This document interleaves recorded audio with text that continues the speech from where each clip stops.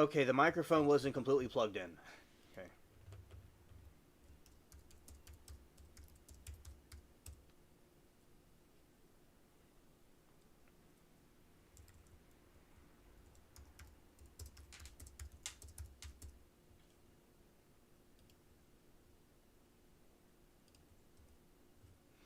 All right, so I did not have my microphone plugged in. Yes, you aren't the crazy one. I am. I don't know how to plug in a microphone in a computer. Hello, mermaid. Yes, the fall season is here, and the Christmas season's coming up too, and Thanksgiving. Yeah, we have lots of holidays to look forward to. And I will repeat myself because I was being my Timu brain. The microphone was barely in there, so it was not plugged in. So we're going to start over. All right. Hello there, Rebecca. Great to see you. Welcome to the stream. I am glad to have you with us, as always. And Ab says, hey, Ryan Walsh is an asshole not pleading guilty to murder. Right? Absolutely. True. And, he's certainly really selfish and evil about what he did. And he's only out for himself. Lori says, hi, alien. Been lurking a bit past week, resting a lot, doing great, doing well. Hope you're doing great. I have been doing great. We've been having good streams and uh, watching some trials, and we've been talking and chatting. And the trials themselves have been a little bit, and they're okay. I like them, but there was some interesting debate, but nothing major. But today was a pretty decent day in chat. The chat was all right today. Thank you. And hello Joyce and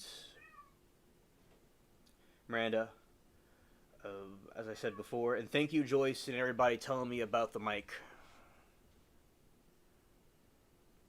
Yeah, pushed it really good. Yeah, you got to get it all the way in there, and make sure that it fills the whole USB port up. Yeah. Okay, and Rebecca and there's Bubbles. Yeah, so Bubbles, he has the zoomies. He's been having the zoomies off and on, and I've been spending time with him and watching the trials. That was nice, and we are absolutely going to. I'm going to get something right here, real quick.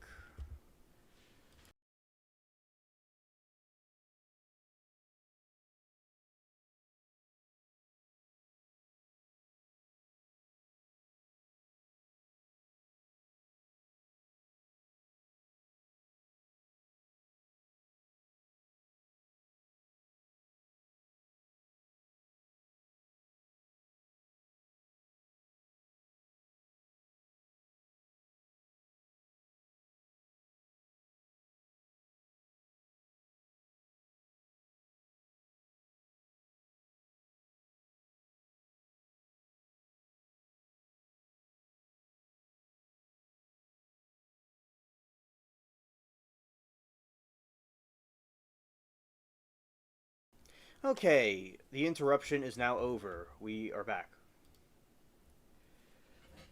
Bubbles and Gooby are twin cousins, although big, fluffy white cat. Yeah. My cats only got the zoomies at 5 a.m. Okay. Okay. Yeah, I appreciate the update from Lori about what she's going through. Now, we are going to be watching some trials, and we'll be making commentary about these different things. Okay. So, let's go here to this region. And we had an interesting witnesses talking about bullets. And when we were talking about, she had a big bullet, looks like it was from a Looney Tune cartoon. While she was explaining how these gases inside the bullet explode and it causes the bullet to project forward. There's basic physics about the bullet. That was a part that I like it when they bring these little things and make a detailed explanation. She was really enthusiastic about it. I thought that was, and we're making jokes, so it was nice.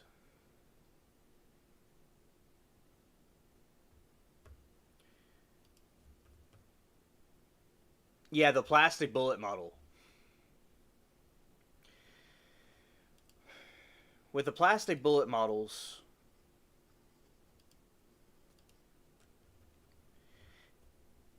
it opens up and they show you everything about it. Yeah, that's what it was called.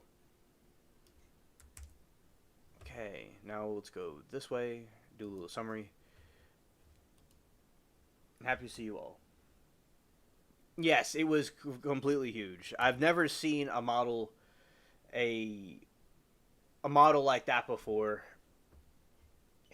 It was probably straight from one of Elmer Fudd's firearms. And Ab says, I'm full of so much hate lately. I cannot believe my shoot was let go. They fucked me up really good. Yes. Yeah, they did.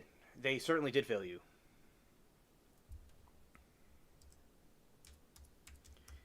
And the person's out and didn't get punished for what they did. Yeah, it's certainly... The system has failed you.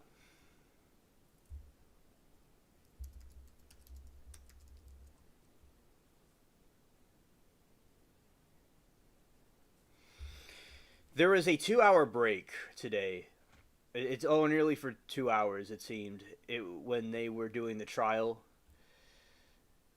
They do take quite a few breaks, but besides that, it goes quite smoothly.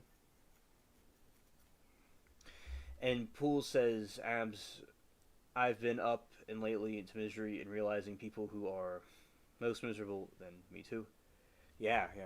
There's a lot of people going through things, and a lot of people in chat have been going through things as well, and I come to the conclusion that there are people that lack empathy and want to do evil things to each other, and there's also people that want to help each other out. But yeah, just because you get over something doesn't mean it doesn't hurt. So, yeah. Thank you all for sharing. I didn't get anything to drink, and had been played over. Evil stuff. Stalker trying to threaten her broken record. I'm telling the lady tomorrow. Yeah, definitely talk about it with someone, Mermaid. It happens with people like that. I feel, do psychological warfare. When they're not even around, they're like a Timu roach. It still crawls on the walls of our minds, and it's quite annoying. So it's absolutely a very sad situation when it happens, but I appreciate you speaking out about it. Because a lot of people don't even speak out about it. They just keep it to themselves. Well, it's going to be released eventually and is going to really kill someone. I want them... People don't listen. Yeah, sometimes people have to learn the hard way, and I hope they can catch him before he does something to someone else. But if they will learn a valuable lesson if they don't listen. Right. Unfortunately. Issue today, it's bad these judges have to be deliberately evil. Yeah, and the grand jury that didn't indict the guy she's talking about, also evil too. I hope it wasn't for any kind of political reasons or for any kind of correctness with Ab's case. There really is a pain to certainly be that way. Right. Blood on their hands. Indeed, that's true. Giving a little summary about the trial today on November 18. The Matthew Land's murder trial continued as a bench trial, meaning the judge will decide the verdict instead of a jury. Key developments and reviews from the day included the presentation of further evidence by prosecutors, including new video evidence and the testimony of several police officers.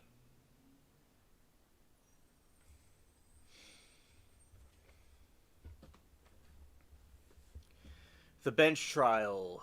Matthew Lenz waived his right to a jury trial. Judge Sonja and Brown is presiding over the case and will ultimately determine his guilt or innocence. And that usually we see a jury trial. This time it's going to be a judge making the decision. And Mermaid said, I hope one day person is afraid of abs. I do everything to make my stalker intimidated by me one time and May twice. She ran if she really wanted words. Why didn't she have them? A lot of people, Mermaid, are cowards that do these type of activities you speak of. When push comes to shove, they usually, sometimes they will yield. Right. That's why it's always good to stand up against a bully.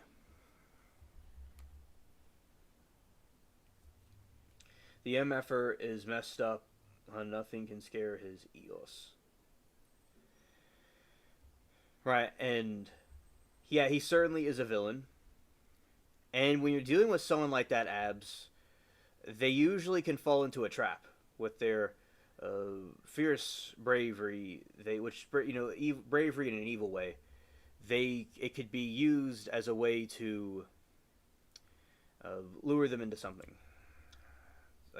That's how they can get arrested again and actually convicted. So I would certainly vote out people in your area that let this guy off the hook like that, because I think that shows a reflection of your region needing new policies. Also, witness testimony. The prosecution continued to call witnesses, which include law enforcement personnel from Cobb County Police Department, Sergeant Stephen Sinatra and Ben Jackson, and Detective Ronson Smith were among those who testified in the case today. My attacker made me see double the other day. Call the ambulance. That's what they want. I'd also ask to rescue the judge, meaning get a mother judge who isn't biased to a criminal. Yeah, that's a good idea, because sometimes if there's bias in a region, with a regional judge or jury, you're not going to maybe have the best outcome for justice.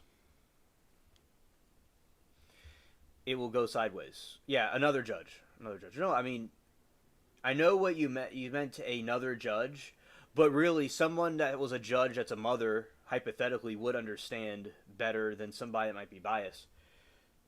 So that is also another factor I just thought of. Right, but I'm already stressed with other shit. I don't need some psycho taking me out with himself. Right.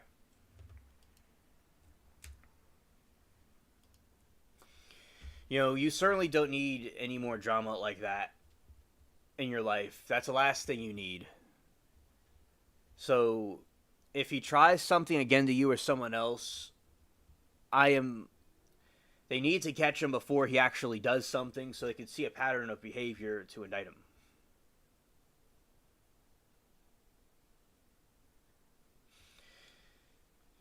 Nobody plays God with my life but me. Yuch. Yep. Facts, Abs. Murray said, I also heard of reopening cases and appeals, but it's weird, all of it. Yeah, it's weird, and it's also a lengthy process.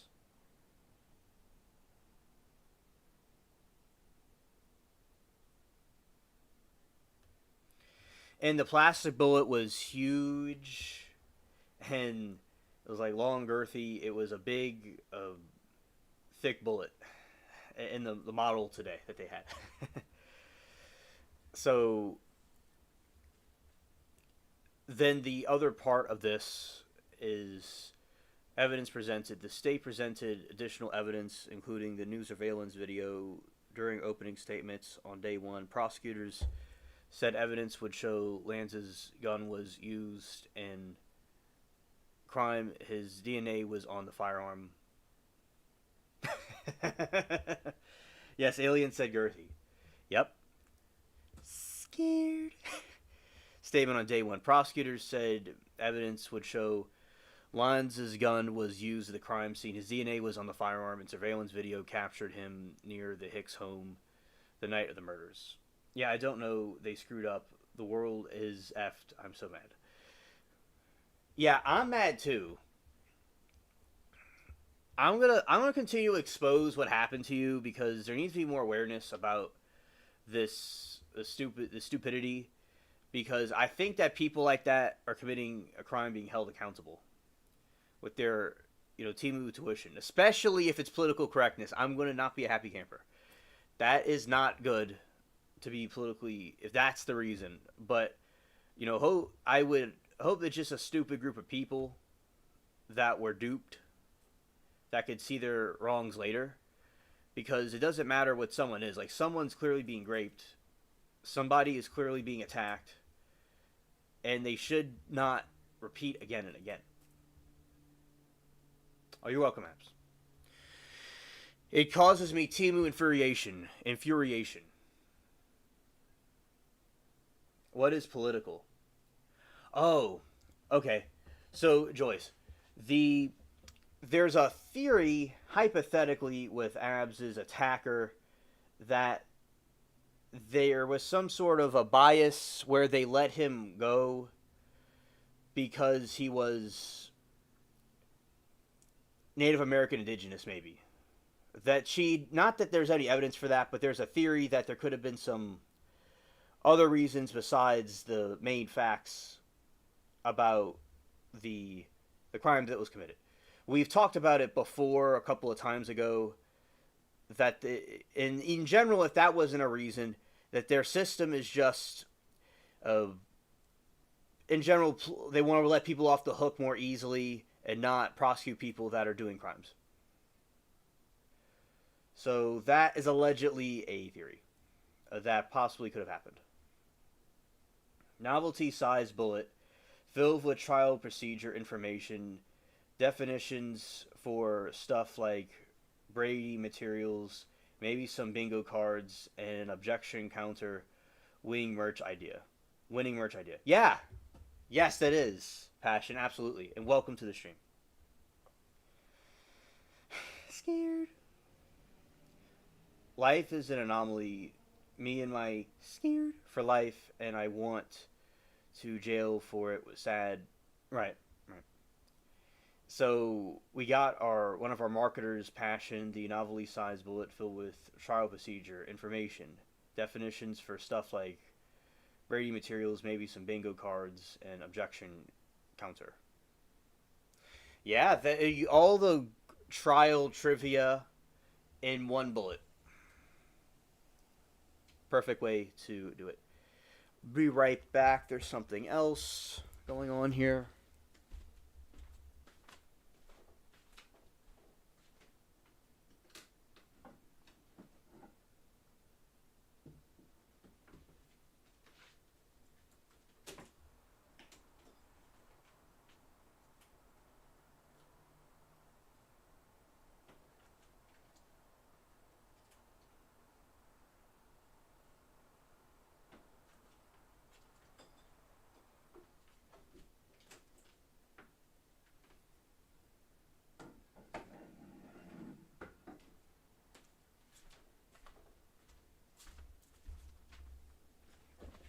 Okay, as I also stopped them because they gave me anxiety. Hang in there. Edibles aren't fun anymore. I am just not having the best day because of the stupid as F and awful. Right. Fuck the enemies. I don't care. Yeah, facts. All right. The defense's strategy. The defense has argued that Lance believed he was set up by a government agency like CIA or FBI This follows a previous competency hearing where a judge ruled Lands to fit the stand trial despite one forensic psychologist's testimony that he suffered from schizophrenia. Trial continues on day 2. Proceedings picked up the morning and continued throughout the day. The trial is expected to continue. Concerns. Oh, hello, Moki. Good evening. Welcome.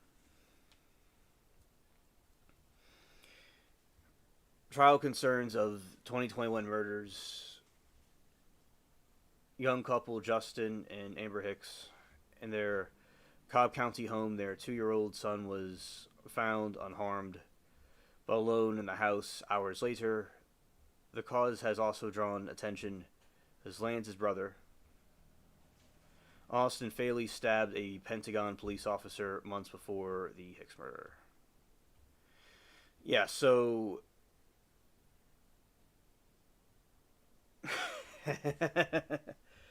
farewell and hello to Moki until we meet again. Yeah. Good night to Moki. I remember that earlier. Oh, hello, Aaron.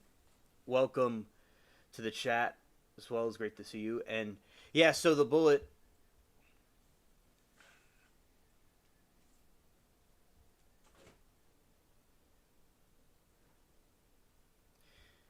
Oh, you're thinking he's mentally ill now, Moki? Okay. Thank you for your take. Now, yeah, in the bullet, we're talking about, it seems to be a fascination of mine, where we were, all the different things we put into it, and that was a very fascinating part of the day.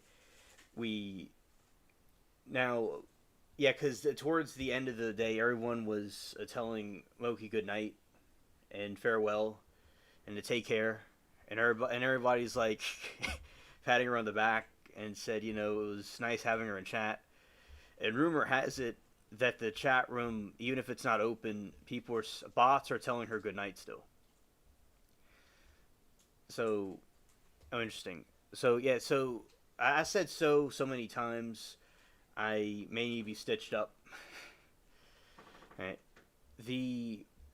What occurred today with the parents, there was an interview that happened, and there's various different commentary about what people thought, and many people think that, not many people, but a couple people thought parents may have been negligent the way they maybe enabled the person. Now, most parents are not expecting their son to come out like this. And back and forth, different opinions were discussed. And then Moki was thinking that for the argument of people thinking they were enabling the young man is wrong, and the real reason is that the parents are doing the best they could, and they weren't trying to they're complying with the police, and they're trying to give as much information as possible. And Moki said, I'm doing that to someone tomorrow. Scared. You're like, I'm not leaving.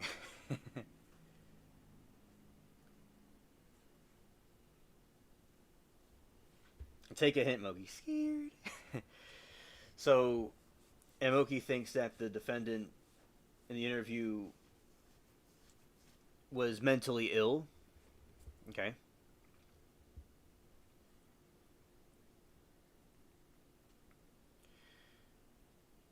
So, yeah, when the defendant mental illness is a serious thing, and interesting to discuss that.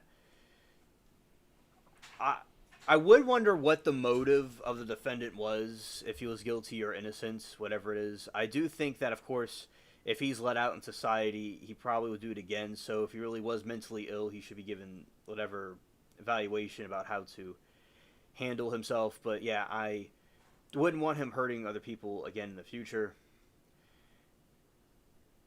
And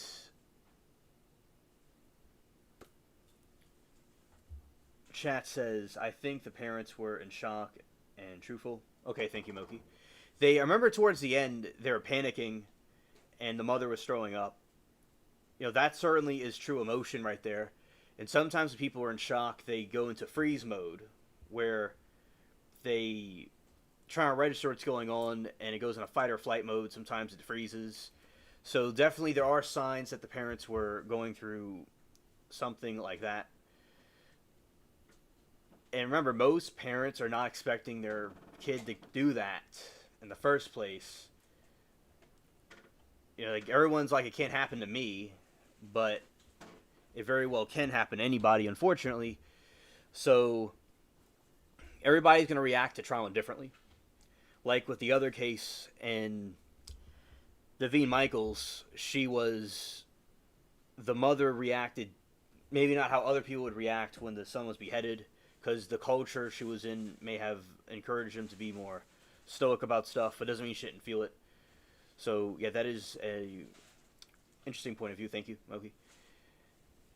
I liked the discussion earlier to see different points of view, and there wasn't a lot of questions being asked like the other day, and Court TV was on, so people didn't maybe feel the need to go and troll the chat like they did yesterday. Aaron says, I tried to listen afternoon, but I found the audio and the interviews too low. That is true about the trial. The audio was a little bit difficult to hear, and therefore slightly hard to follow. Like, the volume has to be put up. I recommend wearing headphones or earbuds, maybe. Well, I mean, nowadays you don't even have a headphone jack anymore in some devices. So if someone has like a computer and they hook it up to a headphones like these, you could hear it better. But still, it's not really the most ideal situation to listen to a trial in. I'll have to rewatch The Parents. It sounds like the highlight of the day. Yes.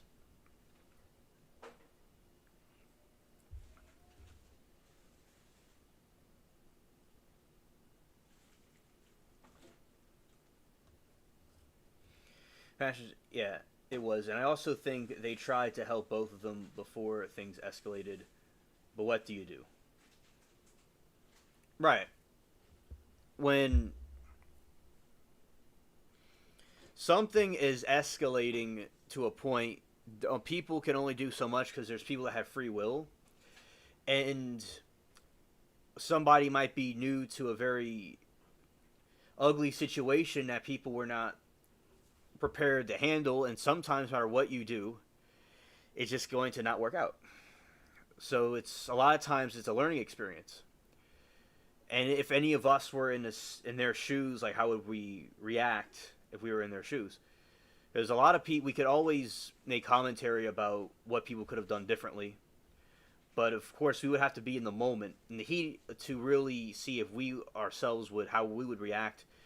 There's also another factor where in the heat of a moment, people may make a decision that later on they may not make. Like, say you're in a spot where your mind is set on something, right? But we're on our computers or at home watching it from the outside, from like another dimension, but people actually in it.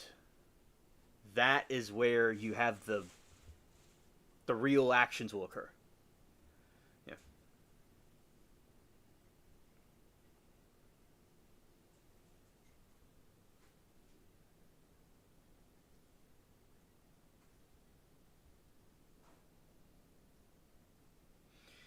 Pastor says, before the lunch break, a few chatters were struggling, suggesting the parents should be charged. Did the sentiment change after their testimony? Yes, Passion. After the testimony, people started to feel differently about it. And although there are still a few that believe that the parents should be charged for neglectful behavior, the reason being is they were cooperating with police. They were showing genuine emotion right in the very end. about the behavior, and there's only the thought is that people can only do so much in the situation that they're put into. But I can't speak for everybody. I just was seeing a change, but not everybody change.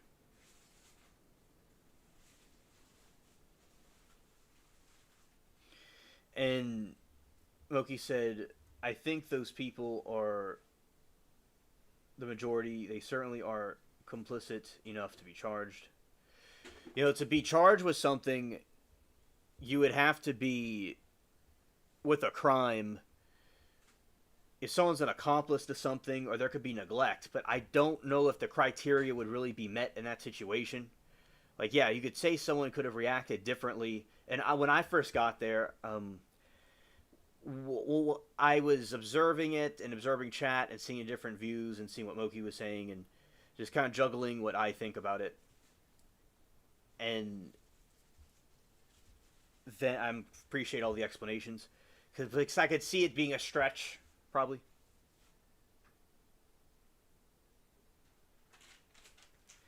Right, and Passion said I agree. They shouldn't be held liable. I'm glad they won a few chatters over. Yes, yes.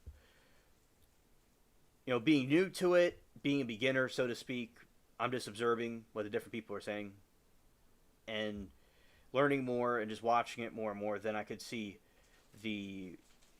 what Loki and them were saying. And then they did have a genuine, not that is, they don't have to have a genuine reaction to anything, but they did definitely not like what their son did. But as I said, like, parents will a lot of times there's a denial phase. Not that they had denial, but usually there's a denial phase. But these people were cooperating with police. They were generally disgusted by what happened. And there isn't always a playbook what to do. And in a situation, reiterating, how people react to these things is sometimes unknown.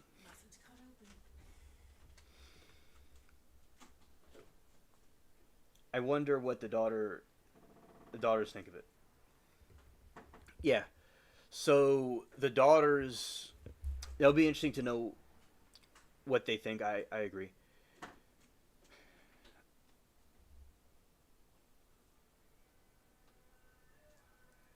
And Joyce said, I just got pranked at work.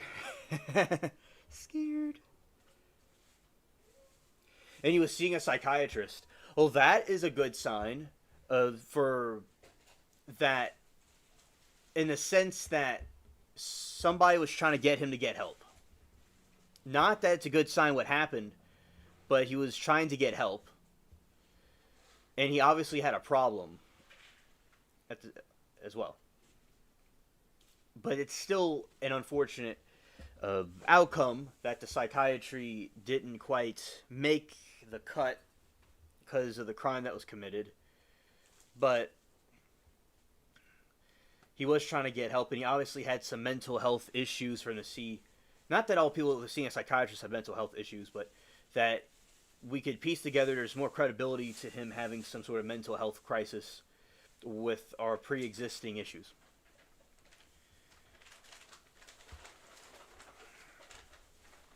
All right, Bench, they sent me an email, and I got to call the number. It's a fire department. Dude was laughing so hard when I said, can I give you my Addy because I need to put a fire out?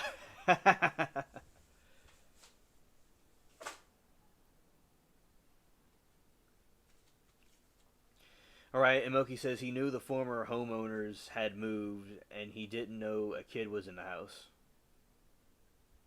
Right. Thank you.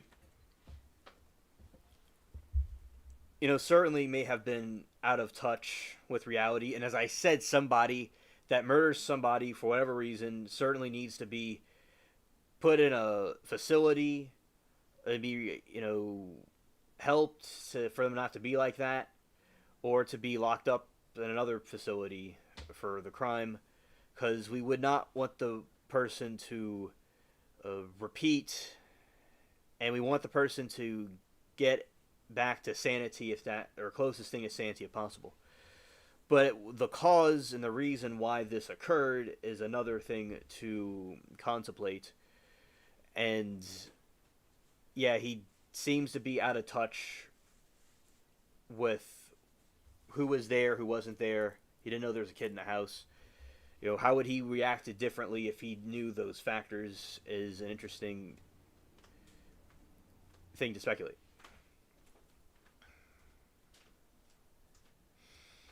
All right, evidence presented. The state presented additional evidence, including news surveillance video during opening statements. On day one, prosecutors said evidence would show Lanz's gun was used in crime. His DNA was on the firearm, and surveillance video captured him near the Hicks home the night of the murder. And as I said, the defense strategy is believed is set up by the government agencies like CIA or FBI.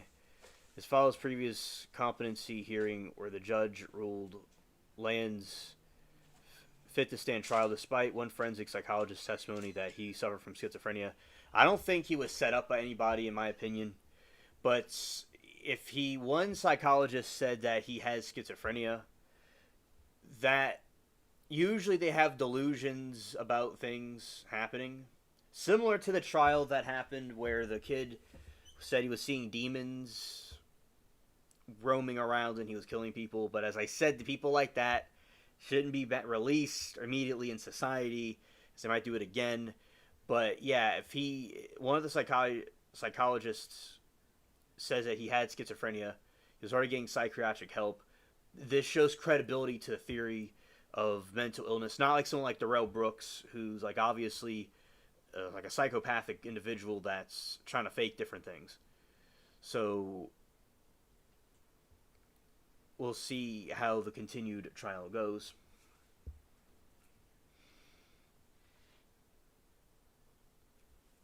And trial continues. Day 2 proceedings picked up in the morning and continued throughout the day. The trial is expected to continue. Trial concerns the 2021 murders, and let's see the defense reasoning about why he didn't do it. Let's see.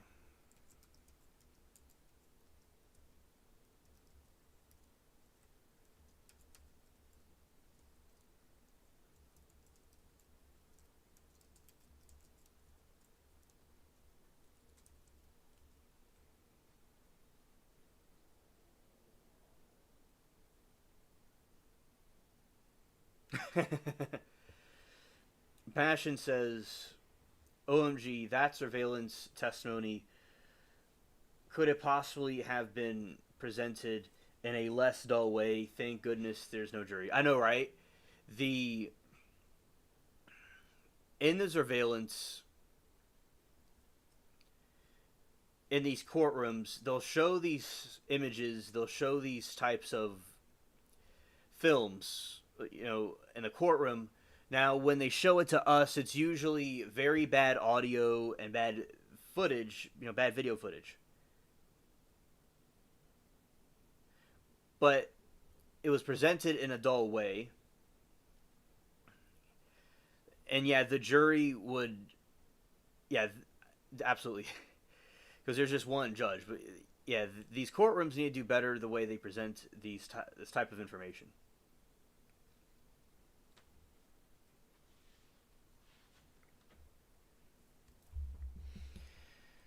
All right, the defense. Key points regarding the defense's position: paranoia. Lanz claimed he needed a gun pew pew for protection because they were out to get him, and made paranoid statements about devil worshippers and demonic lights. Mental competence. The defense has previously argued, based on one psychologist's evaluation, that Lanz suffered from untreated schizophrenia and was not competent to stand trial, while the judge immediately ruled him competent. This line of reasoning indicates the defense focus on Lanz's impaired mental state rather than rational motive. and there's a framing. The defense suggested evidence that Lands is shell casing. The scene might have been moved or planted as part of the alleged government framing operation.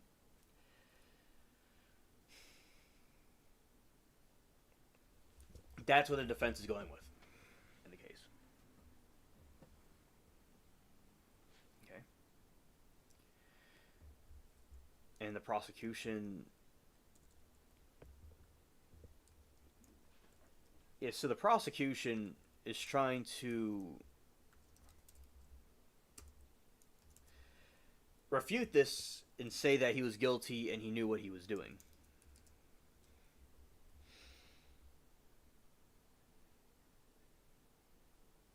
Now, the prosecution is instead saying the mountain of evidence providing Lands is guilty of execution-style murders of Justin Amber Hicks. Forensic evidence prosecution intends to show that the gun Pew Pew used murders was Lands and his DNA was on it. Circumstantial evidence. They have presented surveillance video that claims places it Lands near the Hicks home. Time of the murders, motive, while no conventional motive has been established. The prosecution mentioned an unusual obsession, Lands' location besides his parents' home.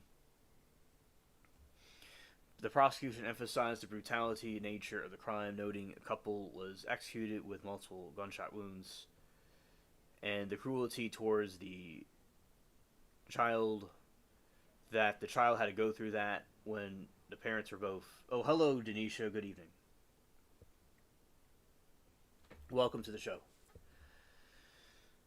Children focusing on the fact that the victim's 2-year-old son was left in the home, their bodies for approximately 12 hours, unable to care for himself, which is also very messed up.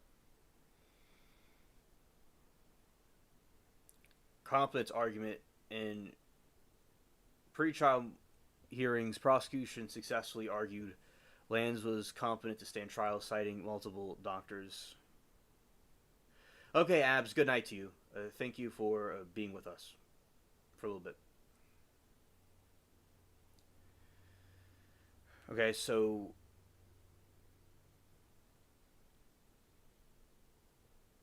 Lands was competent to stand trial, citing that multiple doctors evaluates that indicated he exhibited narcissistic traits but was not truly delusional or competent.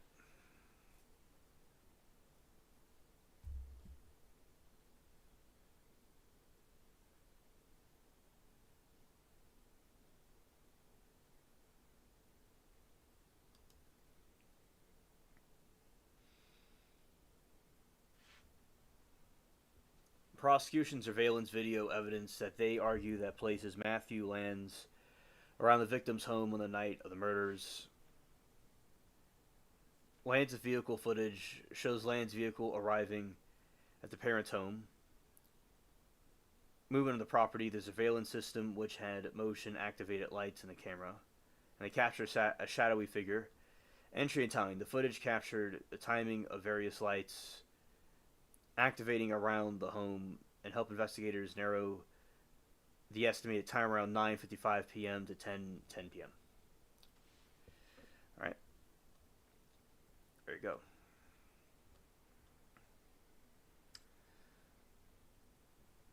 Okay, and going this way.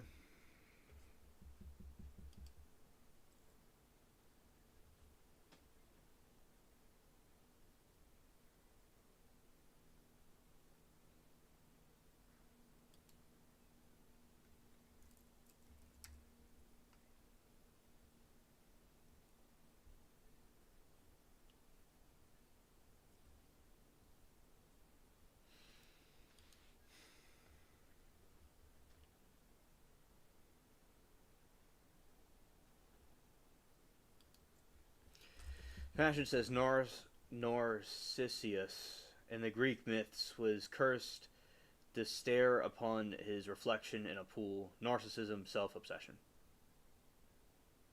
Thank you, Passion, for the explanation.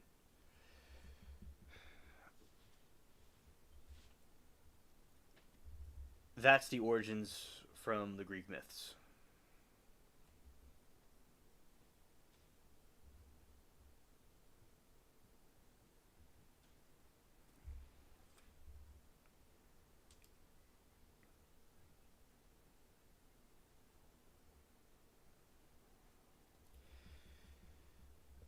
So that's a summary about today with the trial.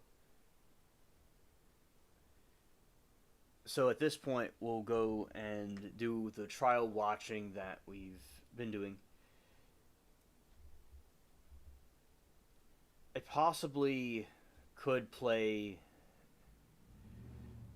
the parents' testimony from that video, but it's kind of hard to hear because I know of his passion.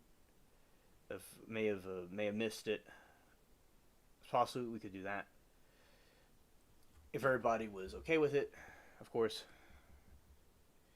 it's very hard to hear, though, as I said, very difficult to hear. And recently we've been playing the Wade Wilson trial, and we'll of course continue where we left off yesterday. Same time, and there hasn't really been any major trials going on, and we are getting close to the holidays, so it's not going to be. Well, you're in and out making dinner, okay, Aaron. So it's not certainly going to be something where the trials are kind of waning. We are going to, over the holidays, there's been lots of requests.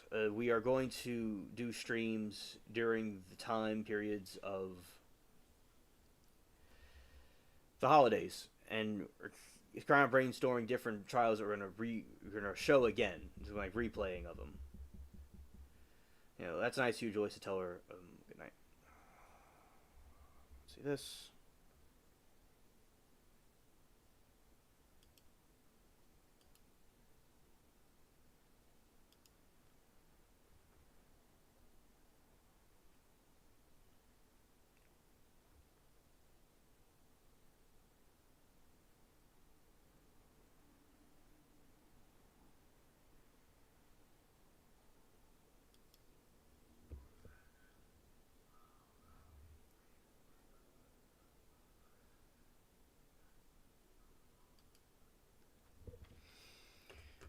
Okay, this is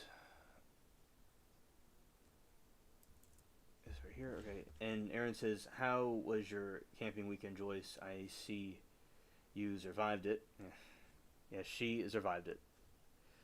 She could tell her story if she likes to. Okay.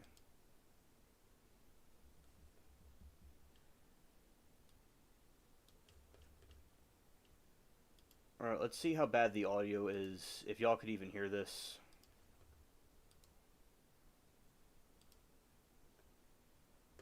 Oh, that's the wrong window. It's that window. Yeah, those are the parents. And so this audio kind of sucks, but we'll do it like...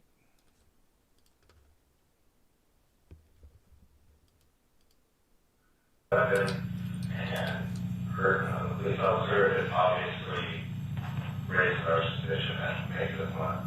You're sure it's nephew? Yeah, He had ID on him, his name? yes, that will be the bottom team as well. That's what it was at someone's house, one house down there in Kingsbury. And we showed up to try to talk to him, and for that night, he sat up and back to him. Easy as it got. Well, when I just saw him around the house, we went down there to meet the sensors detectives to try to figure out what was going on in my head. Sorry. I cannot. I can't believe it.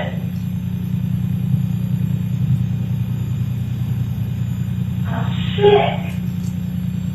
Not that you need a minute to talk among yourself or you just need about 10 minutes or Well, they came to our house, treated me like a criminal. They brought me outside and put my hands behind my back. They ripped me. the police that came to your house. Yes. Do you have a weapon?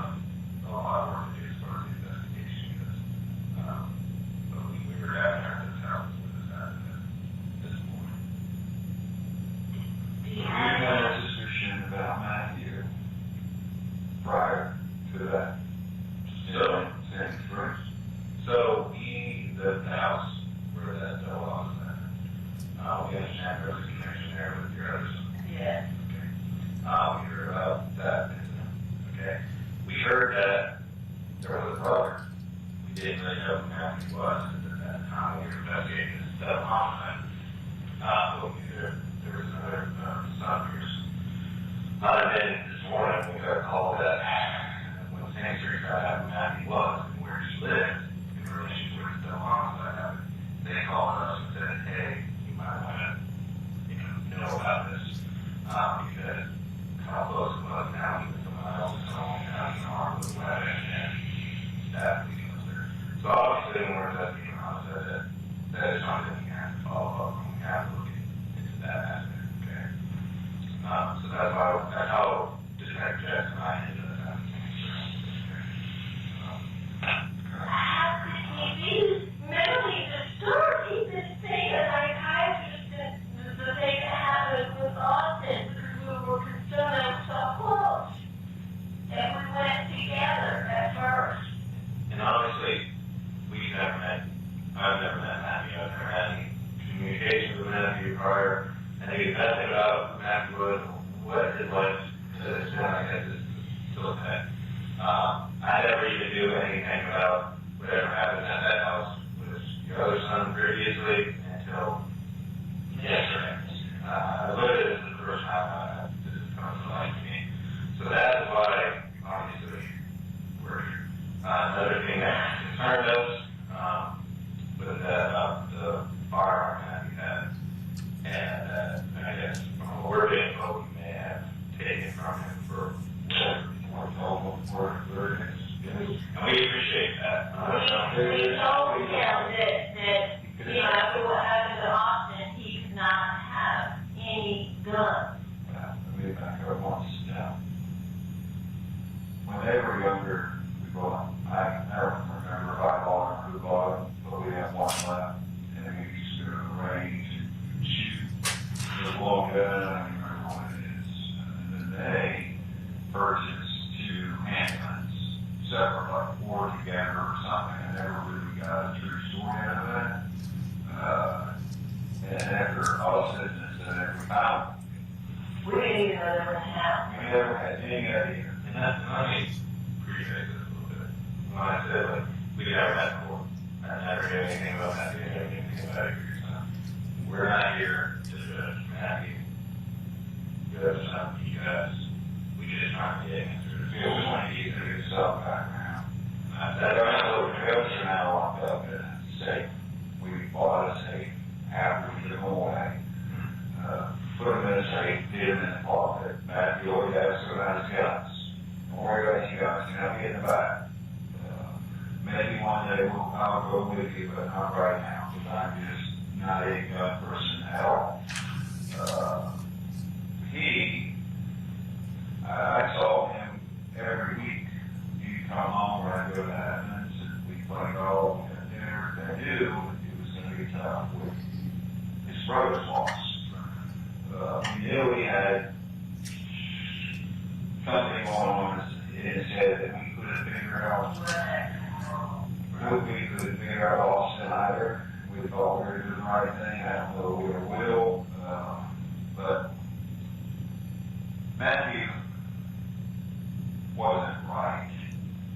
We were going to pull him out of his, we were going to bring him back home, let him go local, be around him more, and he didn't want to do that. He said, I'm fine. So he's got some issues. After all we had malarkey, he went out and bought a gun. He told us October. Yeah, well, we didn't know this until yesterday. Well, we went to see him. There was a gun at the park. We told him, that was this. Where did you get this? I bought it at this gun store. Gun range. Whatever, I don't freaking remember. And I said, what do you can't have this. He said, Dad, it's personal property, it's mine, he's defiant, he doesn't like law, he doesn't like rules. He needs to protect himself. For some reason, There's a fear that somebody's out to get him. with this. He said, that's what he says every time we say, why do you think you need something to protect yourself? Because everybody should have something to protect themselves. we Yeah, we've got the private fence that we had. We never had that. I took that back to our house, and I just showed, I told folks who were able to listen anymore, but they know exactly where it is. And, you know, There's a connection. My guess is, I don't know. But, I mean, the reason we went to Athens yesterday, I went first, because after we found out about the neighbors, I started trying to call it, you know, to tell him before he saw it or heard it, and he wasn't answering his phone. And I continued to text him and call him. is it right now, going straight to voicemail, or? And I think that it was showing blue yesterday. Today it's been showing green. I think I texted him twice and called him maybe a couple of times. And it was just green, so I assumed it was either dead or off. But yesterday it was blue. And so I probably got there about 2:30 or so, and I unlocked the door, and the chain was on. And I was, you know, yelling through the door, so I could see his bedroom door was closed. And I kept saying, Matthew, Matthew, you know, come to the door. And I waited and waited. And so I kept trying to push the chain just to break it. And about the time that I finally got it to unscrew out of the wall, he walked out of his bedroom. And the gun was right by the bed. And I said, what is this? He said, well, I thought you were, somebody was breaking into the apartment. And I said, well, why would you think that? I was screaming, Matthew's mom. And, you know, this is 2:30 in the afternoon, and he's in a dance when he's in his bed when he's supposed to be in class. You all have a gun.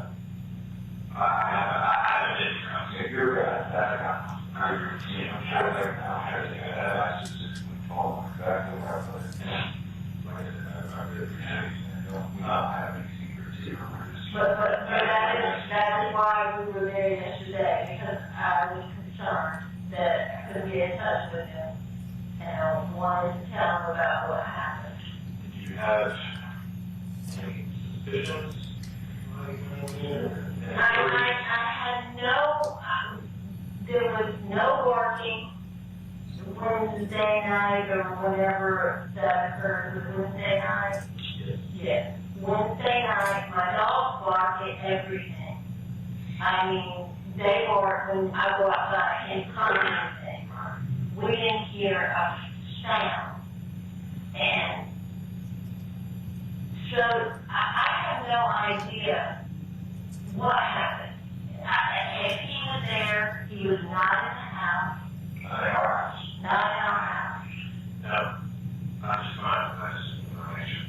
When you heard about what happened to your neighbor's house, is there any suspicion that Matthew may have been involved? I would never. I mean, we've never even met the new people. Never even met them. And Matthew knew that the other people moved out long ago. It never occurred to me that he had anything to do with this. The person we asked when I talked to Matthew, he said that you asked if he killed neighbors. Well, Here's, let me back up. I see some regarding like trying to keep the spirits up, I don't know, we're going to do something, blah, blah, blah. He called me Tuesday night. I spoke to him Tuesday night. How you doing, buddy? Everything okay? School? What are you doing? He said, I was at the gas station filling up my car. Filling up his car. And he was going to come home with his computer. And I said, great, you pick me up at the airport tomorrow, which was Wednesday night. Wednesday, I talked to him. Pick me up at the airport at 6 o'clock. Yes. He said the meeting was going on. She knew nothing about him being home. He never came in the house. If he came home, he did unlock the doors. We don't even know how he ever came home. He told us that he went home, but never went inside us. That's exactly what he told us, and that's what they said. The next day, when this occurred, I said, Teresa, I'm just nervous, man. You told me he was coming home. Maybe he didn't come home, but we ought to call and see what's up with him. You saw him. You could have seen the department. Yeah. So my dog was picking up from the You would have airport. heard somebody that was picking up. Because I tried to get him to come back home with me, and he said, no, I don't need to come home. The displacement. Yes, He had it for a while. yeah, yes, he was in August. Like I said, you've been over there multiple times, Yes, right? yes. How does he react? Is it neat normally, or is it state chaos? No, it's always very neat and clean and orderly. When you saw him, I guess it was Thursday, or some Thursday, what was his appearance? Was he drunk? Was he? He was not drunk. Was he saying weird things? He always says weird things. He wouldn't say weird things. Lately, he was just really good fellow. He was just really. When he got up at 2:30 in the afternoon, you could tell he had been sleeping very hard because, you know, his eyes were swollen and he was kind of disoriented at first. And I said, what are you doing in bed? Why aren't you in class? And he said, I was just really tired. And I said, why are you so tired? I can't remember what he said.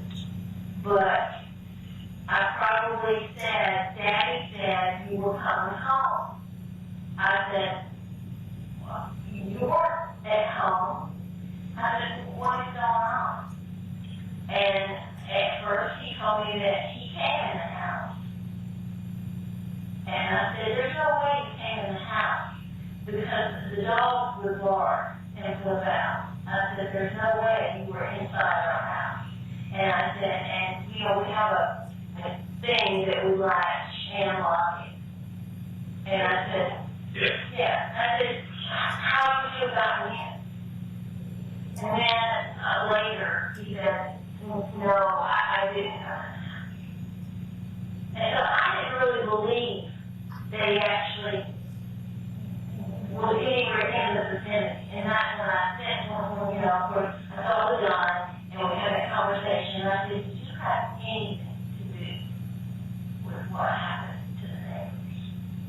And that's when I told him, you know, what happened to the neighbors. He didn't respond immediately. Like, oh my God, are you kidding?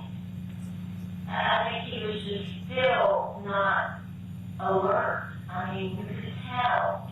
He wasn't alert because he was still not wake up, or was he just, He was all kind of out kind of I don't know. I mean, I honestly can't answer that. I don't know if it was that, you know, he was just not quite. It was later on, you know, after I'd been there for quite a while before Scott came, he was more alert and talking, you know, more clearly. Did he ever give you that actual yes or no response about asking that question? He said, I did not murder anybody.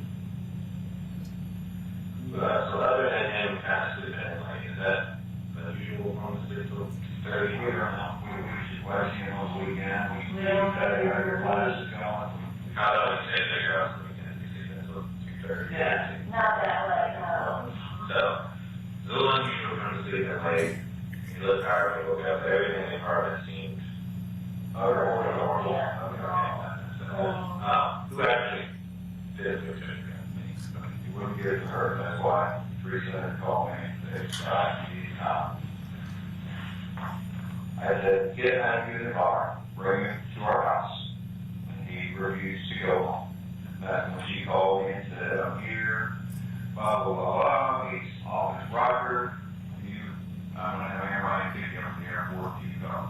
So I went and felt the same thing you talked about. And asked point blank, were you involved? And it was not a yes or no. It was all answers that really made no sense. And if you talk to him long enough, somebody has, they may get a sense that he's out of it.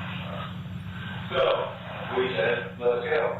You're going, Mom's going, with Aunt Ryan, because she picked me up, and I'll drive you and I. He said, Dad, I want to stay here. I said, why? Why would you want to come home? You were going to come home last night. We did. He said, I just want to stay, I got classes, blah, blah, blah. So I said, okay. But I'm taking it up. And he went and got it. And said, Dad, possession is possession. I'm the owner. You can't do this to me. My whole life, and I'm going to give her a flip. I'm taking the gun. You can have bullets, but I'm taking the freaking gun. And it's bothering me. Well, no, he said you should take the bullet too. He told you you should take the bullet too. I just wanted the gun. I have to be as bullets. I can't use them. I was going to use it right. I'm not going to what I thought was, well, you're going to take us to yourself. Or somebody else. No, I know you're not. I don't know. That's terrible to think. It's terrible to say, but his mindset was completely. But you would think if his psychiatrist that he's been seeing every 2 weeks because we wanted him to continue to meet with him, you know, because of what happened to Austin. Because he said, you know, we asked him, would you like to continue to go? And he said, yeah, it would be good for me. I mean, well, maybe because he's 22 years old that he can't tell us anything. I don't know. I know you said you had a that. That's a little bit of it. Do you have any idea what happened? I have no idea.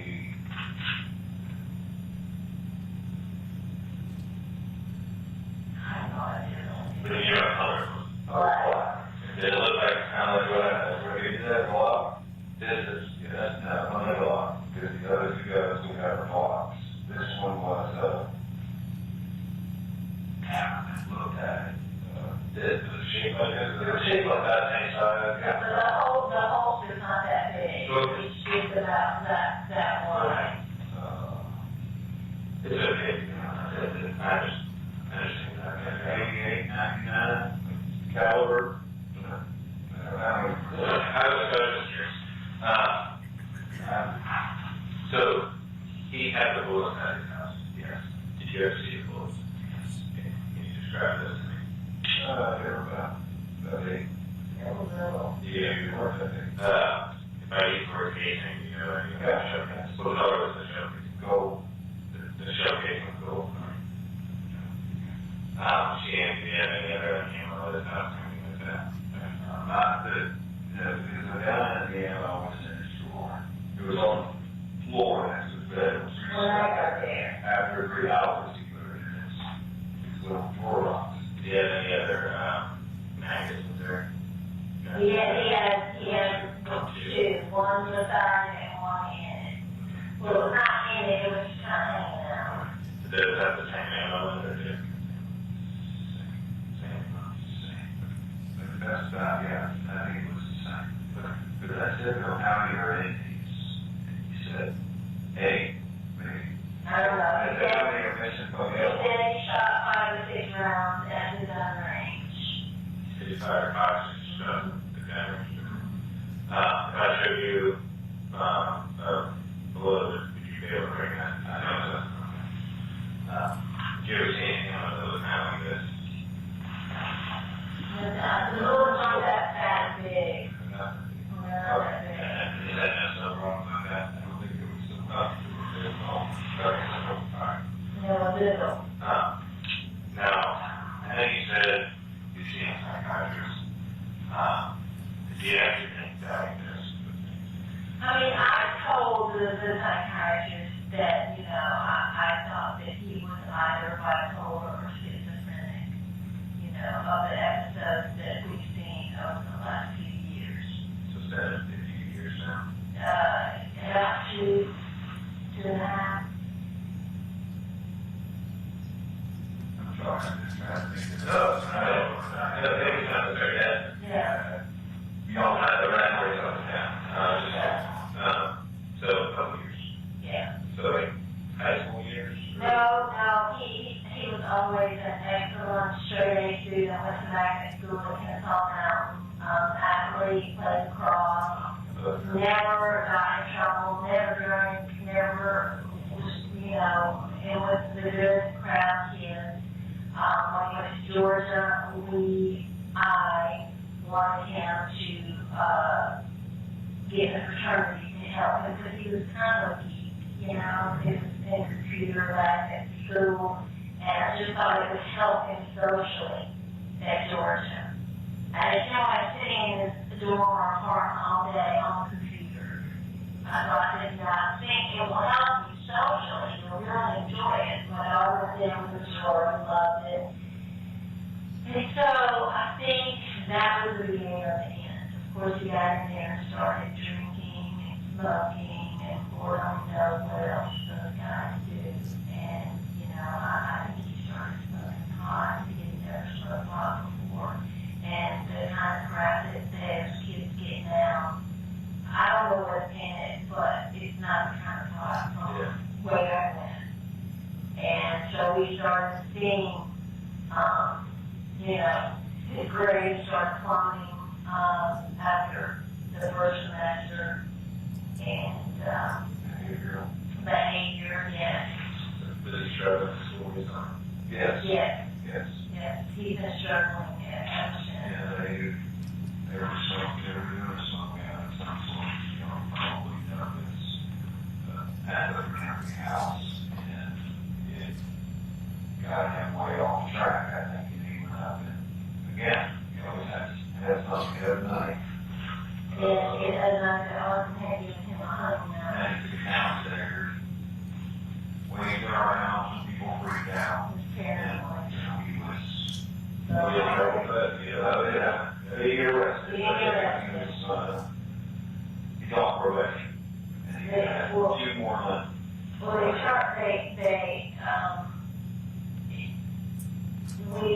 he got, had to go through the code of conduct through school, because it was on, their fraternity house was on school campus, not off campus.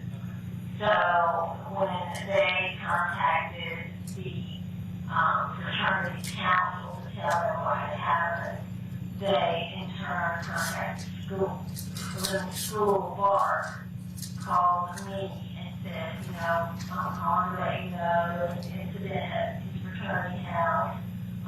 He is on his way home, and so we got an attorney to get him back in school because they wanted to keep him out like 2 semesters or like a whole year.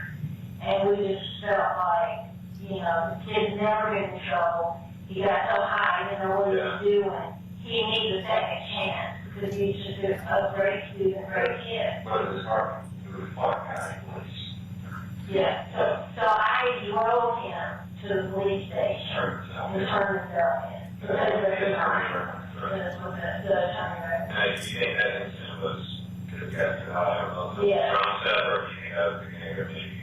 I think he was smoking a tremendous amount of pot at that time. And I think that was the beginning of all these episodes. And we didn't know this, but another episode occurred before that when he was living in the dorm. They said he was running through the dorm and banged his head against the wall when he was real high one time. And the people that come to check on what yeah. But they didn't ever notify us because they didn't seem to think. Never got there.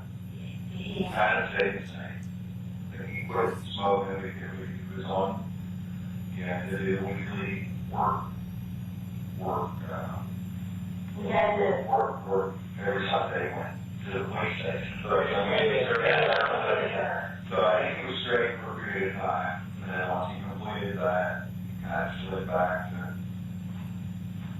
the old days. Was he ever on like an academic probation for this stuff? Yeah. No. So, struggling in school, but still maintaining grades. He wouldn't tell us. Well- He's become really defiant, right, really. He I think, Go ahead. He came home, you know, when that happened in the fall of his sophomore year. That's when that happened, like in October at the fraternity.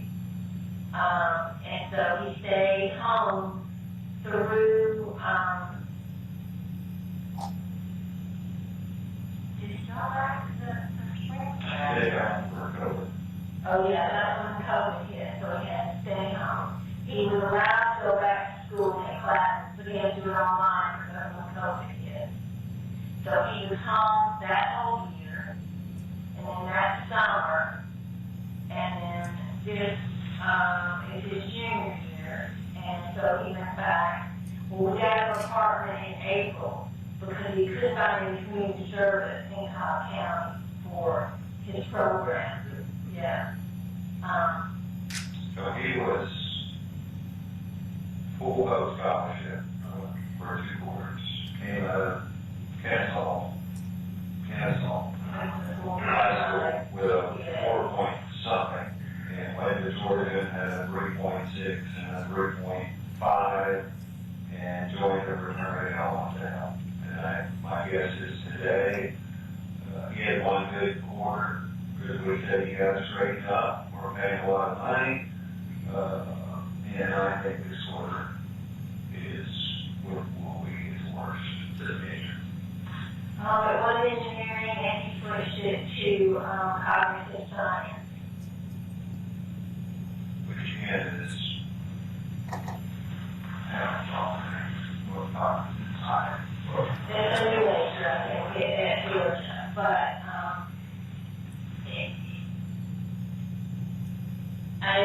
It will matches nothing. I'll be honest with you, we will be testing that. We will be testing that. I don't have the results of that right this second, but I will be do you know how many times the people have? Both of them, each small one. Let me ask you this. Do you guys know where in the house bodies were? I talked to the grandparents down the street briefly, and they told me that the authorities told them they were sitting on the sofa. They were found sitting on the sofa. You know what room they were in? I'm assuming that must be their den. Yeah, well, You know, Did you ever tell them what room they were in?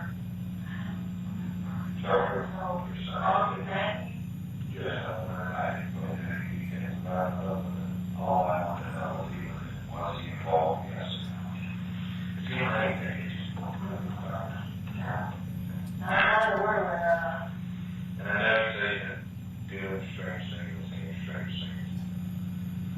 There's something specific that's kind of like a repetitive behavior with him, whether he's presence or does he paranoid about a specific thing, if there's something specific it takes on. It takes on having to have a weapon to protect himself, especially since what happened to Austin.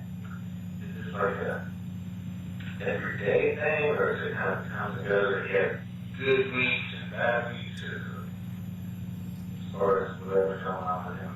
Well, when he came home and he asked to see where the guns were,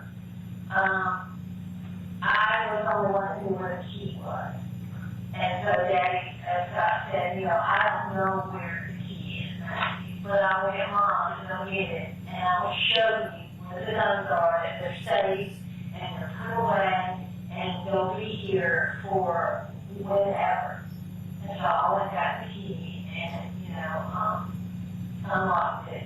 He came in, and he and Scott sat there, and he showed him, you know, that everything was in the safe, and No, you can't take it.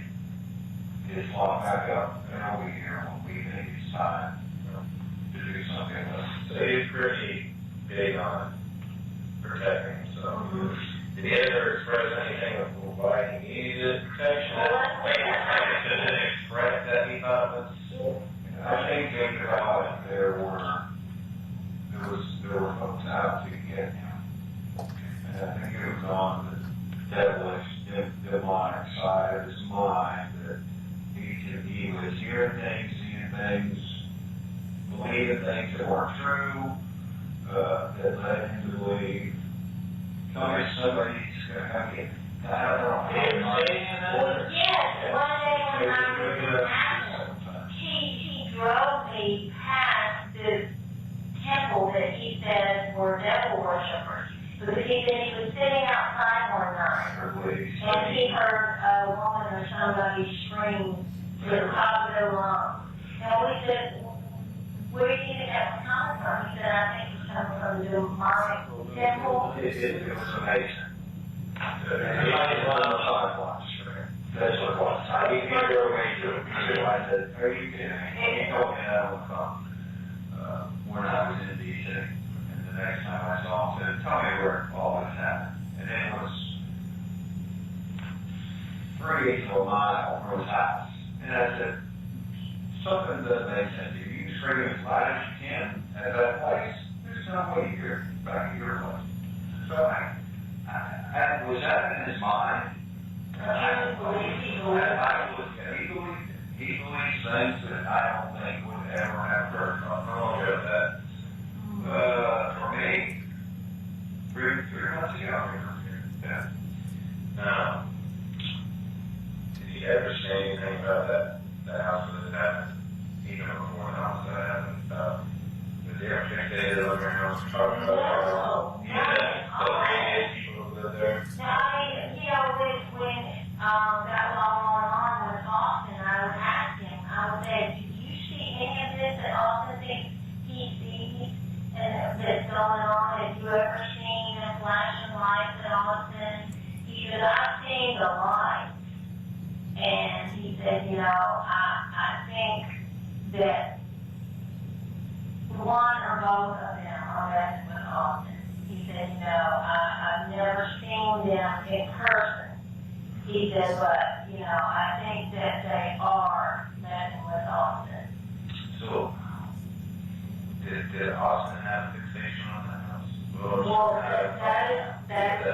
He was putting things in the mailboxes. He believed that they were going in the bathroom and posing for him and turning the lights on and off and turning the lights around our house. And just things that aren't normal, right? And God forbid, we did everything we could for Austin, and he had similar issues with the dark side. It's all I can say. But You know, living in the real world. now, I know you said that. You said, yes, I saw them and the lights over there when they were messing with Austin and stuff. Did he say anything about that house recently? No, hasn't mentioned the house. Not at all. Because I purposely, a few months, they sold their house a month after They sold their house. lockdown. Yeah. And the people that moved in, September. maybe somewhere around that. So I made a point to tell him that those people, the old people are gone, and new people have moved in that house. Because Matt handles the light He did?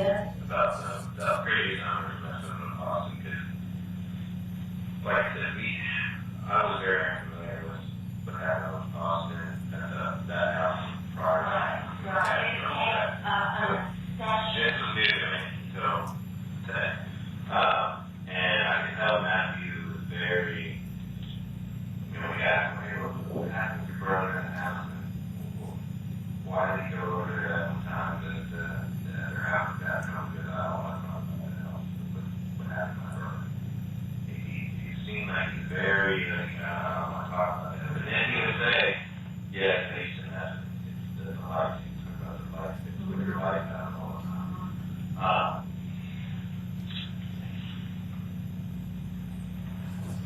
But then, I guess, diesel, that's what I was saying, the concern for us was that the new residents in the window have flashing Christmas tree. That go on and off, just flashlight. And Austin told us he's out of the backyard, Matt told us he's out of the backyard. He said, it has to be light. Not from the neighbors. So he told y'all he was there. He before this came to your house, what was it like? Sat in the car for like 15 minutes. Took like an hour and a half, essentially. Walked around the backyard, smoked a cigarette, kind of hanging out there for a little bit. And they said, And did he say he came in the house? he said he never went here. Why don't you tell us that he came in our house? He said he didn't go. He said he got a bad feeling. He took a bad feeling in the air. And then that spooked him. But the fixation of the license, but they were trying to kind of understand what he meant by that. He was saying that he saw flashing lights in the backyard. He said it's all like flickering up his burger. Well, I was trying to figure out if he was really there, because I said, were there any lights on in the house behind us if you were here? And he said, yeah. And I said, well, were they on upstairs or downstairs?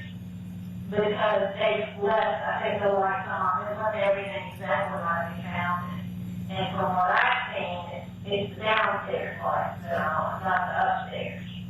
And he said, he used that term, those demonic lights were on. And I said, what? And he said, those demonic lights.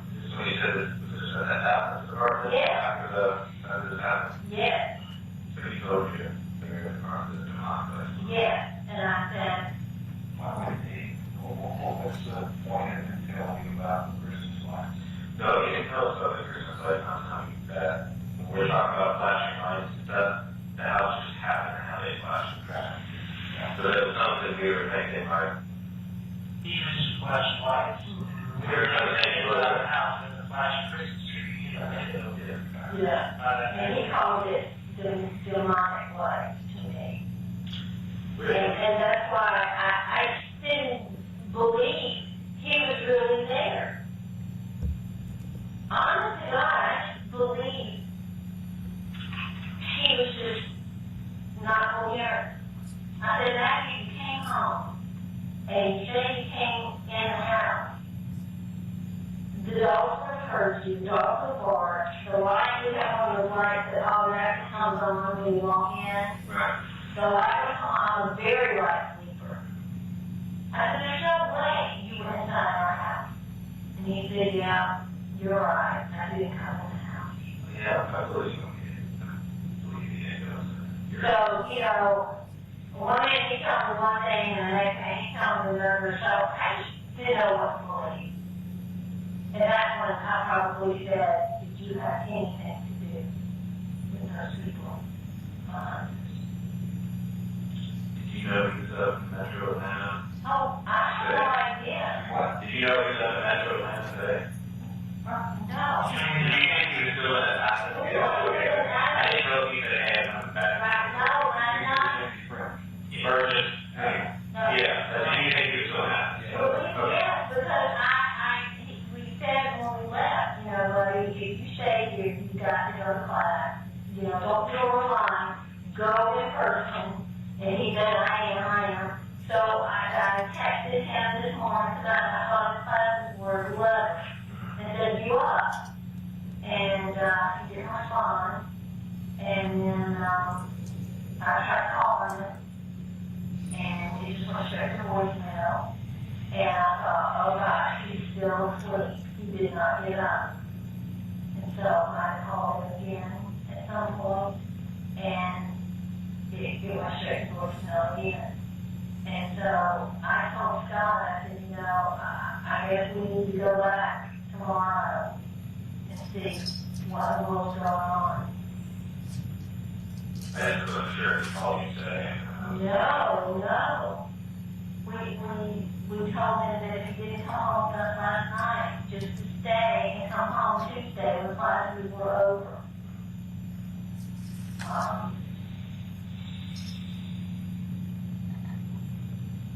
But I never said any other negative things about that house.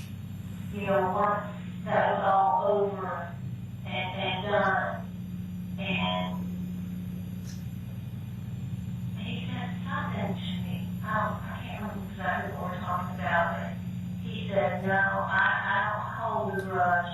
didn't hold a grudge, and I don't hold a grudge. When I said, did you have anything to do with us treating? And he said something like, no, I don't hold a grudge. And when you explain to them, hey, the previous residents don't live here anymore, new family that seemed like he understood that. Oh, yeah, definitely. That wasn't just a point in time conversation. It was a conversation about a lot of things. We were on the golf course. I don't remember when or where. And, you know, he was always needed that. He know everything you do, and he know everything, right? Matthew was always one that needed to be information, so he knew what we were doing. He knew if we were going on vacation, if we were going to do this and that. But it was in the newspaper. He knew all the newspaper articles that the guy had moved out the week before Austin broke in there. So he knew that no one was living there. And then the guy put in the media that the girl had moved out way back in October. And we didn't know that. We thought they were both there that whole time. So it never seemed like you forgot that you had that conversation, forgot that they. No. There was never been reason to have another conversation. I mean, there was a for sale sign when we were, you know, he knew that, you know, it was for sale. And he knew that the guy had lived out. He doesn't have a birthday, does he? No. The house in the apartment. In the apartment. The all here. All cameras. Old apartment that you guys put it out. Different than them. So pretty sell it or turn it or It was a great kid. Korean guy that went to Kennesaw Mountain, right? Yeah. And as a freshman, they roomed together. Great kid. He still keeps in touch with him. He had a fraternity incident, and he got commissioned or pledged. So I don't think he has much conversation with him. I don't think he has a lot of friends. I asked him last night. Quiet guy, he's a loner. He's just not reserved. But he wasn't all right. As far as, you know, as an adult, and more. But he never, I don't think he ever, got past the fraternity incident. You know, socially, I think that, you know, the fraternity called all fraternity brothers not having to do with him. And I think, you know, that was a huge, 435 North Church Street. Apartment 4. Apartment 4. Yeah, What about church? That? yeah, it's Adams, 435 North Church Street, apartment 4. Yeah, he is very orderly. He does his laundry regularly, it's clean, there's no trash everywhere. He used to cook himself some food, he's now gone off on a little different tangent. Don't feel like he's eating. Him and Austin for sure. yeah. I mean, you know, they were home together for almost 2 years, you know, one that he had to come home his sophomore year. And, you know, Austin was there, all that time. And then Matthew was home until about April.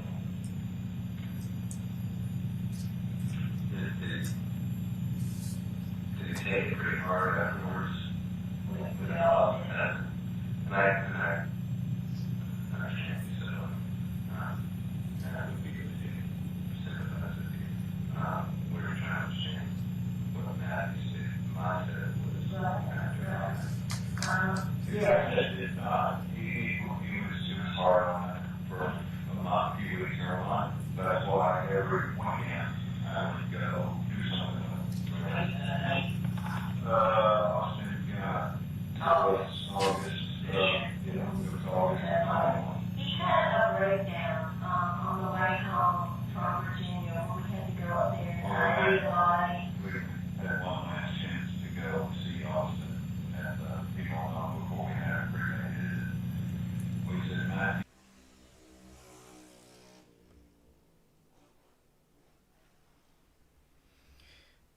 Tom, if you're in chat, Lynn asked you a question.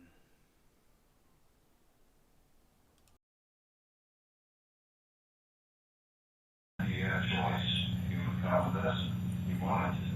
And I think that yeah, pretty far.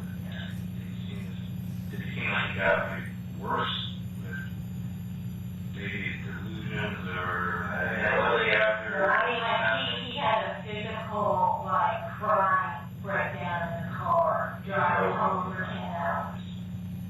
Like, that's the first time he had just let it all out, and he was just screaming and mad as hell, and crying, and just talking crazy. And we just were like, oh my God. And that's when we, called psychiatrists and said, can we come in and all meet and talk? other than what happened today and wanted to protect himself, which is understandable. But if people want to, you ever had violent outbursts? Anybody? No. I know they have knives around it. Yeah. They never like assaulted anybody. Not that we are. Tried to stab anybody. Pointing a gun at somebody for no reason. Never, never. I think it's been just in the last 6 to 8 weeks that he's tilted. He tilted. Nothing. I think he knows that he's failing and that he is eating away at the pressure. And he told me last night that he had dropped Spanish. And I said, is that been eating away at you that you haven't told me and just now telling me? And he said, yes. And I said, are you going to your other classes? Because we weren't convinced that he was going to his classes. And he says, yes, I have. And he says, I'm still over, I'm taking full force, even having dropped. I didn't wake up today and go to 10-1 class. I had worked out to do a 1-1 class. He went up Sandy Springs. That's insane to me. We hugged him last night, right? Yes. And said, we love you. Get your butt up, go to class, and we'll see you on Friday, because he had class to... Tuesday, we told him it was good. I'm sorry, Tuesday. Right. You guys pretty much not the whole day now. I was down from 2:30 until we'll start, and we'll fly in until 6:15, and then I had to drive there. I didn't get there until 9, but we left. 9:30, 10. Is that right? Yeah, we had home by 11:30. Yeah. Yes. That was us.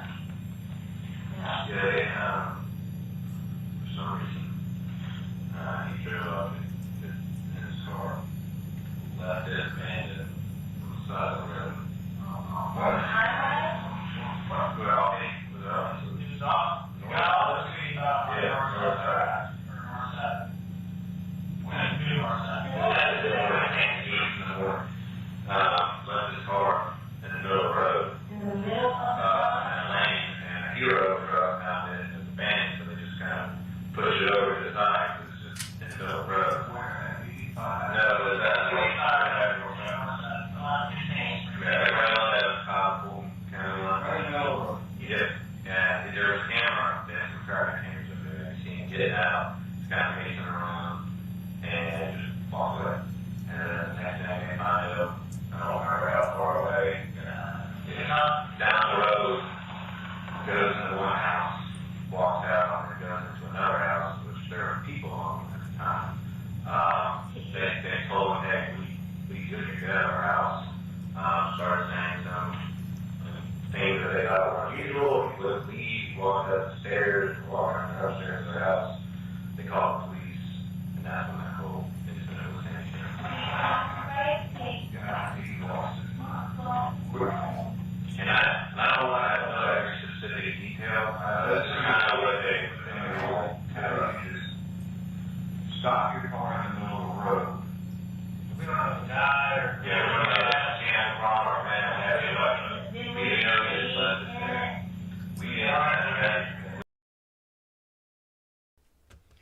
Good evening, Hazel.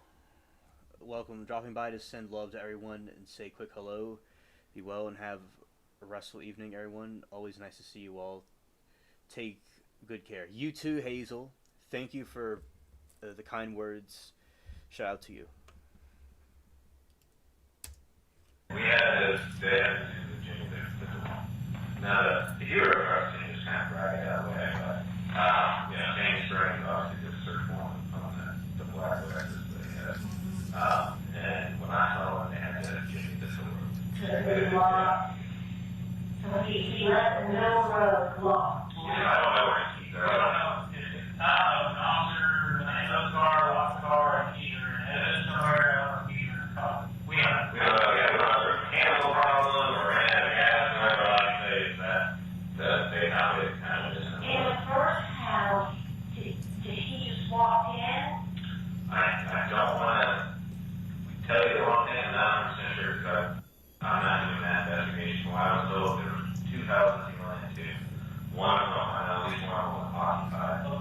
And I know the second one, he was walking up the stairs, walking around. They were like, what are you doing? I have to get out of here. He starts to pick the cover.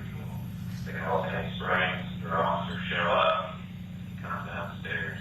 It's at first he's very kind of cordial and not doing anything unusual. And next thing they pull it out, stab the officer several times.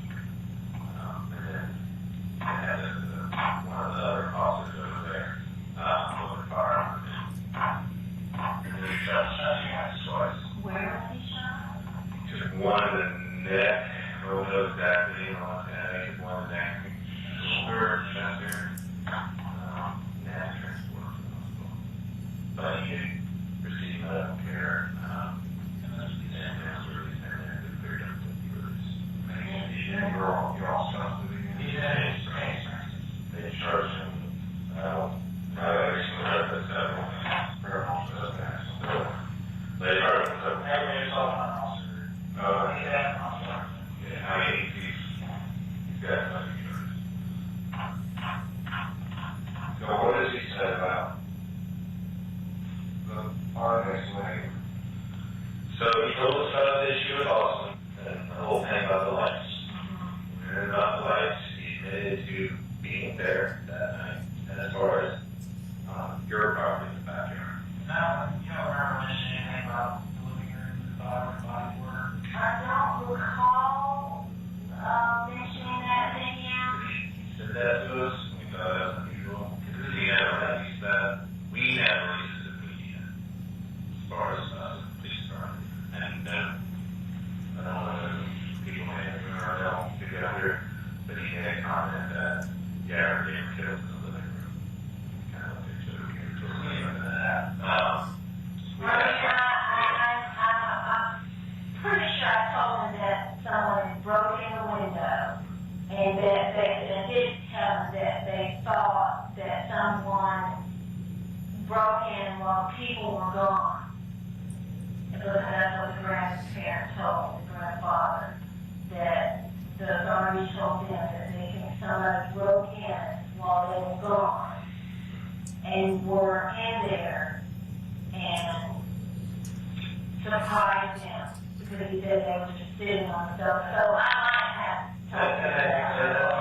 Yeah, I do remember telling him the windows were broken in and the grandfather thought someone was in there waiting. And he said, don't hook lights. And that would do that picture like a cigarette. You could see the lights, catching the light out the corner of his eye. Which obviously word has the fixation about the lights. We asked some questions there, like, hey man, when you get your gun, the showcasing, the match zero showcasing in the house, he goes, probably not. Probably not. It's probably He said, not. probably. And I was like, man, you don't seem very confident in that, is there? We said something about, like, why do you think this would happen to some of these people? I get comment, like, they might have been in line. They could have been in line. So it seemed like he was there enough to not go into specific details, but there's also some things that were very concerning with Ozzy. There were some camera footage of some of the work around in their backyard. Some clothing that was similar to what he's wearing today. We asked him about a specific city that all of them were happy to wear another. And we were like, So he wasn't wearing the same clothes. well, he was wearing that day, and we go, which way was it? He goes, it's the North Face City one or something. And that's what he was wearing today. So he kind of said, and then he came a little upset because there was a kid in the house. You can tell he kind of, put his head down, took a long pause, stare off. Yeah, I remember him when I told him that they had a child, and he said, were they okay? And I said, yes, they were okay. I said, but, they found him hiding.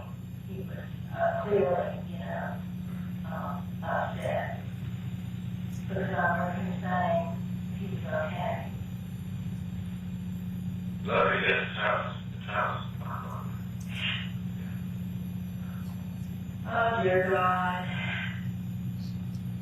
He should, if it was him, he lost his mind. He lost his mind to go into someone's house and then shrink, and you know that for sure. That's for sure. Yes, He said, officer, how she got. he's crazy. We haven't charged him with anything that's very serious. But we'll prepare you that it is possible to keep someone go. He may possibly go and charge of 2 counts of homicide and several other charges. Okay. Like I said, we're still investigating this thing. I just want to prepare you that it is a possibility. From what we've gathered so far. Okay. He'll never come out.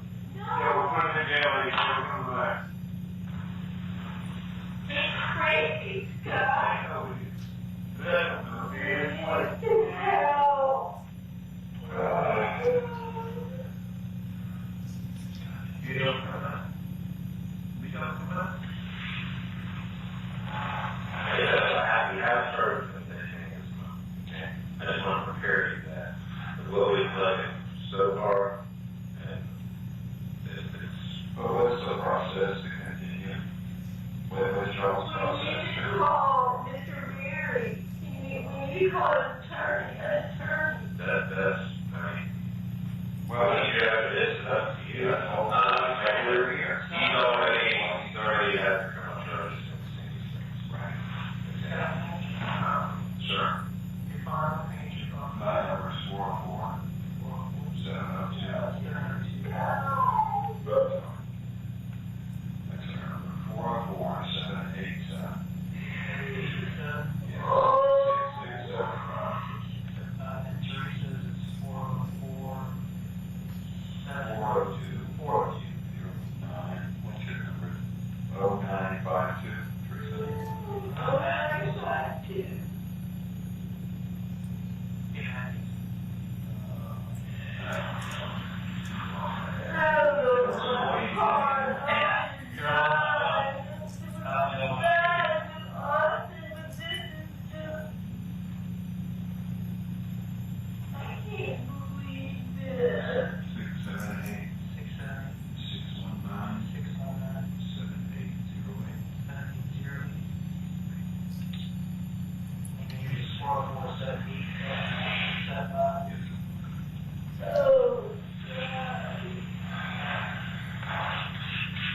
Get in and step out. More water. Just have some time together.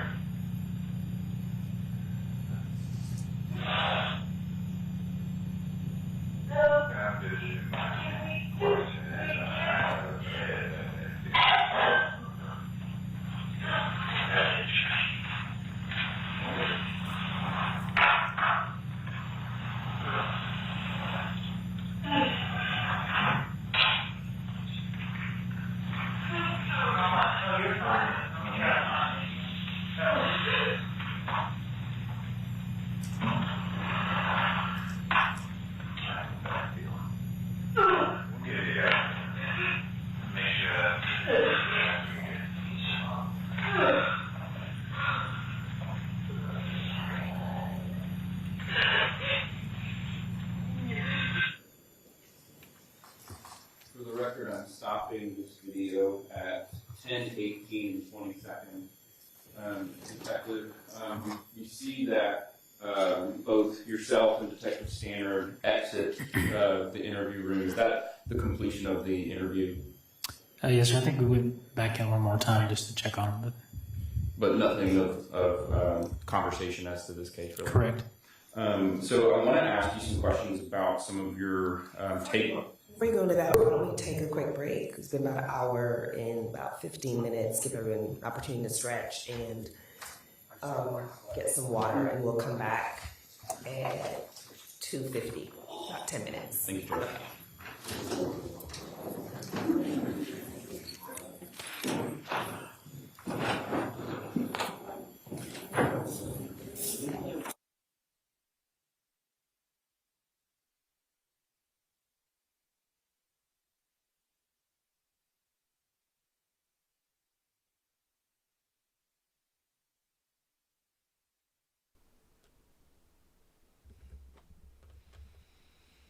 All right, so that was the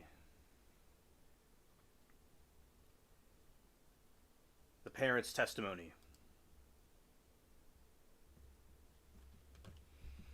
And there was like a break.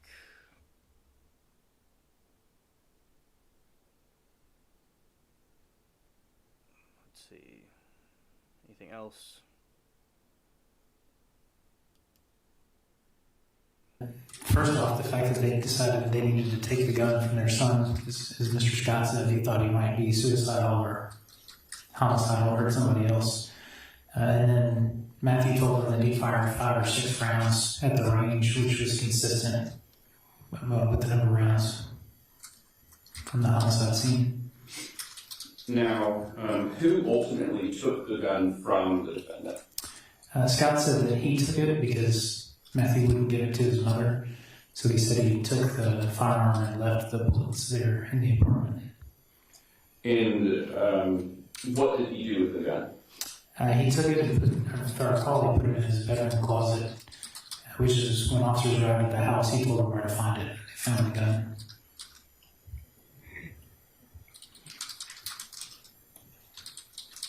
Now, I want to move on to some buccal swabs. At some point, did you obtain a search warrant for the defendant's DNA? Yes, Detective Stannard and I obtained search warrants, Fulton County search warrants for the defendant's DNA because he was at the Fulton County Jail on Rice Street. Why were you interested in obtaining that DNA? To compare with DNA collected on the scene, we were having the ATF process the shell casings for DNA, and then also when we recovered the firearm to compare any DNA from the firearm.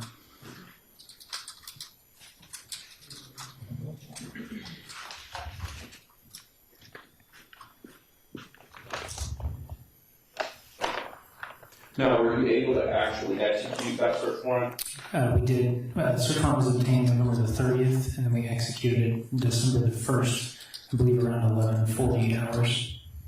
And where did you execute it? At the Fulton County Jail on Rice Street. Now, for the judge, how was that buccal swab examination conducted? We use sterile cotton swabs, and we swab the insides of the cheeks. I usually use 2 swabs and swab the inside of the cheek to collect the DNA. Now, I'm going to show you what's marked as State's Exhibits 482 and 483. Do you recognize these exhibits? Yes, they're the buccal swab kits from Matthew Scott Lands. And are these the physical swabs that you took from Matthew Scott Lands at the jail that day? Yes, they're sealed in the evidence package. At this time, the state moves to enter what's marked as State's Exhibits 482 and 483 into evidence. Any objection? No, Your Honor. States 482 and 483 are admitted. Now, while conducting that buccal swab examination, did you also take a photograph of the defendant? Yes, we took a photograph of the defendant to show who we were collecting the buccal swabs from, and we also audio recorded our interaction. I'm now going to show you what's marked as State's Exhibit 659. Do you recognize that? Yes, sir, it's Matthew Lands.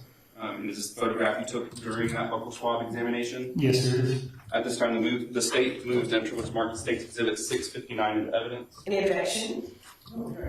State 659 is admitted.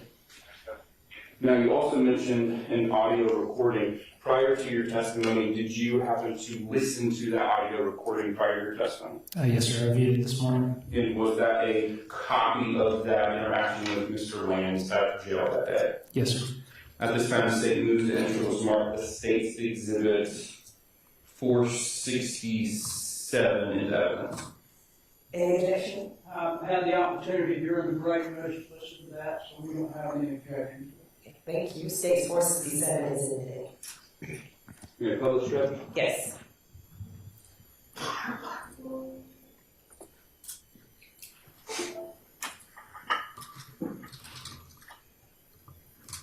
And for the record, I am playing 467 starting at 1 minute and 20 seconds.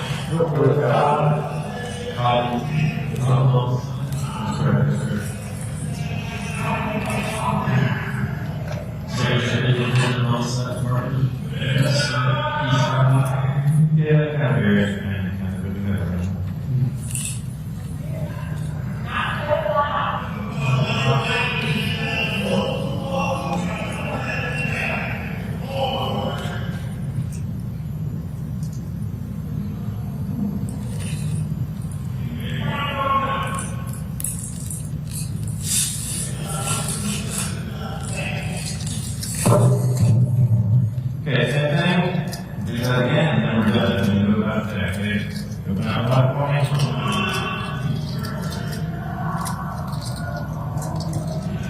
Thank you, sir. Appreciate your cooperation. You got the person to do the third one. Yeah, should be filled up. Right. Yeah, we're done. And I'll give you this cooperation and keep your own records. Insurance, you know,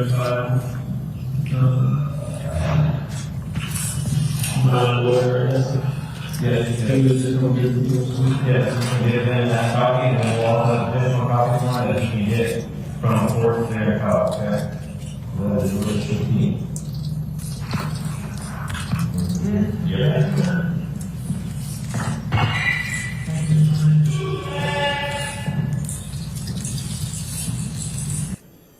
For the record, I'm stopping 467 at 6 minutes and 30 seconds. The remainder of that audio is just you leaving it. I'm stopping the video at 6 minutes and 30 seconds.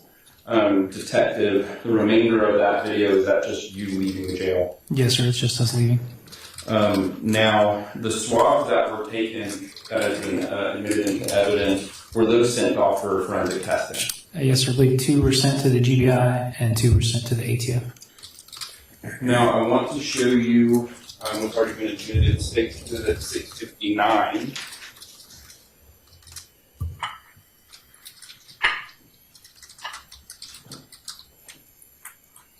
Now, is this Matthew Williams, who you performed that buccal swabs on? Yes, sir. And that's the picture I took. Now, do you see Matthew Williams in the courtroom today? Yes, sir. If you'll please point him out and describe an article of clothing. He's sitting at the defendant's table in the green shirt. Let the record reflect that the detective has identified the defendant. The record will still reflect. Now, were you also tasked with getting buccal swabs for Jacob Hicks? Yes, sir. How did you go about doing that? We did that the same day. We went to their home and got consent from Jacob's grandfather, Timothy. And again, it's a swab of the inside of the cheek. I'm now going to show you what's marked as State's Exhibits 657 and 658. Do you recognize them? Yes, sir. It's the buccal swabs from Jacob Hicks. At this time, the state moves to enter what's marked as State's Exhibits 657 and 658 into evidence. Any objection? State 657 and 658 are admitted. Now, with those swabs as well, were they also sent off for forensic testing? Yes, sir. Where? Also 2 to the GBI and 2 to the ATF. Nothing further, Judge. Thank you. Thank you. Attorney Barry, you may proceed with your cross. Thank you.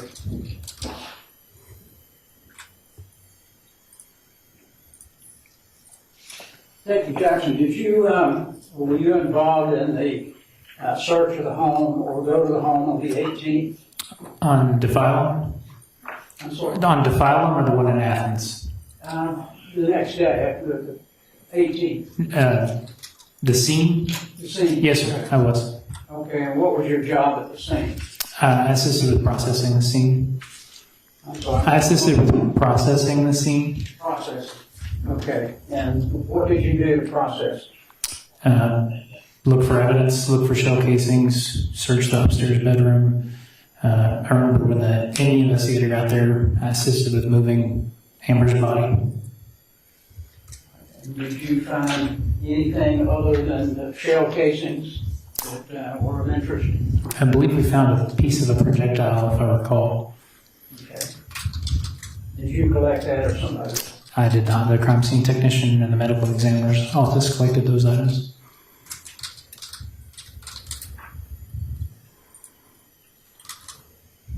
You indicated that you had possession of a firearm at some point? The firearm used in the crime? Correct. No, sir, not that I recall. And you indicated that you got a Fulton County search warrant. Was that you or some other? I was with Detective Standard, but Detective Standard was the affiant.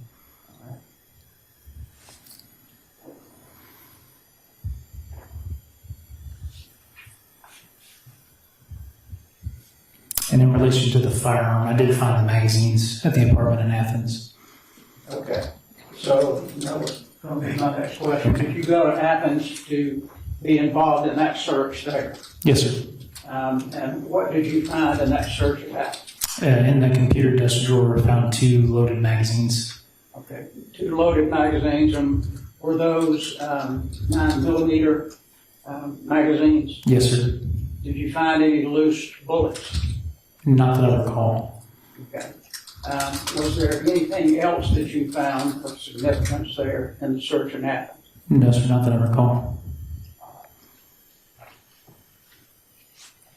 And were the magazines that you collected, were they sent to the ATF or the crime lab, whoever was going to do the testing on those? I believe Detective Standard sent them off, but I'm not sure.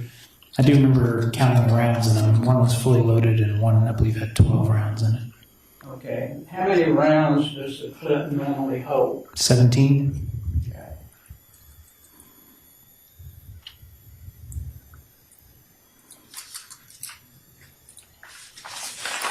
And did you do anything else in relation to this case other than what you testified to? No, sir.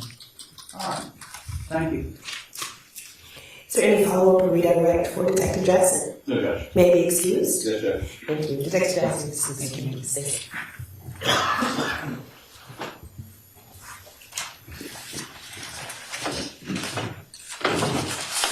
State and call your next witness. At this time, the state calls Todd Bill.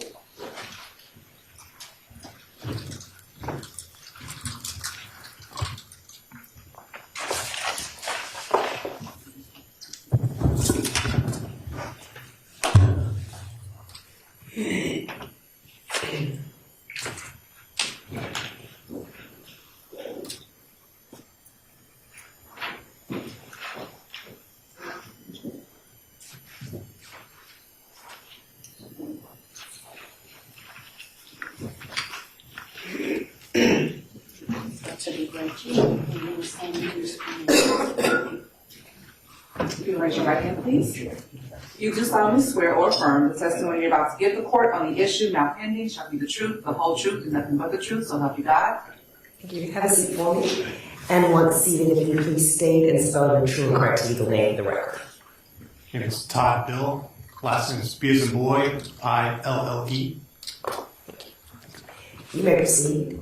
Thank you, Judge. Good afternoon. If you'll please introduce yourself to the judge and explain how you are employed. Todd Bill, I'm the senior scientist for the DNA section at the Bureau of Alcohol, Tobacco, Firearms, and Explosives Laboratory in Beltsville, Maryland. Now, you say that you're a DNA scientist. Thank you. You said that you're a DNA scientist for the ATF. What does that mean? So as a senior scientist, I act as in an advisory capacity to the Deputy Assistant Director of the Office of Science and Technology for the ATF laboratory. I also perform research. I coordinate the research internally at the ATF lab. I also coordinate research with other government agencies and external agencies. And then, as necessary now, I do some casework analysis as well. Now, it probably goes without saying, but is the ATF an accredited lab? Yes, sir. Now, for the judge, can you describe your job responsibilities? So as a senior scientist, like I said, I advise the Deputy Assistant Director of the OST. I also perform research on improving methods, research new methods that we could potentially implement, help with the validation of those methods, and then perform casework analysis.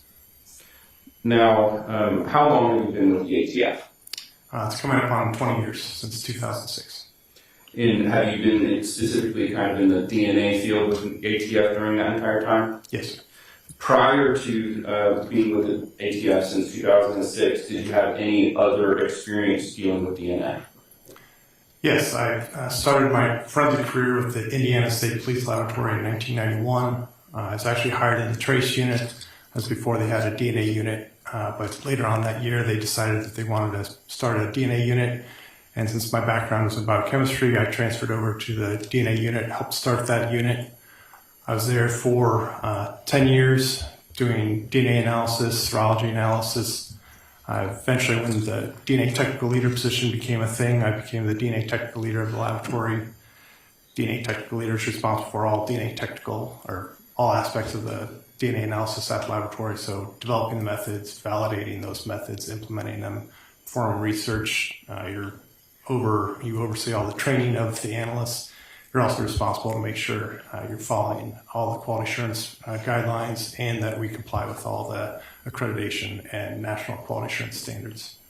I was a DNA technical leader there, eventually became supervisor, and then in 2001, I was hired by the Bodie Technology Group, which is a private DNA laboratory in Northern Virginia, as the assistant laboratory director, and there I oversaw casework analysis and other special projects.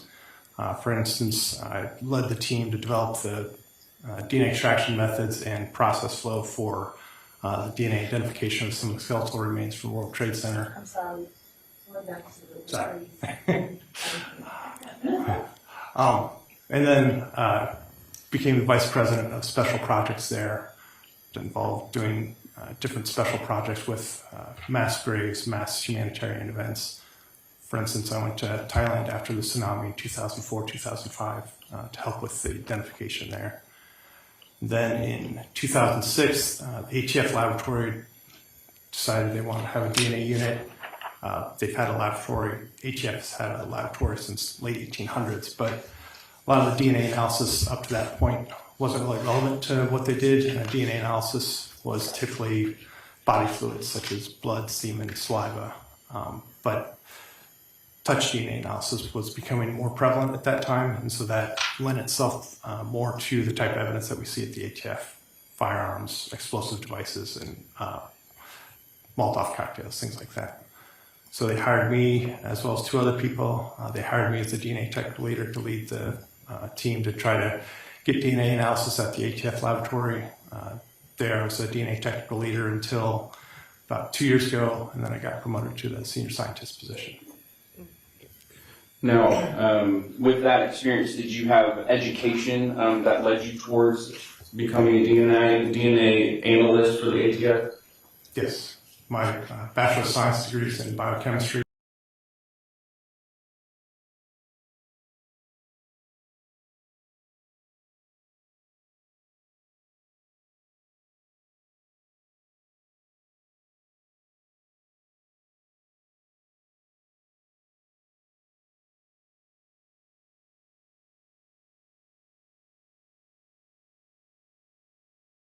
From Purdue University, and then I also have a Master's of Science degree from Indiana University, Purdue University at Indianapolis. And do you also continue your education through, I guess, CLEs or PowerPoints or anything to the sort? Yes, so I went through my initial training in 1991, 1992 at the Indiana State Police Lab for general evidence and. Pardon? I went through general training at the Indiana State Police Lab for general evidence handling and then DNA analysis, serology. Eventually, when I came to ATF, I wrote the training manual for there, oversaw training for most of the analysts. But then, as you said, we do continuing education through our entire career. In addition to keeping up with the literature, I've attended probably over 80 DNA workshops, training seminars, things like that over the course of almost 35 years now. Now, how much of your time is actually devoted to DNA typing research? 100%. Now, sorry, 100%. Now, for the judge, what is DNA? So, DNA stands for deoxyribonucleic acid. It's a substance in almost all the cells of your body. It's all the cells except for red blood cells. It contains the genetic information or the information that codes for most of your physical characteristics. Most of the DNA across all individuals is the same, which is why we all have 2 eyes, a nose, 2 ears, etc. But there are small differences in that DNA that we look at as forensic scientists. You can think of DNA as a set of encyclopedias on how to build a body. You get one set of encyclopedias from your mom, one set of encyclopedias from your dad at conception, and then your DNA is the same throughout your body. So if we're looking at blood, semen, saliva, all that genetic information is the same across all those fluids. It's even in the cells and the DNA that's left behind in a fingerprint in the body oils and sweat. Now, what exactly is DNA typing or DNA analysis? So as a forensic, Object at this point, because he hasn't been tendered as an expert. So if he's going to go into questions about that, I think he needs to be tendered, and then we have an opportunity to ask you questions. Well, I'm laying the foundation to get him to an expert. What was the question? What exactly is DNA typing or DNA analysis? I think you'd have to be an I'll expert. sustain the objection since you're asking me specifically to go into explaining what the process is. Okay.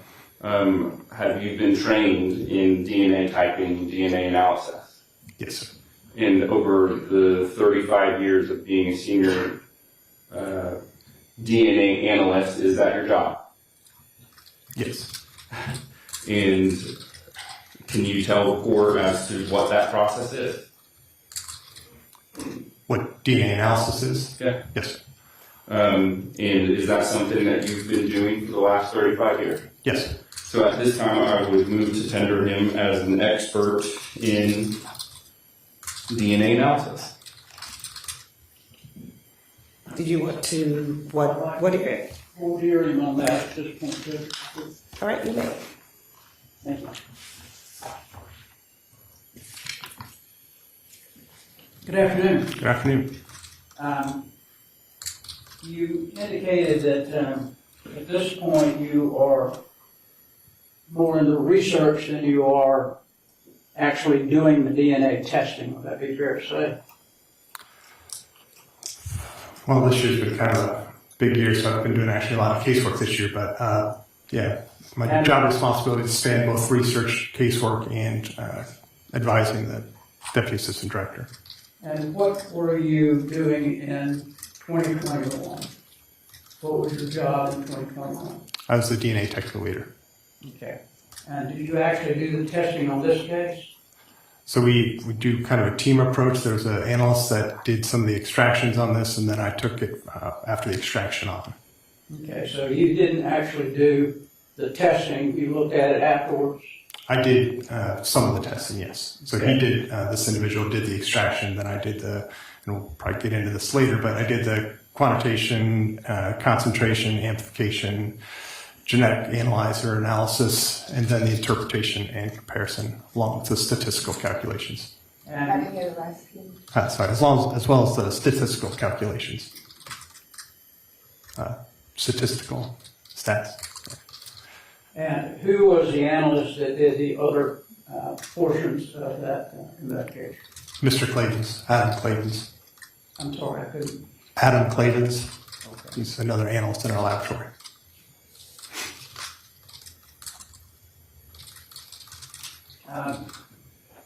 What is your, do you have a doctorate degree? No, sir. And what is your actual title? Senior Have an scientist. actual title other than, Senior scientist of the DNA section.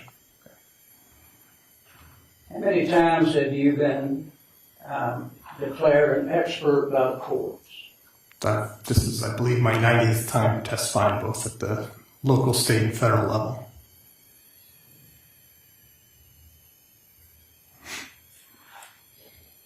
And have you been qualified here in Cobb County on any cases in the past?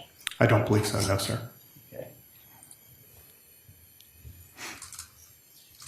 I don't think I have any further questions, Judge. All right. Eddie Horowitz. I don't have any objection to you being qualified. Okay, so he is tendered and qualified as a DNA analyst expert. Thank you, Judge. So, can you go through the process of DNA analysis?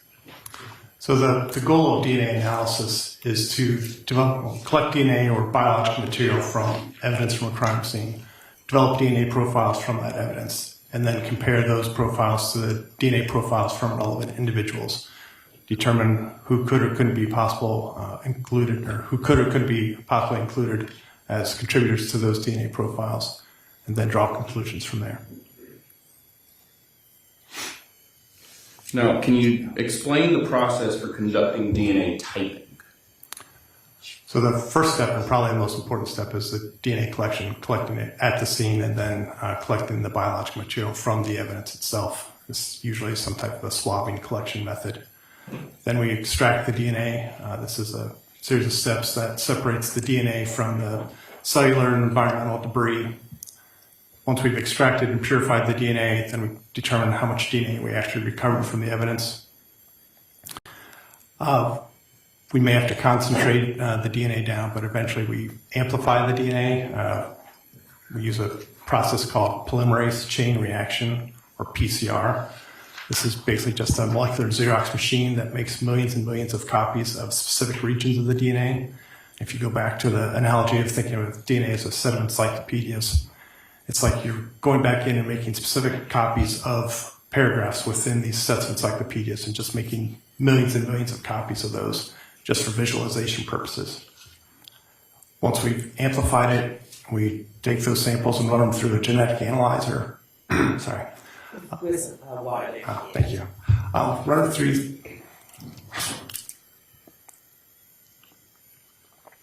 Thanks. Run those samples through the genetic analyzer, which separates and detects the amplified product. This gives you basically a graphical representation, which is a series of peaks. We then do the interpretation, determine if the profiles are suitable for comparison purposes. If they are, then we perform the DNA analysis on the known DNA samples from the relevant individuals, draw conclusions, and make determinations of whether or not they could be possibly included or excluded as contributors to the DNA, and perform a statistical calculation to lend weight to those conclusions. Now, once you kind of get that statistical, let me backtrack. How exactly are they read? Is it in that graph-like kind of representation when you get the results? Yes, sir. What types of results can you get once you get to that point? So when we do our comparisons, we perform a statistical calculation using software tools and Assistant. And the end product of that is a likelihood ratio. A likelihood ratio is really just a statistical calculation that compares the probability of an event under one or under two different hypotheses. And so for DNA specifically, we calculate a likelihood ratio based on probability of seeing that DNA profile, given that the individual is a contributor, divided by the probability of seeing that DNA profile, given that the person is not a contributor. And so depending on the magnitude of that likelihood ratio, that determines our conclusion. If you start kind of in the middle of a likelihood ratio of 1, that just means that neither side is favored. The evidence doesn't provide favorability for inclusion or exclusion.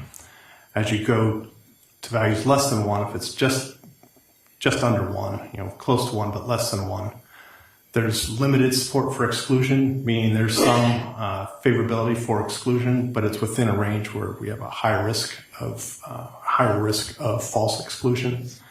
And then as you get further away from 1 all the way down to 0, we would just conclude that the person's excluded as being a possible contributor. Going the other way, if the value is just greater than 1, it's favoring the hypothesis that probability of seeing the evidence given that the person is a contributor. But again, if it's just a little bit greater than 1, you're in that range where you have a higher risk of false inclusion. And so we would say there's limited support for inclusion. But then as you get greater than that and further away from 1, you have more and more support for probability of seeing that evidence given that the person is included. Now, when interpreting these results, do you all have population frequencies? Yes. Why are they important? So we need population frequencies to calculate these statistics. There's different forms of each of these genetic markers we look at, so we need to know how frequently these different forms or these different alleles are found in the population in order to calculate the statistics. Now, has your lab ever conducted testing that led to the exclusion of a suspect? Yes. Is DNA typing used in fields other than criminal cases? Yes, sir. And under what circumstances would it be used? DNA typing is used in medical diagnostic testing, paternity testing, ancestry testing, identification of victims from mass disasters or mass graves, etc. Now, the process in which you do your DNA typing analysis, is that accepted throughout the scientific community? Yes, sir. And is it deemed reliable? Yes, sir. And do you know if other agencies use this method? Yes, sir. Now, are there controls in place to ensure reliability for your testing? Yes, sir. Can you describe those? We have positive and negative controls that are used throughout the process. Positive controls, a known DNA sample, so we know what the results are supposed to be, and that just ensures that that the DNA analysis was performed correctly throughout. We also have negative controls that have all the same reagents that are used for everything else, except we don't add DNA to those, and those are to detect any contamination. Detect any? Contamination. Now, is there also proficiency testing? Yes, sir. And can you explain that? So proficiency tests, it's a program where we get a set of DNA samples from an external laboratory where we don't know what the results are. We perform our analysis, we submit our results back to that agency. They compare them to the expected results and let us know kind of how we did. Hopefully they match. We do this twice a year. Is there also some form of quality assurance? Yes, sir. Can you explain that? So the quality assurance program is a program that ensures we produce quality products. This covers everything from laboratory security and the laboratory building all the way from how we hire people, the training of the people, the methods we use, all the way to how we report our analyses as well. Now, could someone with the same knowledge, experience, and understanding of this process ensure that the testing is repeatable? Sorry, that was a bad question. Can someone with the same training and experience as you complete that same analysis and yield the same results? Yes, sir. Okay. Is there a peer review process? Yes, sir. Can you explain to the court what that is? It's kind of two levels of review. Our laboratory as a whole, because we're accredited, we go through periodic audits from external agencies to make sure we comply with the standards for the accreditation. As the DNA unit specifically, we have to follow the national quality assurance standards, and so we are audited by an external agency every 2 years. But then specifically for these analyses, every report that we put out goes through a technical review. This is a review that's conducted by another qualified DNA analyst, and they review our notes, our laboratory processes, all our worksheets, our results, our conclusions, and the report itself to make sure we didn't make any technical errors. And then after that's performed, we do an administrative review, which is by another individual. This individual makes sure that the report and the analyses were conducted following the laboratory's protocols and guidelines. Now, I want to direct your attention to this case here. How did you come to work with this case? Evidence and the transmittal was submitted to our laboratory. And what were you requested to do? Our laboratory was requested to perform DNA analysis on 3 9mm cartridge cases and a set of 2 swabs from a firearm, and then no DNA samples from 4 individuals. Okay. Now, were you able to fulfill that request? Yes, sir. Now, what items did you specifically analyze? We analyzed those 3 9mm cartridge cases, the 2 swabs, and then the 4 samples, known DNA samples from 4 individuals. Now, I'm going to show you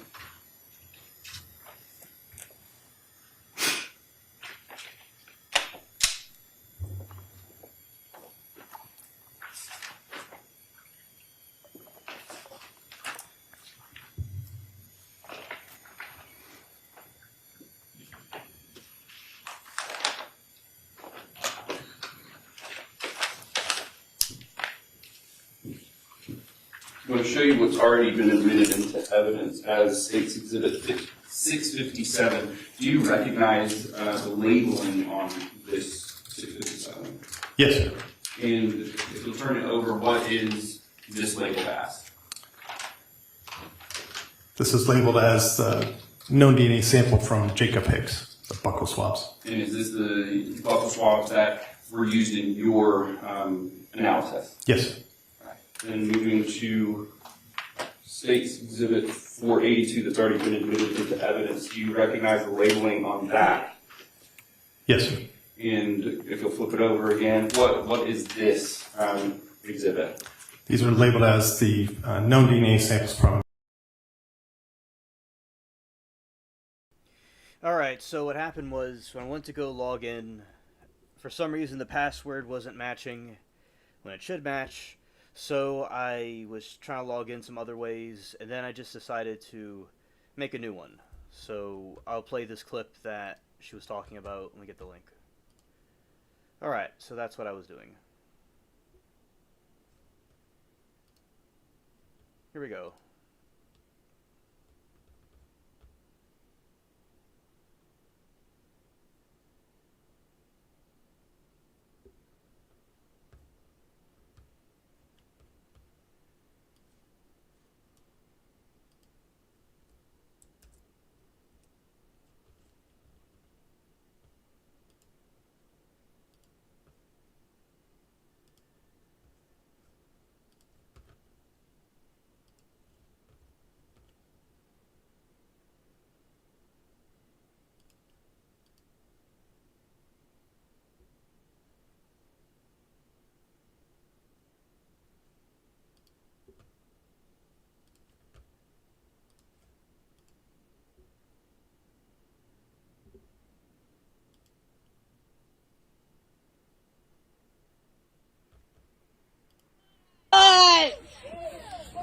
Shamar looking at Shamar.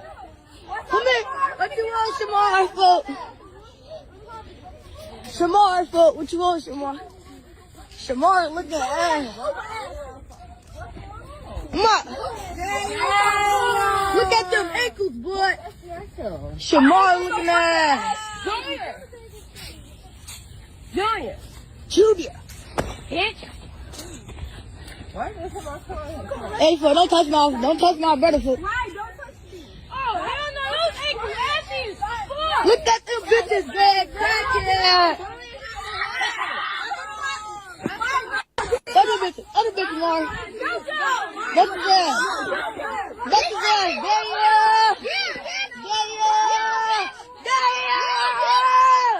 Oh my God, damn.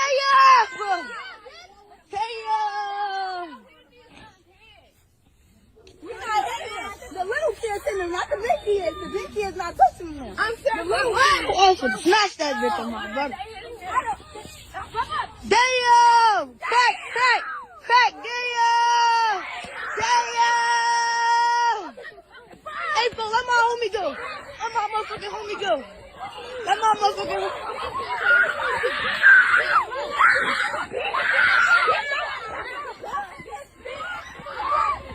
beat his ass, Joe!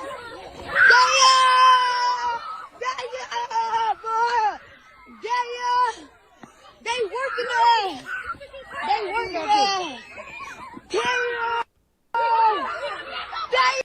Very, very evil. This is absolutely disgusting. These complete savages. And Moki said, I like what the F happened. The kids who did it are charged as adults. Alright, after the 35 doing a job, what is your job? Georgia's finest 2025. And it's very disturbing indeed. Mom and son are fine, met with principal today, kids who were supposedly arrested. Well, that's good. They need to be arrested for doing that. This is completely... how are people being raised these days? Like, you know, definitely you need to have a stable home with a, you know, father and a mother, and you need to be taught proper ways to handle stuff. Now, people get in fights and stuff on, you know, kids get in fights all the time, but this is certainly a stretch. You know, a very, messed up situation. Really evil. All right. Yeah! Oh my God!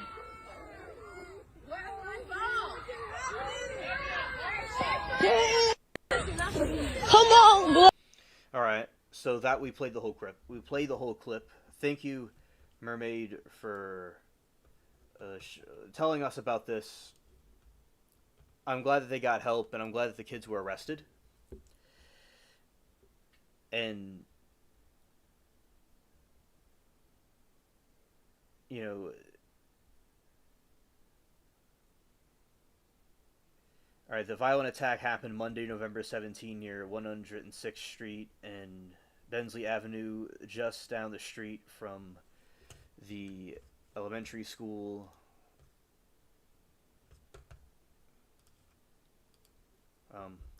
Wrong window.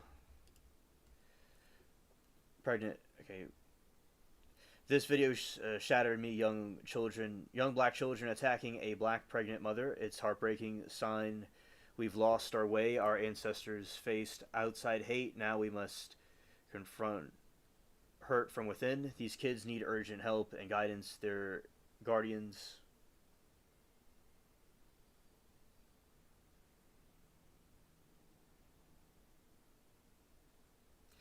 Yes, and Passion says, "Here, son, I bought you a phone and it gave me counsel. Have you tried YouTube? Use my account. You're young." How kids are being raised. Yeah, people are being raised. Kids are being raised these days by iPads and gaming consoles and YouTube. And whatever's on there, they're going to see. Now, there are valuable information online for people to learn in a positive way, but this type of learning, whatever they're doing, is only making them worse. The different content that they're being shown online in various places. So yeah, of course with this community, it's sad to see them fighting each other like this. They need to be united and, as they say, destroying themselves from within. So yeah, definitely kids need to be mentored in a much more positive way than this. And the kids need urgent help and guidance, and schools need real resources. Let's review the Black Panther spirit, finding protection, uplifting the youth, right?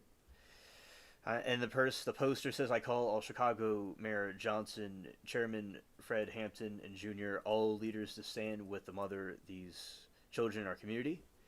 And let's restore dignity before another generation forgets their own." Yeah, I totally agree. I think that there should be a presence to break something like this up. There should be holding these kids accountable, and they need to be guided correctly. I mean, if not being guided by the iPads and games and YouTube, whatever. So that is absolutely this. Really is a sad situation to society just destroying itself. There's other countries and other places and entities that want us all destroyed, but this is like us fighting each other. So yes, as I said, thank you, Mermaid, for showing us this. And now I will be switching back to the other screen, what we were showing before. Okay, where right there. Oh, there we go. All right.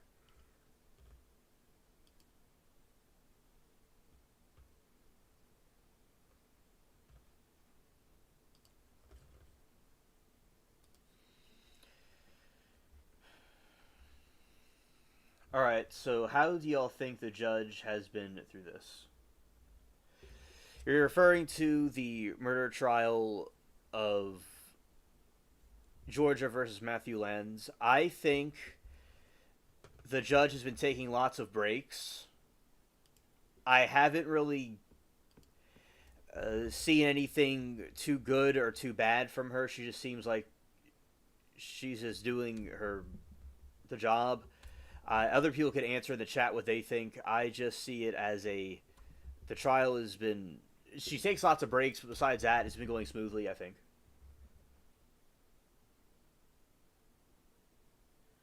So, yeah, do you all, like a bias or something more specific can be fine too. Okay.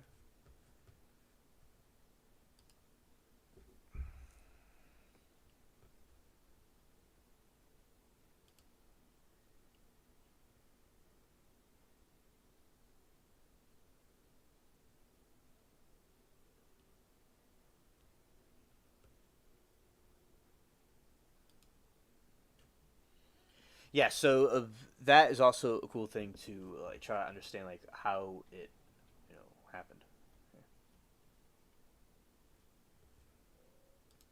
Okay. Go. Matthew Scott Lands, Buckle Swabs. Now, State's Exhibit 6. It is like Children of the Corn. Yeah. It's like a hive mentality of destruction. It was like, what the F? I hope these kids who did it are charged as adults. I cannot believe it. I hear the mom and son are in bad condition at the hospital. Prayers for them. And, yeah, looked like it was planned. Pick boy and after mom was trying to help, but they were outnumbered. Yeah, Fifi, it probably was planned. Yes. Makes sense to me, too. I think I caught up with everybody. We struggle to hold adults accountable. I doubt kids will get more than a week suspension of that. If some two rungs up and says there's an issue, do you edit report the redo test? Okay. All right, I think I caught up with everybody's comments. So, watch some more of this. Are these exhibits? These are labeled as the 3 9mm fire cartridge cases. And are these the cartridge casings that were swabbed for DNA? Yes, sir. Right. Now, once you had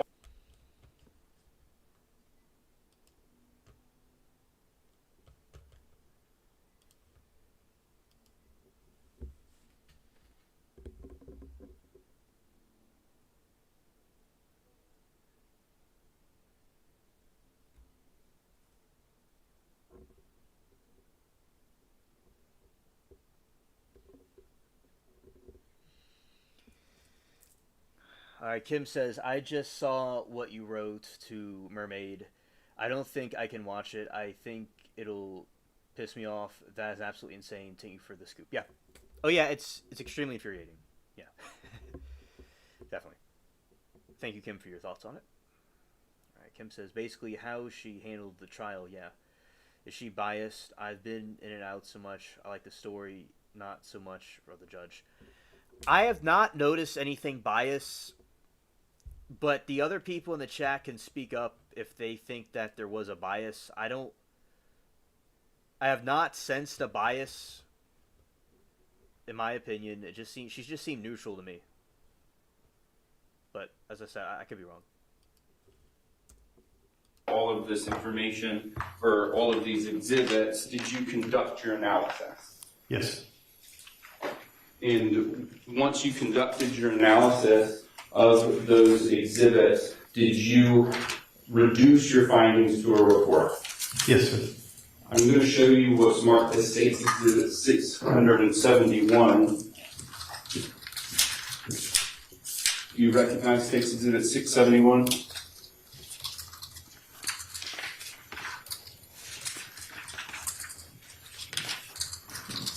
Yes, sir. How do you recognize it? It has my initials on each page and then the final page is signed. Is this your report for this case? Yes, sir. At this time, the state moves to enter what's marked as State's Exhibit 671 into evidence. Is there any objection? Yes, Your Honor, we object to the document itself going out because it's a report, it's continuing testimony. Well, We can testify from it, certainly, but not to have it tendered and go out to the court. let me hear your response. So that objection doesn't go towards the admissibility of the report itself. Now, his objection would be at a different time. I was going to say, you're talking about the court seeing it or being admitted? I mean, it can be admitted as part of the case, but it can't go back to the court because it's continuing testimony. Okay, but your I was asking if there's an objection to its admittance. So Correct. Only as to going to the court, Okay. be able to use that and read from it. okay, so I don't think we're there yet. So I'm going to overrule the objection as to I'll admit it over objection, and then when we get to Specific part. evidence that the court will get to review, then we can address that. But I'm going to admit it over the objection. Thank you, Judge. May I call the judge? Yes.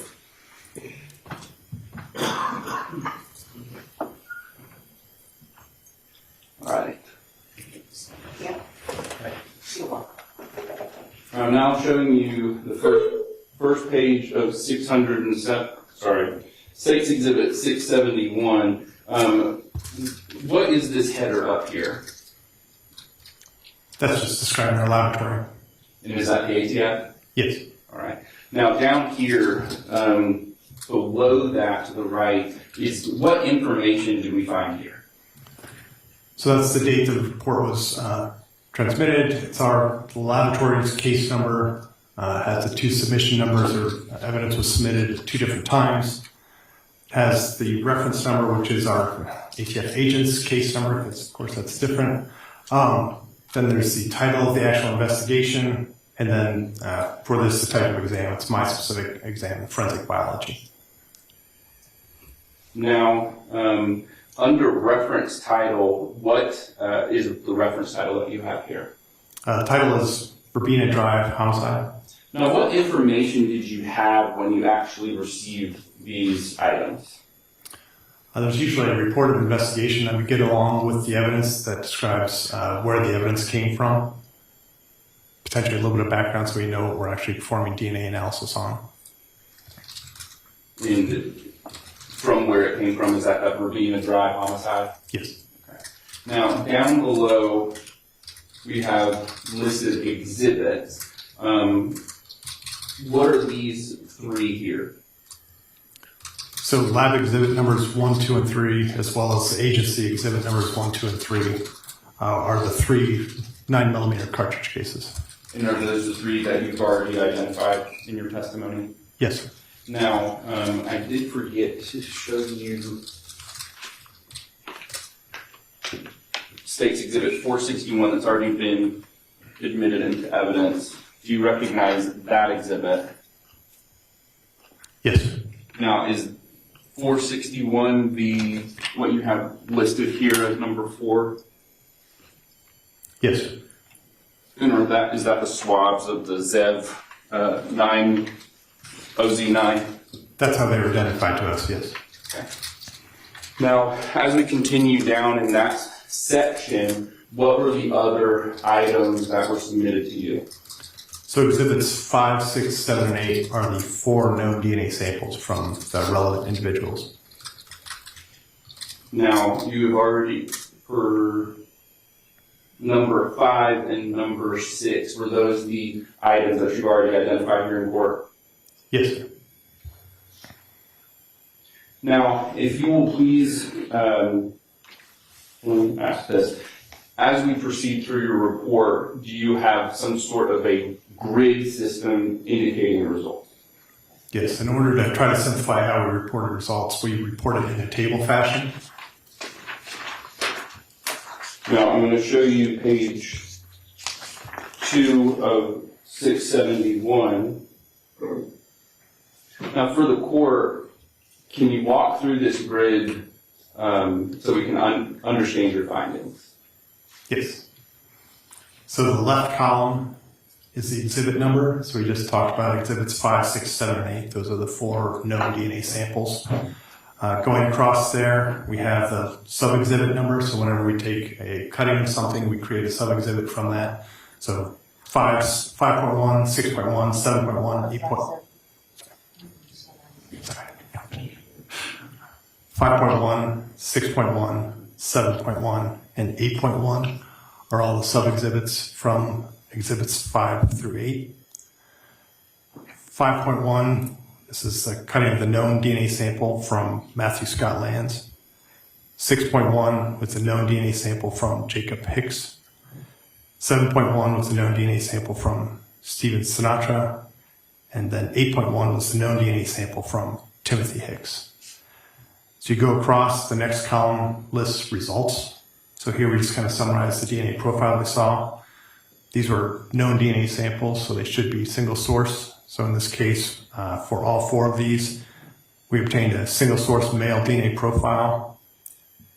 The next column just lists whether or not that profile is suitable for comparison. Again, these are known DNA samples, so yes, they were all 4 were suitable for comparison.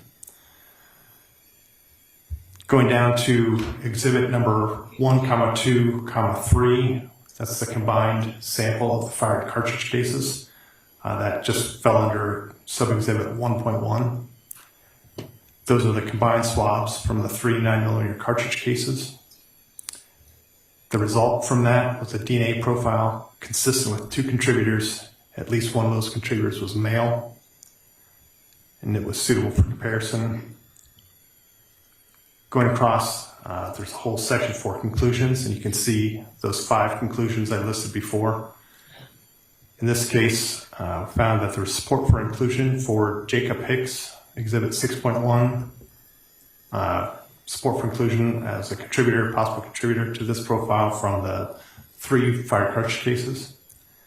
And I'm going to kind of stop you there, and then we'll just talk about that finding, and we'll move on to the next one. Okay.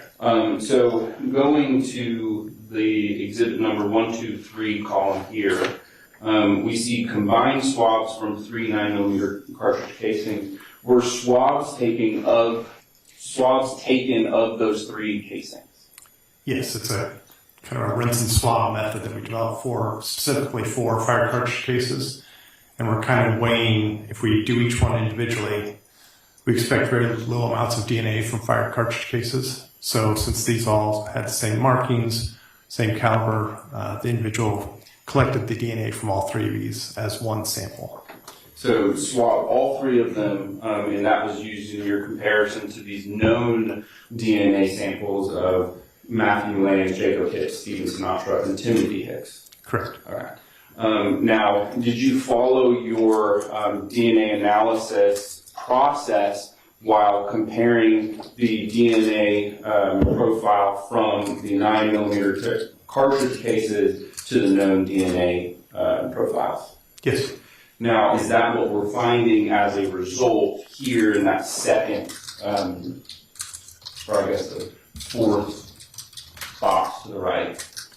So that result is determining whether or not the profile is suitable for comparison, and then the next columns are the actual results of the comparisons. Now, for the results for the cartridge cases, were 2 types of profiles found? It was determined to be a mixture of 2 individuals, yes. All right. Now, as we move over, we see Jacob Hicks. What does it mean when Jacob Hicks is in this column? So if you remember when we described the possible results we can get from our comparisons, one of those was support for inclusion. And so when we did this comparison to Mr. Hicks, to Jacob Hicks, then the likelihood ratio gave a result that was much greater than 1. Therefore, it favored the probability of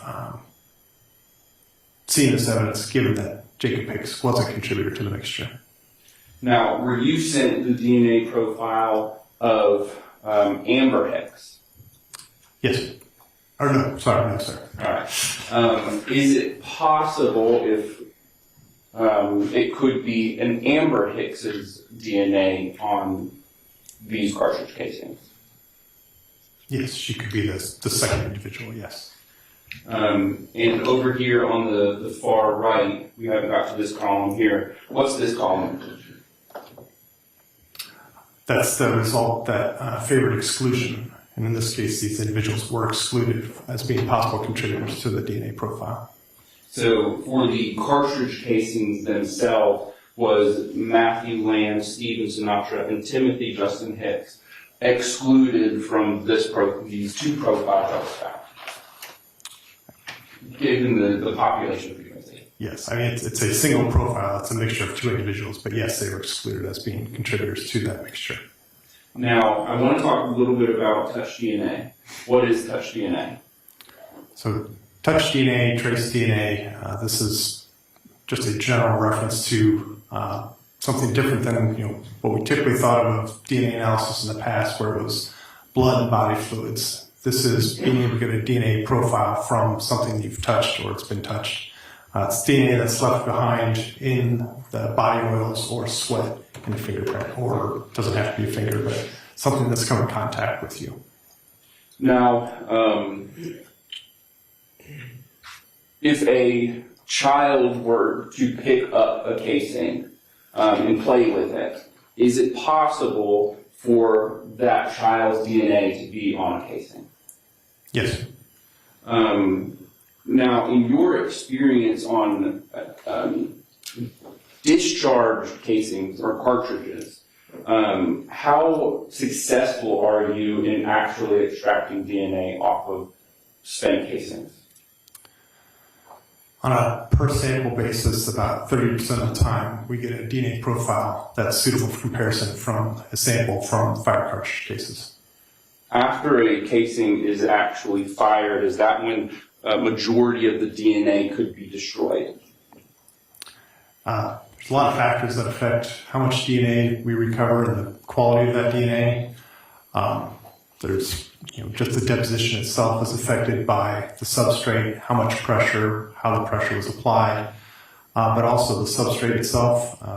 One of the biggest factors we found was DNA interacts with copper that's in brass and degrades DNA, which can have almost as big of a degradation effect as the firing process. So there's many different factors that can affect the amount of DNA we recover from a fire cartridge case. Now, not only physically holding it, if a casing is ejected out of a firearm and lands on a carpet within a house occupied by residents, is it possible for their DNA to end up on that cartridge casing?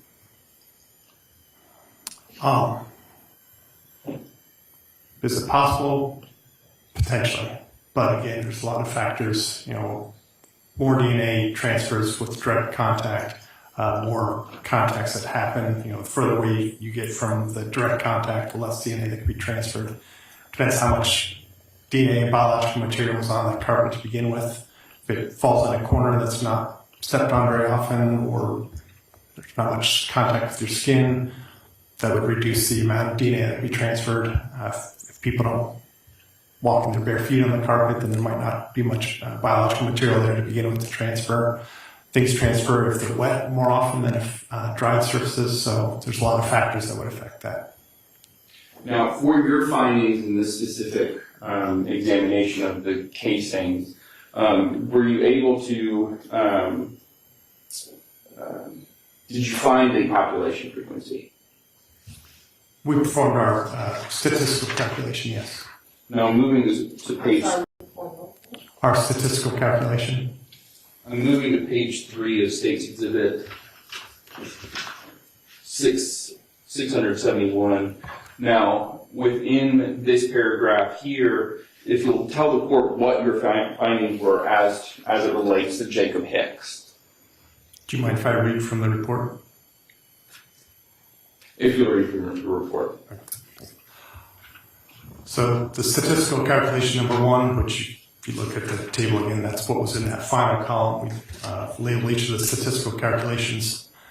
First, we list what the conclusion was to begin with, and that was a DNA profile consistent with a mixture of 2 individuals was obtained from this sample, exhibit 1.1, which again was the DNA collected from the 3 fired cartridge cases. We list our assumptions. So in this case, we're assuming that 2 individuals are assumed to have contributed to the DNA profile. And then we list the 2 different hypotheses. So again, when we're talking about the likelihood ratio, this is probability of seeing the evidence under one hypothesis, which in this case, called the inclusionary hypothesis. The DNA originated from Jacob Hicks and an unrelated unknown individual, or the other hypothesis, in this case, the exclusionary hypothesis. The DNA originated from 2 unrelated unknown individuals. Those are the assumptions and the hypotheses. And so then the actual likelihood ratio, the DNA profile is at least 1 trillion times more likely if it originated from Jacob Hicks and an unrelated unknown individual than if it originated from two unrelated unknown individuals. Kind of putting this in a different context, the probability of an unrelated individual in the population who has not contributed DNA to this sample yielding this level of support is less than 1 in 1 trillion. And then F, the F statement, just based on this calculation, there is evidentiary support for the inclusion of Jacob Hicks as a possible contributor to the DNA profile obtained from Exhibit 1.1. And that last statement, we had one locus, one of the genetic markers we look at, SC33, had an artifact in it, so we did not use that in the calculation. Now, I want to talk about the population frequency. 1 trillion is a big number. Is that the specific number, or do you have parameters as to your frequency? The actual likelihood ratio is bigger than that, but we cap it at 1 trillion because once you get to quadrillion, quintillion, sextillion, it becomes kind of meaningless. So we cap it at 1 trillion. So it's more than the 1 trillion, but for your guidelines, you stop at 1 trillion. Yes. All right. Now I'm going to move back to page 2 of this exhibit. Now, if you'll walk through this line in the grid for the judge.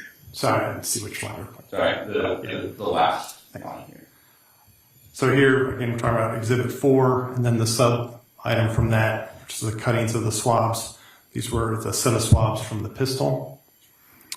And again, we've obtained a DNA profile consistent with a mixture of 2 individuals. At least one of those was male. We determined that the profile was suitable for comparison purposes. And then, in this case, Matthew Scott Lands, there was support for inclusion of Matthew Scott Lands as being a contributor to this mixture. Now, and over here on the excluded, who do we see here? So Jacob Hicks, Stephen Sinatra, and Timothy Hicks were all excluded as possible contributors to this DNA profile. Now, were you sent the DNA profile of a Scott Lands? Just Matthew Scott Lands, not Scott Lands, yes. Now, if Matthew Scott Lands' father touched this gun, would their DNA match? Match. I don't understand that question. Would it match before? Let me. Can you just rephrase what? Yeah, I'll rephrase my question. Sorry, Judge. Let me give an example. If both Matthew Scott Lands and Scott Lands touched this gun, or a gun, would you see a difference between the DNA profile? We can distinguish between father and son, yes. And so in the swab that was taken of the pistol compared to these DNA profiles, was Matthew Scott Lands included? There was support for his inclusion as a contributor to the DNA profile from the swabs of the firearm. Now, with your results, it reads that there is another contributor to that mixture. Is that right? Yes, sir. If the father had touched this gun, is it possible that his DNA is on the gun too? It is possible, yes. And not being sent his DNA profile, are you unable to tell us whether or not the father's DNA is on the gun? Correct. Without being able to make that comparison, we can't determine. Now, going to the population frequency of Matthew Lands' population frequency of inclusion, if you'll tell the court your finding. So again, I don't know if you want me to repeat these, but they're kind of the same. The initial statement, then A, B, and C are all the same as above because these were both 2-person mixtures.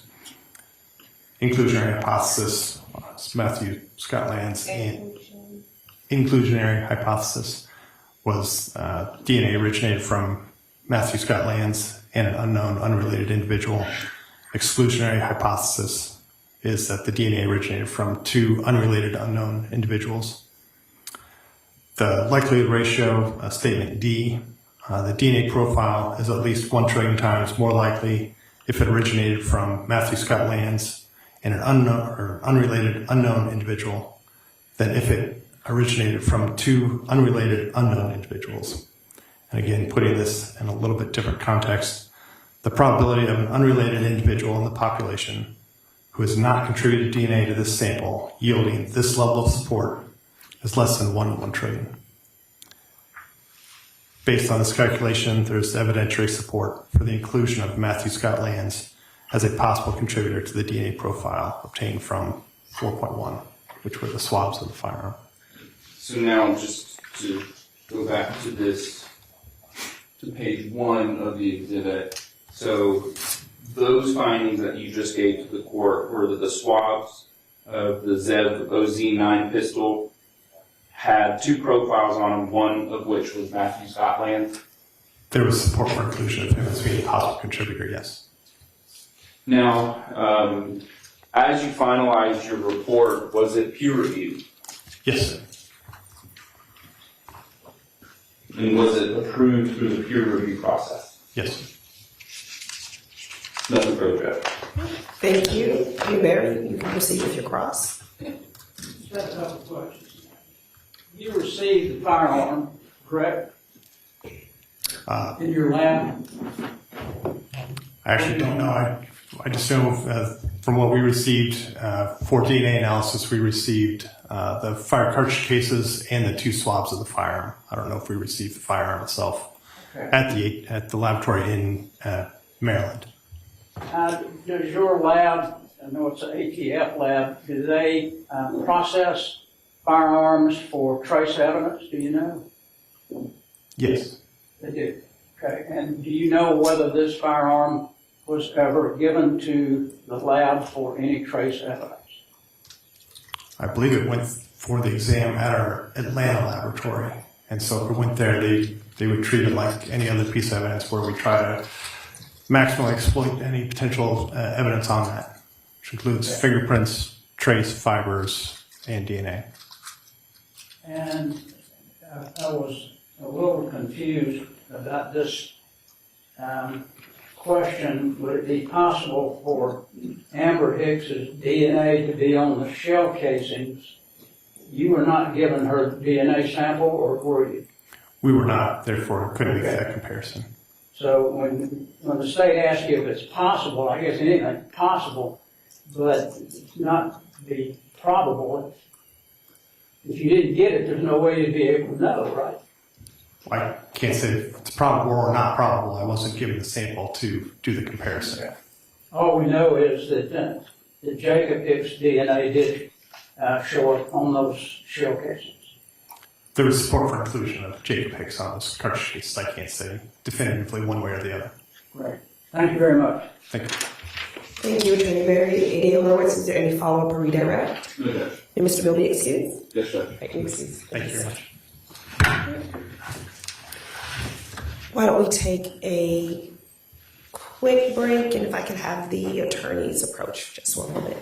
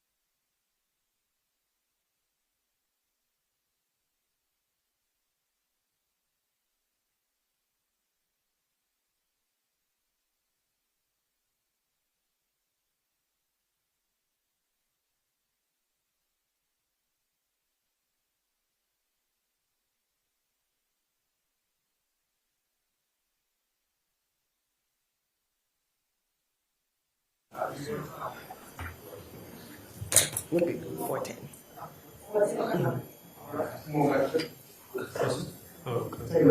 Yeah, we'll be there. 410.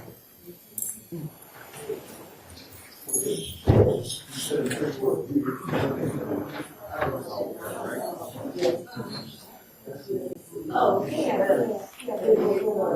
Oh, okay.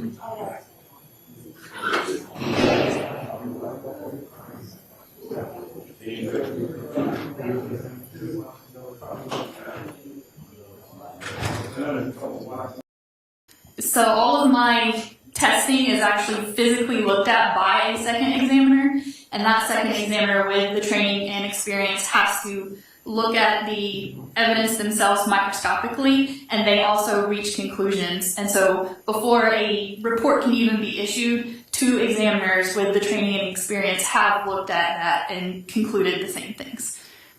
Now, is that just the... Before a report can even be issued, two cases to determine if those bullets it down the barrel of the firearm. So the bullet is then the projectile that's leaving into the firearm, and the cartridge case in some instances will be ejected from the firearm, or if we're talking about a revolver, it would remain in the firearm until manually ejected. And as this ammunition, both the cartridge case, including the primer portion, and the bullet are interacting with the firearm is imparting the information that I'm going to be looking at to make those comparisons and make those conclusions about whether this bullet was fired from the same, firearm, or whether the cartridge case was fired from the same firearm as other cartridge cases or from a particular firearm. Now, how do you go about actually doing that examination if you're sent a cartridge or a spent cartridge to a firearm? So if I receive a fired cartridge case and a firearm, the first part of my analysis is going to be looking at what are called class characteristics. So class characteristics are measurable features of a specimen that indicate a restricted or a more limited group source. So class characteristics are things that are predetermined by the manufacturer. They're design factors that happen, they're decisions that are made by the manufacturer before the manufacturing process begins. So, for instance, I like to use the analogy of class characteristics. If you had to go out to the parking lot and you're looking for a blue Ford F-150. Well, the color blue is a class characteristic. It's an F-150, that's a class characteristic. You know you're looking for a truck. So we're able to quickly narrow down what we're looking for, because anything that's red, that's not our class characteristic. We don't need to consider that. Anything that's a car, a sedan, that's not a class characteristic we're interested in. So class characteristics take the larger group and help us narrow it down. So as far as when I'm looking at a fired cartridge case, some of those class characteristics can be, for instance, the caliber. If I have a 9mm cartridge case, well, is my firearm also 9mm, or is my firearm 45 caliber? Well, if they're both 9mm, then the class characteristics agree. I should investigate this further. But if, the class agreement is not there, then the 9mm cartridge case wasn't fired from a 45 caliber because the class don't agree. So some other things on a cartridge case that are class characteristics would include the type of marks that are left on the primer. Sometimes they can be like parallel lines, sometimes they're arching lines. So all of those would be things I would look at, and also the shape of the firing pin is a common class characteristic to look at as well. So some of the common shapes that we see for the firing pins can include an elliptical shape or also a circular shape. So sometimes the primer will have a rectangle, but we would know that anytime if the primer is a rectangle, then surely it wasn't fired from something that's indicating a circular, because those are two different class characteristics. So the class characteristics are my first level of analysis. Like I said, if the class are in agreement, then I will move on to the second level, which are called individual characteristics. Now, the individual characteristics are the marks that are caused by the irregularities and the imperfections on the tool surface. So those can occur incidental to manufacturing, or also after the gun has been produced. there might be damage to the gun or corrosion or just using the firearm can all influence those individual characteristics. So it's the individual characteristics that allow me to take that larger class group source and then look at those microscopic imperfections that are imparted onto the ammunition that allow me then say, yes, this was fired from the same firearm, or no, they were fired from different firearms. Now, when you're just sent cartridge casings themselves, are you able to just take those and determine whether or not those casings came from one gun?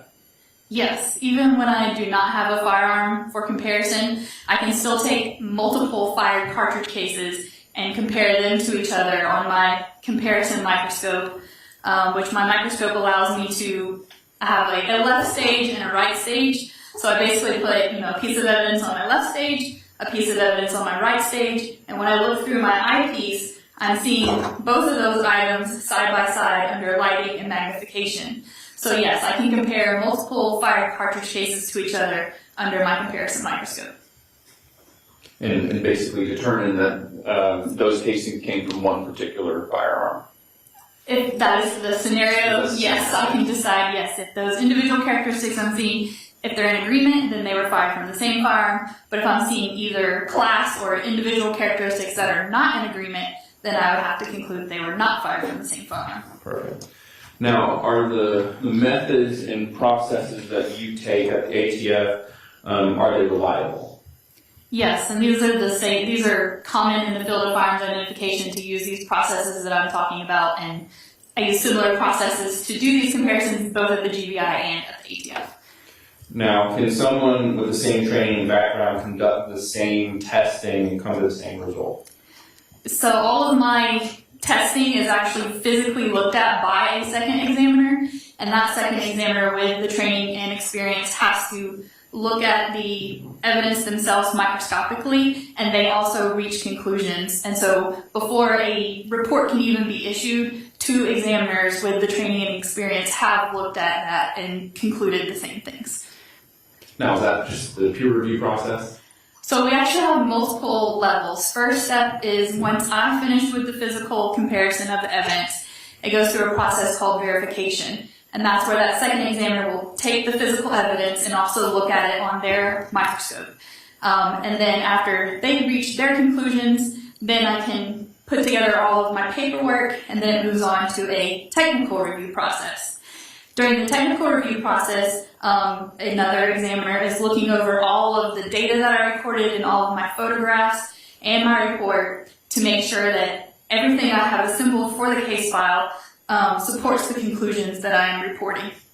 In addition to that, it also goes to another process of administrative review where a supervisor will look over the whole case file as well, more for administrative, but they can also call into question anything at that time as well. Perfect. So I want to direct your attention to this case here. Did you perform a firearm examination in this case? Yes, I did. Now, what type of testing were you requested to do? I received 3 9mm caliber cartridge cases and 1 9mm firearm, and I was asked to compare those cartridge cases to that firearm. And were you able to do that in this case? Yes. Now, before we get further, I'm going to show you what's already been admitted into evidence. State's Exhibits 602,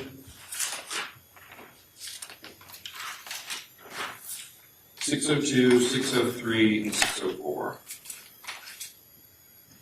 Do you recognize these exhibits?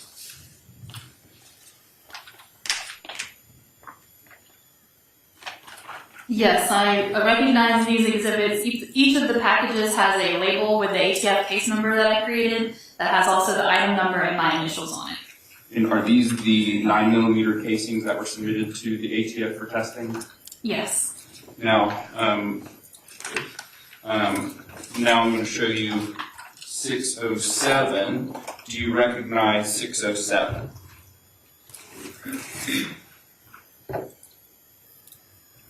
Yes, the package for Exhibit 607 also has the ATF case number label with the item number and my initials on it, as well as I recognize my initials on the trigger guard of the firearm. And additionally, there's a package in the gun box that are the test fires that I created with this firearm. Now, is this the firearm that was submitted to the ATF for testing for comparison against these casings found in 602, 603, and 604? Yes. All right. Now, I may have already asked, were you able to conduct an analysis of these casings to this firearm? Yes, I did. And were your findings reduced to a report? Yes.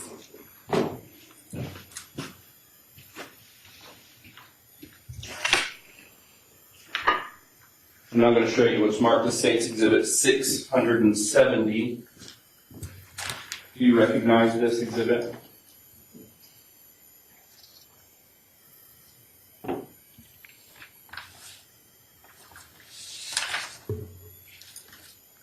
Yes, Exhibit 670 is a copy of the report I issued in this case. So is this just your report? Yes, it is. At this time, the state moves to enter what's marked as State's Exhibit 670 into evidence. 670. 670, yes, Judge. Is there any objection? And Judge, we have the same objection as we did on the DNA. It's okay to tender it, but we don't want it to go back to court.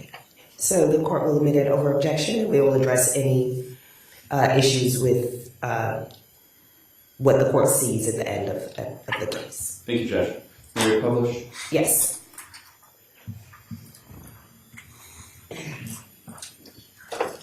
Now, starting with your report, what is this header up here?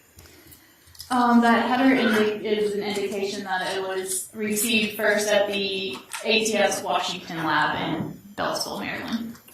And then down here, what's found in this kind of top right corner of the document? The date of the report is the date that I issued this report. The case number is a case number that is assigned when the evidence arrives at the ATF laboratory. The submission is, there apparently were multiple packages that were submitted, so this being the third. The reference number is the ATF investigative number, so that's another ATF number, but it's separate from our laboratory case number. The title is a title that comes in on the form when they submit it, and then the type of exam is indicating that they want firearm analysis done. Now, as to a location of this evidence and where it came from, is that listed here as title? I do not know if that would be consistent with that information. Was that information just provided to you and then added into your report? Yes, that is. When the evidence is submitted to the lab, there is a standard form that they fill out, and the title of the investigation is something that would be received on that paperwork into the laboratory. All right. Now, down here under exhibits, what exhibits in particular were you sent for testing? So all of these items, the first three lines being the individual 9mm cartridge cases, and the final fourth line being the Assv Technologies Model OZ9 9mm pistol. All of those items listed there are the ones that I compared for this case. And just for the record, can you read out the serial number of the firearm? The serial number is ZA04909. Now, for the court, can you describe the process that you took when you did your comparison of these cartridge casings to themselves, then to the firearm? So yes, the first thing I did was take each of the 9mm fired cartridge cases and put those on my microscope and compared those three to each other. After I did that comparison, then I made 2 test fires with the firearm, and then I took the test fires, which also would then be fired bullets and cartridge cases, and I compared those test fires to the group of 3 other cartridge cases. Now, when it comes to the firearm itself, how do you do that comparison to these cartridge casings? So the first thing I do is make test fires using the firearm. So in this instance, I took the Zev 9mm pistol, and we have a large metal water tank. So as the name implies, it's a large tank. It's filled with water, and then on the front side of it is a port, and in that port is where I insert the firearm. And when I fire the firearm, the bullet goes down into the water, and the water serves to slow the bullet down. And then, as I'm test firing it, the cartridge case is ejected into a net that surrounds that port. So then I'm able to collect those samples because I have now shot this firearm myself. So I know that that bullet I'm collecting and these cartridge cases I'm collecting, those are representative samples of the marks this particular firearm is making. So once I have, kind of the apples to apples comparison, now I have, the cartridge cases test fired and I have the evidence from the scene. I can then compare the test fired cartridge cases to those 3 scene cartridge cases. Now, the 3 9mm cartridge casings that you were submitted, were they fired from the same firearm? Yes, first I determined that those 3 9mm cartridge cases were all fired from the same firearm. Now, after conducting those test fires from the Zev Technologies model OZ9 9mm pistol, did you compare those test fires to those 9mm casings? Yes, I did. Now, what were your results?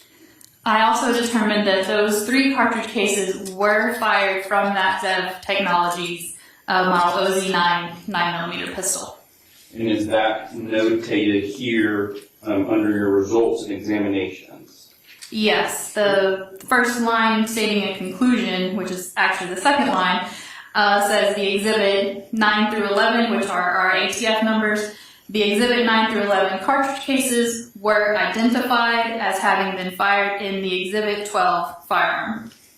Now, after you came to your specific results, was your findings peer reviewed? Well, first the term we use is verification. So yes, after I have recorded my conclusions and my analysis notes, I then pass that off to the second examiner who then does the physical comparison of the evidence as well. And after it went through that process, was your report approved? Yes. Nothing further, thank you. Thank you, Amy Hurwitz. Attorney Beverly, you may proceed with the cross.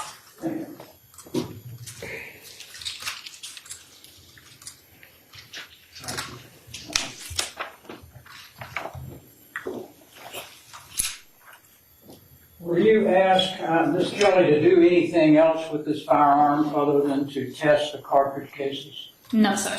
Okay. Do you know if anybody at the crime lab looked for any trace evidence on the butt of this gun?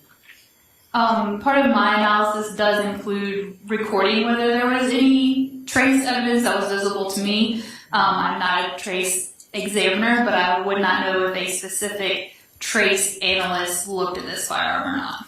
Okay.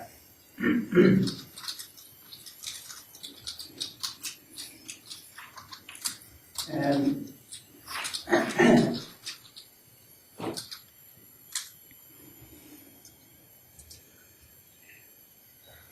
you were not asked to make any determination about muzzle to target distance or anything of that nature? No, sir. You didn't have any of that information? The only other question that I have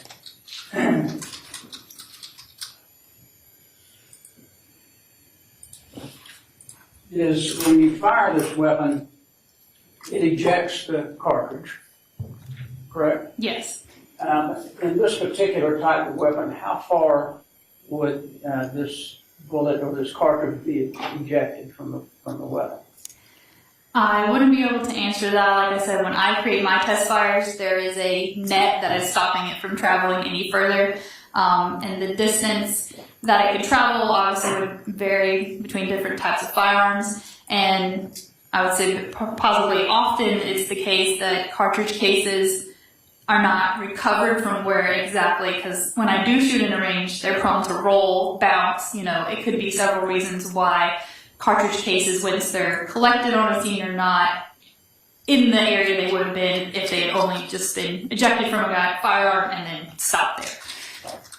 But normally if you find them in a cluster, then you can pretty much tell where the person may be standing at the time the weapon was fired. That wouldn't be part of my analysis if other people wanted to draw conclusions about that. Maybe somebody else that might look at that particular area. It's possible. Okay, thank you very much. Great, thank you, Attorney Barry. A. Burwitz, any follow-up? None from the state, Judge. All right, we just witness the excuse. Yes, Judge. All right, so we're excused. Thank you.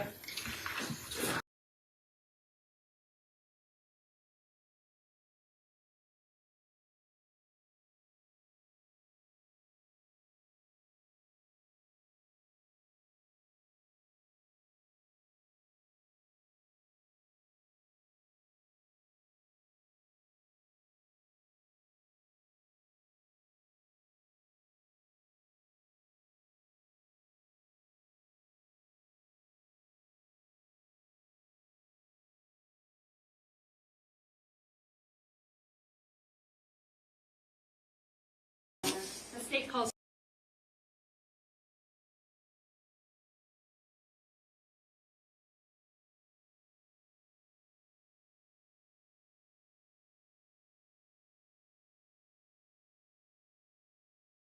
Yes.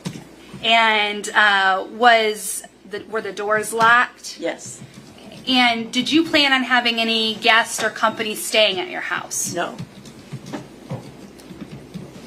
At some time, did you receive a call from detectives once you had gotten to Ohio? Yes. And did you learn that someone had broken into your home? We did, yes. Again, had you given any permission for someone to No. come to your home? And did you know the person that they found in your home? No. Had you ever spoken to Wade Wilson? No. Had you ever seen Wade Wilson? No. When he was arrested, he had told detectives he had taken some things from your home. Did you ever give permission for him to take anything No. from your home? Your Honor, may I approach the witness? Yes. For the record, I'm showing defense counsel states exhibits 36, 37, 37A, 37B as in boy, 37C, 37D as in dog, 37E, 37F, 37G as in girl, 37H, and 37I.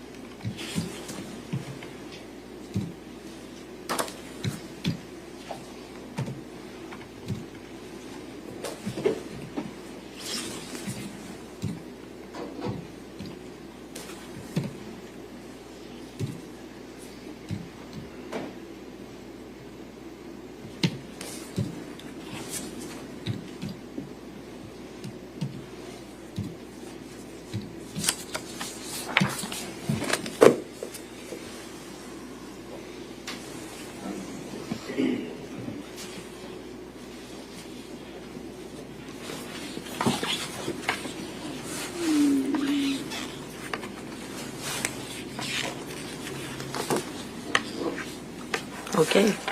Do you recognize these photographs? Yes. And do they fairly and accurately represent your home? Yes. At this time, the state would move exhibits number 36 and 37, and then 37A through I into evidence. Any objections? No objection. All right, be admitted. All right, Ms. Amlin, is that your home? Yes. We identified the exhibit. 36? Thank you. Then I'm going to start with 37.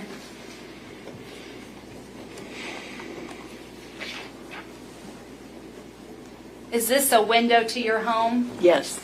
Now, it appears that there's a pane of glass or some screen that's been removed. Was that removed prior to you leaving for Ohio? No. Okay, so there was a screen and glass there when you left.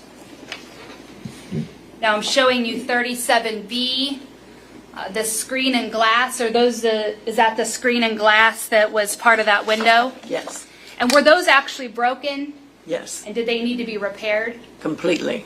And how much did the repair cost approximately? We think about $250. We bought a new window and put it in ourselves. Okay, so around $250 for that. Then going to the inside of your home, actually I'll stay on the outside, 37A, we see the window and the screen behind that structure. Again, were those there when you left for Ohio? No.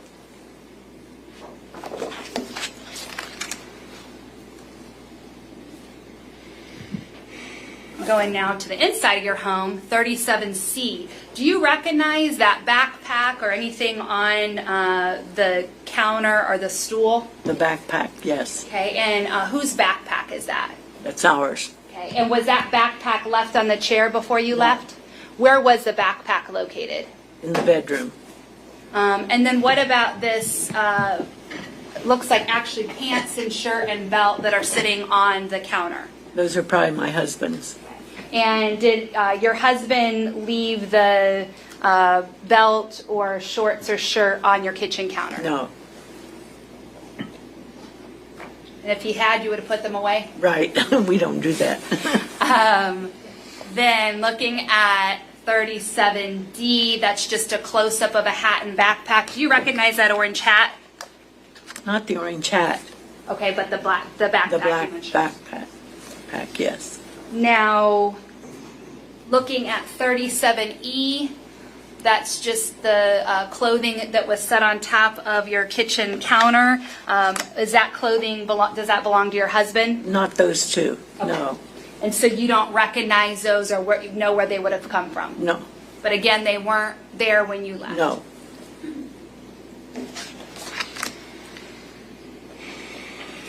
Looking at 37F, do you recognize that belt? Honestly, no. I don't pay too much attention to belts. All right. And when we look back at, actually I'm going to just go on to the next one.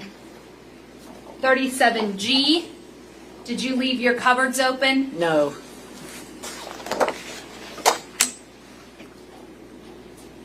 37H, it appears there's some White Claw empty cans and some, like a plastic Solo cup. Did you leave those empty cans in your cupboard there? No. And did you ever keep White Claw cans in your cupboard in that area? No.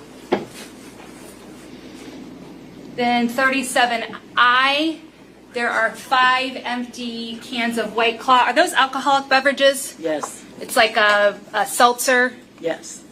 And did you and your husband have some drinks before you got on the airplane? No.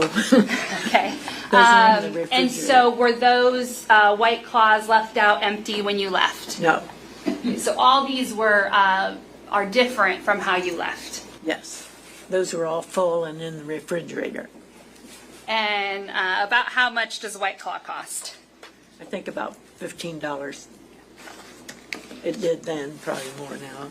Now, did you end up, both you and your husband, give a statement to law enforcement? When? Did you just tell them about what happened when they contacted you or that you didn't give him permission? Oh, yes, I did. I was the only one up. May I have a moment, Your Honor? You may. Nothing further. The state tenders a witness. All right. No cross-examination. All right. You may step down. Thank you.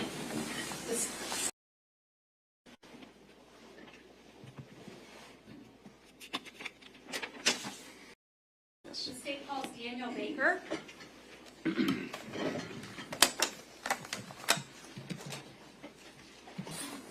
May I inquire? You may. Good afternoon. Please state your name for the record. Daniel Baker. Where do you currently work?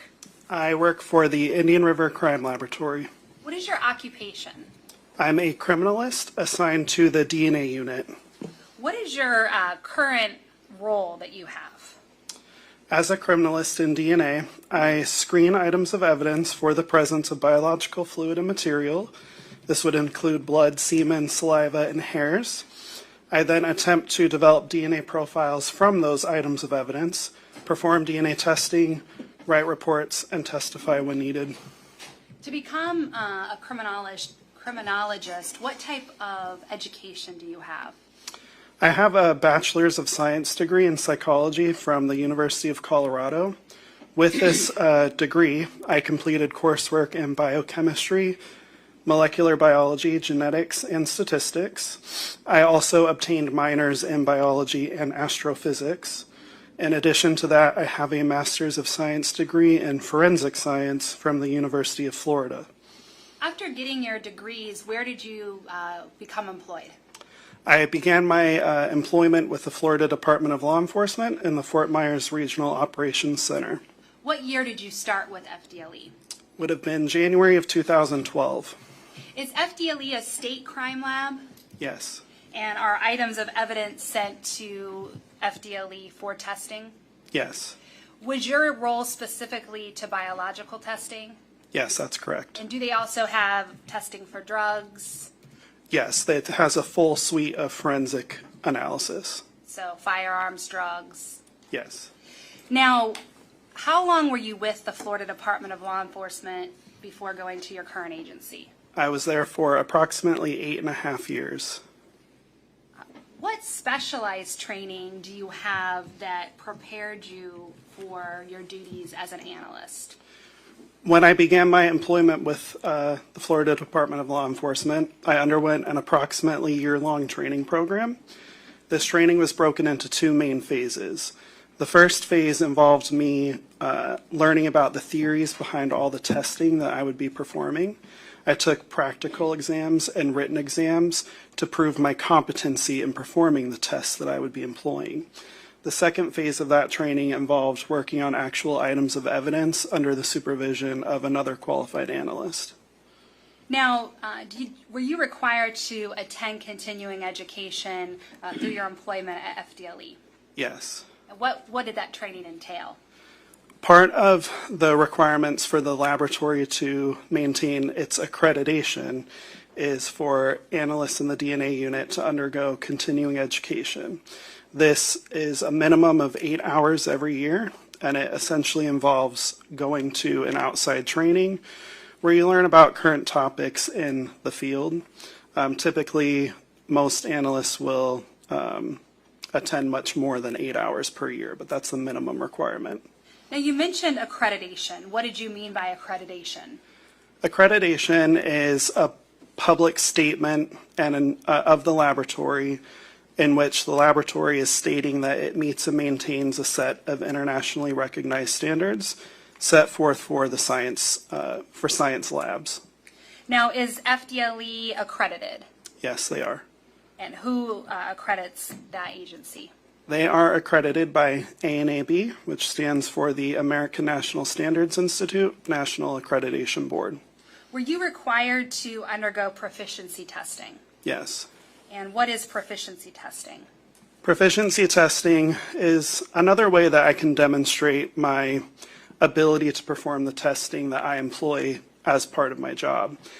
What will happen is an outside agency will provide DNA samples to me, and they know the results of that DNA testing. I do not know the end result. I'll perform DNA testing on those samples just as I would in casework and submit my answers to that outside company who will inform me if I essentially got the correct answers or not. How often is that proficiency testing done? It's required to be completed twice a year. So through your course of employment at FDLE, did you undergo those proficiency tests twice a year? Yes. Did you ever fail such a test? No.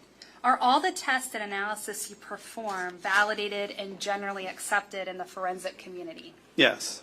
Could you just, DNA is something we hear a lot about on the news, but could you just describe what actually is DNA? DNA stands for deoxyribonucleic acid, and just put very simply, it's a blueprint that gives your body and organisms a set of instructions on how to carry out its day-to-day functions. Where is DNA found in the human body? DNA is found in every single cell inside of your body, with the exception of red blood cells. Can anyone have the same DNA? Identical twins can have the same DNA profile, yes. What type of DNA testing do you perform? I perform something called STR DNA analysis. STR is just an acronym that stands for short tandem repeat. And a short tandem repeat is essentially just a piece of your DNA that will repeat itself over and over again. The number of times that this piece repeats itself is different from one person to another. So throughout my testing, I take advantage of that to be able to distinguish from one individual to another.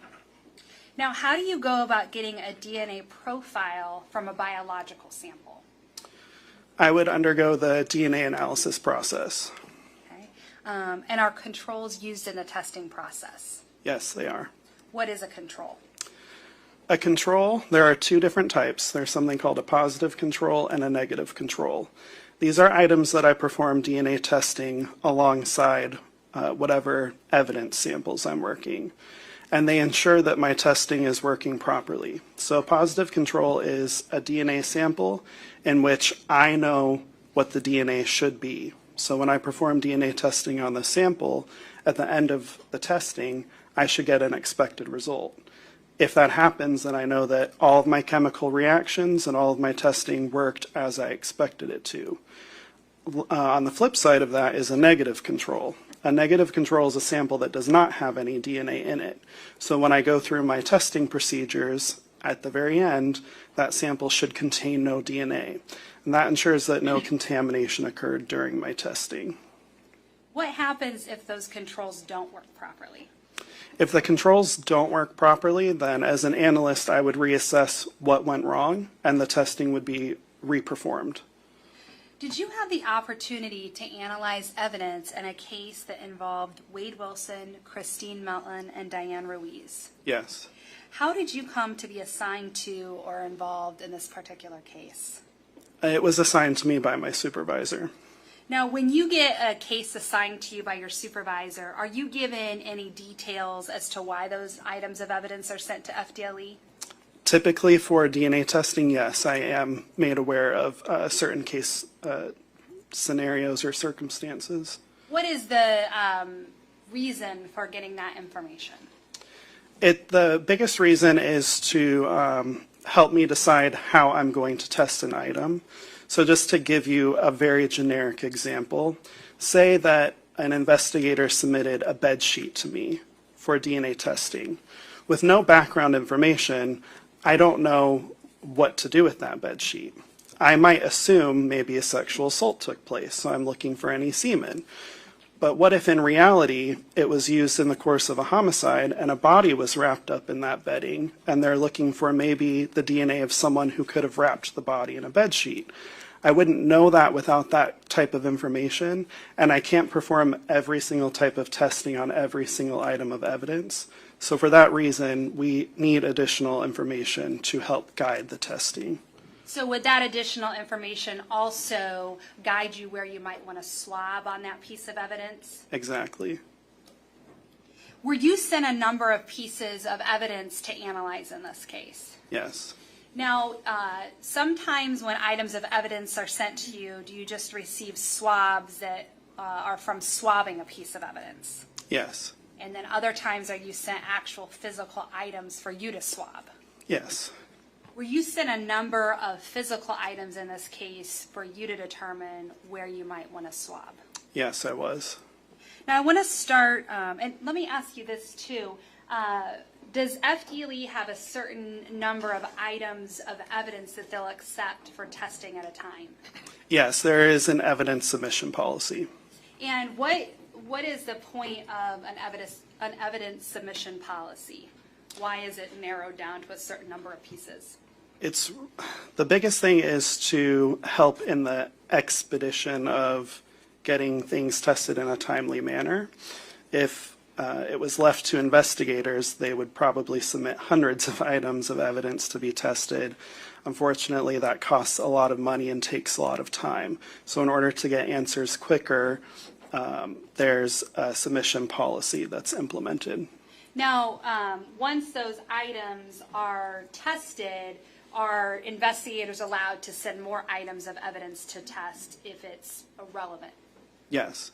Now, if FDLE receives items that would identify a perpetrator, is it typical for you to continue to receive more items of evidence if a DNA hit has already come back? That would not be typical, but it depends on case circumstances. So would you say that one of the main advantages or reasons for DNA is in order to identify people? Yes. Now, I want to start with the case involving Christine Melton. What items of evidence were you initially sent? Initially, I was sent buccal swabs from Wade Wilson. A buccal swab is a swab that's from the inside of somebody's cheek, and it's used so that I can develop a DNA profile from that item to make comparisons to any crime scene samples that I obtained DNA from.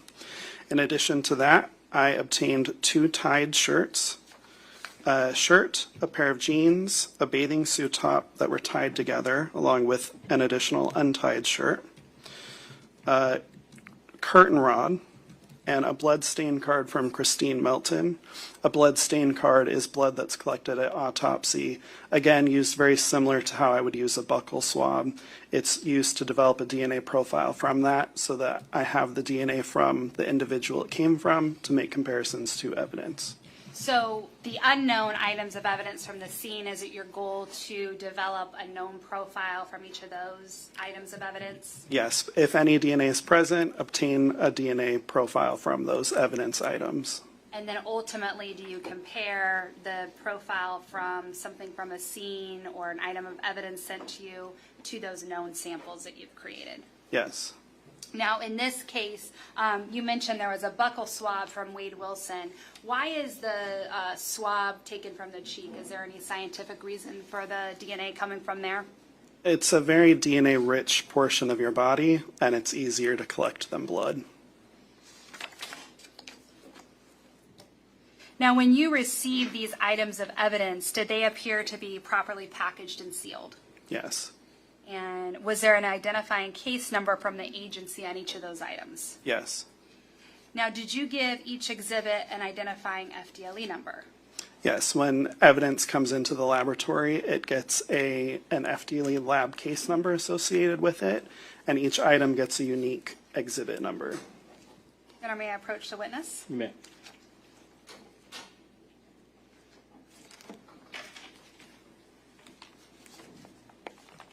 I'm going to approach you and show you an item that's already been introduced into evidence, State's Exhibit 38.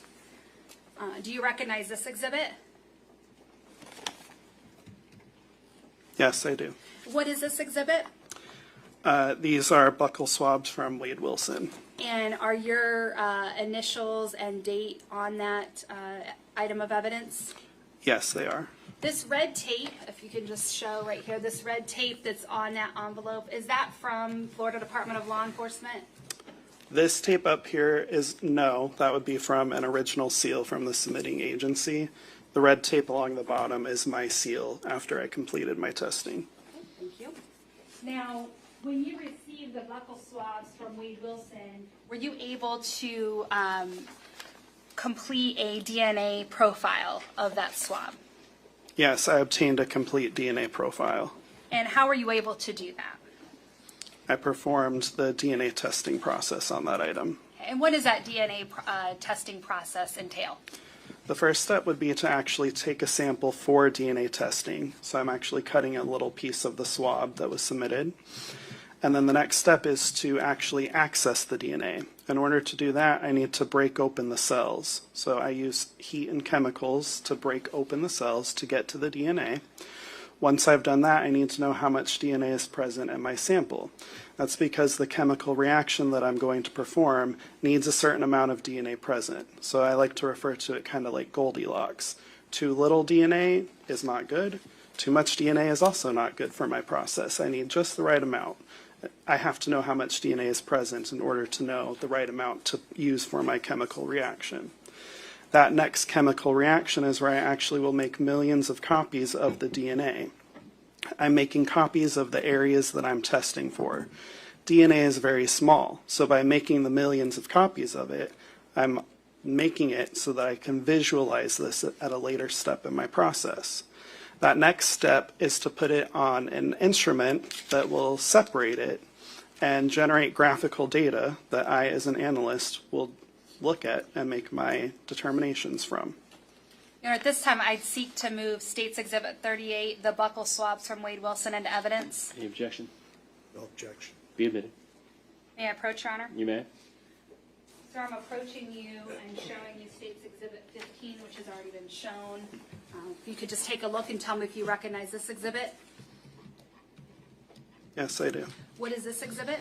This is the blood stain card from Christine Milton. And how are you able to recognize this exhibit? By the FDLE case number, the item number, and my handwritten initials on it. Now, at this time, the state would move exhibit number 15 into evidence.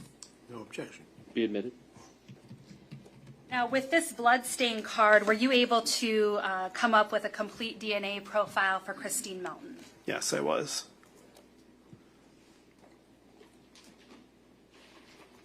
I'm going to approach you and show you some items of clothing, and there's some gloves if you need, over to your right. And the first item I'm showing you is States Exhibit 16. And then the second item is States Exhibit 17. If you could start by looking at States Exhibit 16 and tell me if you recognize it.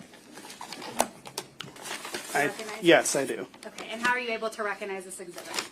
On the outside of the packaging is the FDLE case number, exhibit number, and my handwritten initials, and then I recognize the items inside. Now, obviously, this was opened in court, but when you received it, it was packaged and sealed? Yes. Your Honor, at this time, the state would move Exhibit 16 into evidence. 16 was what? The shirts, the wrap bedding, Two tight black, shirts. white, and gray tied shirts.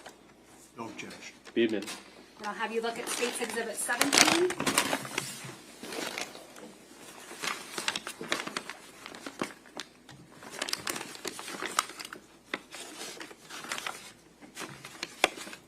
Okay. Do you recognize States Exhibit 17? Yes, I do. How are you able to recognize that? Same as before, the FDLE case number, the item number, my handwritten initials, and the contents inside the bag. Your Honor, at this time, the state would move 17 into evidence. No objection. Admitted. I want to start by asking you what you did with these items of clothing and bedding that you received. Okay, so as alluded to before, I received case information that these items were potentially used in the tying up of some kind of apparatus or the victim herself. And so the area of note on these items of clothing were any DNA that might be on the knotted portions. So to start, this first package is two tied shirts. They were knotted together at the sleeves. There were two knots. So what I did was I start by performing just a visual examination of the evidence. Though I know I'm focusing on the knots, I am still going to give a visual exam to the entire of the item to see if there's any characteristic staining that would potentially warrant testing for bodily fluids. In this case, I did actually perform a chemical color change test for the possible presence of semen. Sexual assault was potentially suspected in this case, and there was staining that warranted potential testing for semen. In this instance, the items were negative for the presence of semen. The next thing I did was collect potential hairs from these exhibits. So the shirts had what appeared to be hairs. I'm saying what appeared to be because I didn't actually examine them with a microscope, which is how I would confirm that they were hairs. These possible hairs were collected and then returned to the original package in a separate little envelope that I have in here.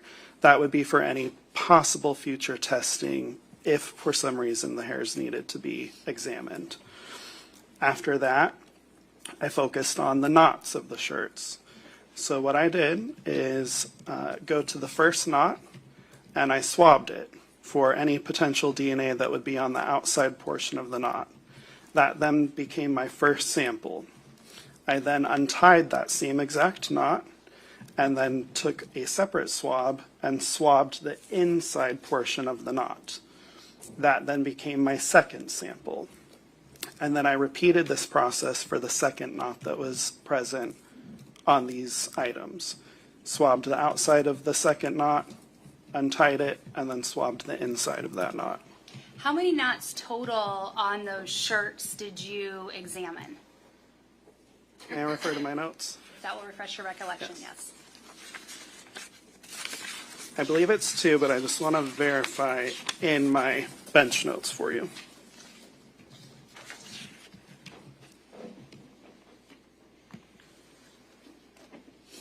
Yes, it was 2 total knots for this first item. Could you please pull that first item out and just show the jurors that item? So this is the possible hair package that's in here that I told you I collected. While you're pulling that out, is hair something that's very easy to test for DNA? It's not difficult to test for DNA, but it's not commonly performed DNA testing just because a lot of hair is shed on your body throughout the day. Approximately 200 to 300 hairs can be shed in a day. And typically those shed hairs are dead, and dead hairs don't contain the type of DNA that I'm looking for. I'm looking for hairs that are in an actively growing phase, and usually those have to be ripped out to find those. So most times I don't even examine hairs unless there's something about a case circumstance that would suggest I should.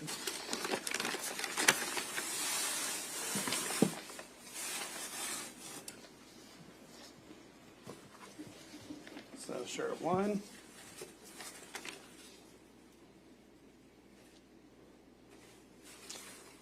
Shirt 2. They were both knotted by their sleeves together at each of the sleeves. So these shirts that you're holding up are after you've untied them? Yes. So let's talk about the knot, is it 2A? Is that the right reference that I'm using? Yes. First knot? Okay. So for 2A, were you able to obtain DNA results from that knot? Yes, I was. And were you able to compare the profile from 2A to the profiles of Wade Wilson and the profile of Christine Melton? Yes. What were the results of the comparison? So to start, the actual result of my testing on that knot, it demonstrated a presence of a mixture consistent with 2 individuals, including at least 1 male. So what that means is that there's DNA from 2 people on that knot, and at least one of them is male. Once I obtain that result, I then do the comparison to Wade Wilson and Christine Melton.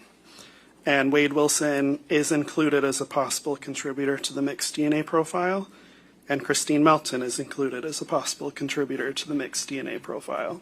Now, were you able to put a statistical significance to those comparisons? Yes. What is that statistical significance? So to lay a little bit of groundwork for you, because I can't DNA test every single person in this world who has lived, is living, and will ever live, I can never 100% say that something is someone's DNA. Because I can't do that, I have to calculate some type of statistic that will give you some weight to this inclusion. I do that by the use of something called a likelihood ratio. A likelihood ratio compares the probability of getting my DNA under 2 different explanations.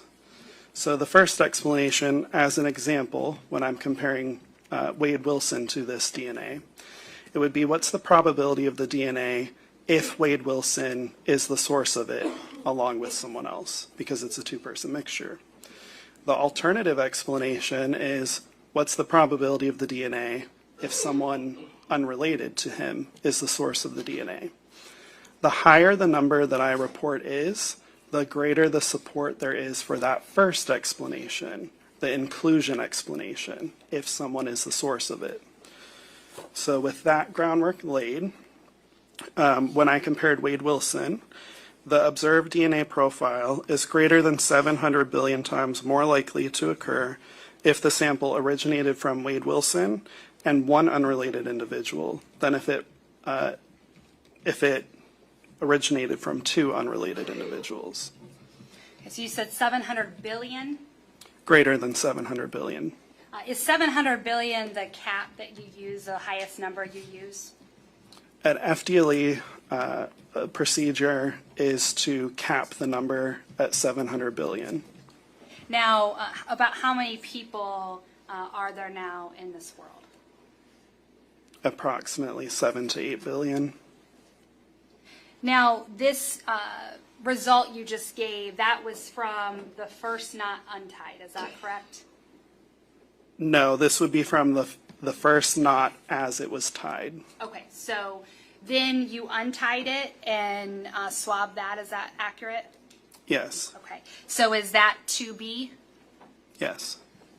Were you able to obtain DNA results from 2B, so that untied knot? Yes, I was. And were you able to compare the profile from 2B to the profile of Wade Wilson and Christine Melton?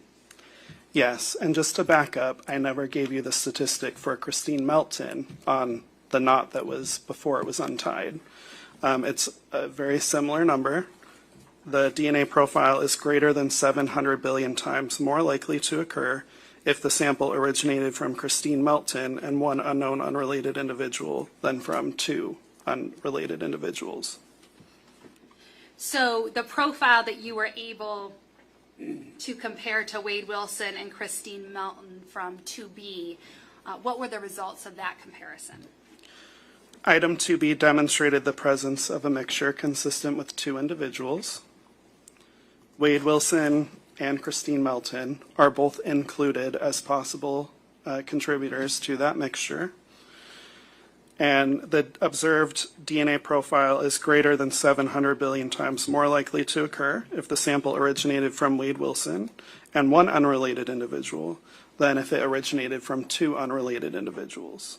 And then likewise with Christine Melton, the observed DNA profile is greater than 700 billion times more likely to occur if it originated from Christine Melton and one unrelated individual than if it originated from two unrelated individuals. Okay, so those are the results from the outside and the inside of knot 1? Yes. Okay, so let's go to the second knot. Is that 2C? Yes. So is 2C, did you swab from the outside of that knot? Yes.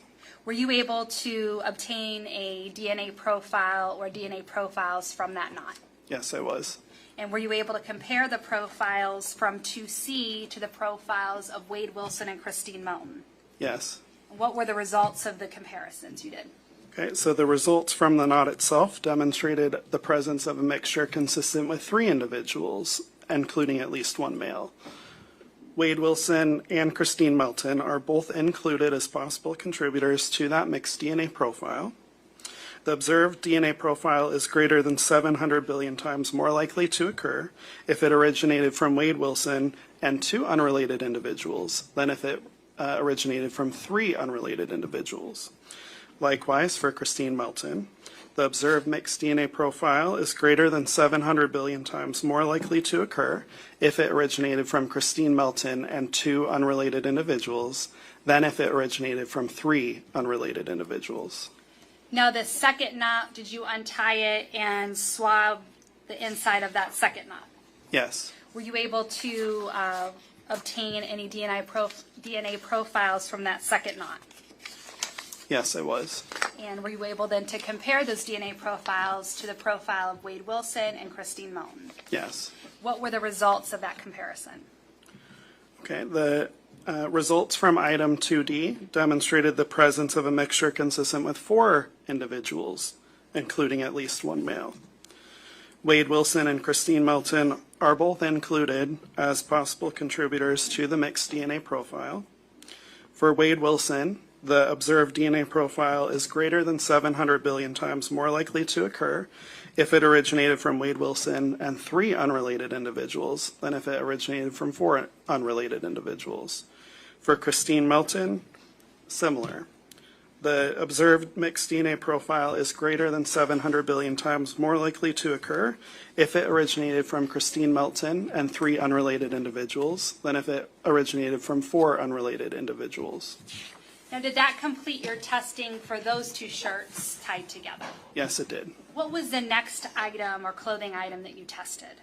The next clothing items would have been the tied shirt, jeans, and bathing suit top with the untied shirt. Is that 3A? Is that one of those knots 3A from that? Yes. Could you please show the jurors the items of clothing that you tested next? Okay. I can just approach Your Honor. I'll Okay. The pair of jeans.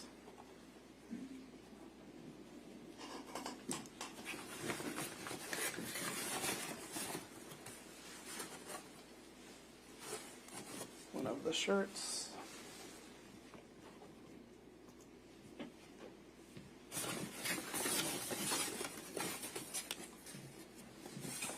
The bathing suit top.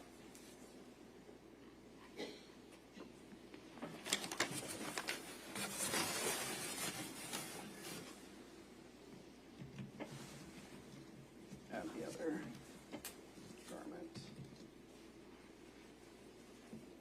Now there's 4 pieces, is that correct? Yes. Were all 4 of those pieces knotted together? No, they were not. Okay. What parts were knotted together? The shirt that I showed you that had the small hoodie attached to it was tied to the pair of jeans. Also tied to the pair of jeans was the bathing suit top, which itself also had some knots done within itself. The other shirt was not tied to these items. So let's talk about the first knot you tested, 3A. Which knot was this? 3A is the knot that was connecting the shirt to the jeans. And were you able to complete any DNA profiles from the outside of that knot? Yes, I was. Were you then able to compare the profile from that knot to the profiles of Wade Wilson and Christine Melton? Yes. What were the results of that comparison? The knot 3A demonstrated the presence of a mixture consistent with 3 donors, including at least 1 male. Wade Wilson and Christine Melton are both included as possible contributors to that DNA profile. For Wade Wilson, the observed DNA profile is greater than 700 billion times more likely to occur if the sample originated from Wade Wilson and 2 unrelated individuals than if it originated from 3 unrelated individuals. For Christine Melton, the observed DNA profile is greater than 700 billion times more likely to occur if it originated from Christine Melton and 2 unrelated individuals than if it originated from 3 unrelated individuals. Did you then swab the inside of that knot once you'd untied it? Yes, I did. And again, this is the pants and the gray hoodie? Yes.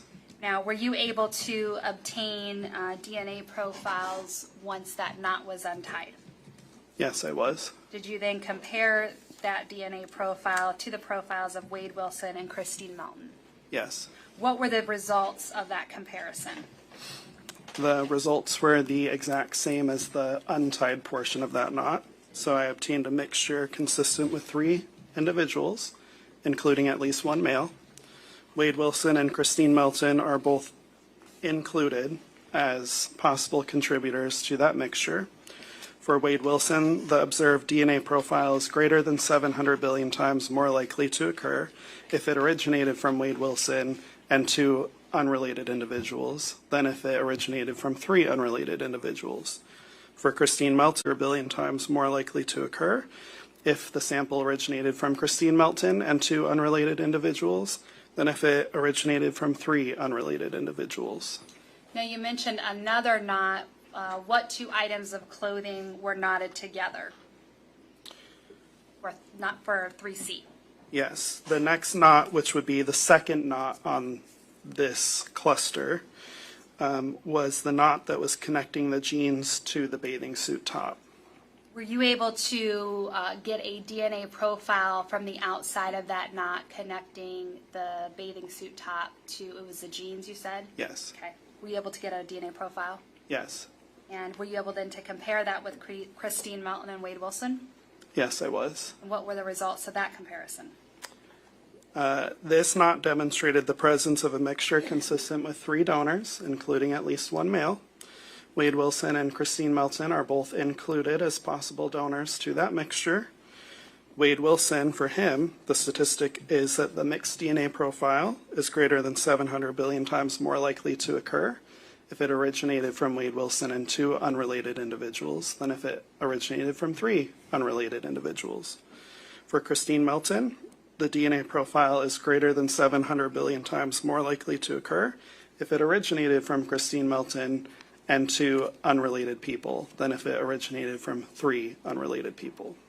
Now, did you untie those items of clothing and swab the inside of that knot? Yes, I did. Were you able to obtain DNA profile from untying that knot? Yes, I was. And did you compare that profile to the profiles of Wade Wilson and Christine Melton? Yes. What were the results of that comparison? The results are the same as the untied portion of the knot. A mixture consistent with 3 people was obtained, including at least 1 male. Wade Wilson and Christine Melton are both included as possible donors to that mixture. For Wade Wilson, the DNA profile is greater than 700 billion times more likely to occur if it originated from him with 2 other people than if it came from 3 unrelated people. For Christine Melton, the DNA profile is greater than 700 billion times more likely to occur if the sample originated from her and 2 unrelated people than if it originated from 3 unrelated people. Now, were those the only knots you tested on those 3 items of clothing? No, there were additional knots. Okay, so let's talk about the next knot. That would be 3E. Yes, this would be the 3rd knot with this cluster of clothing. Okay, and where was the 3rd knot located?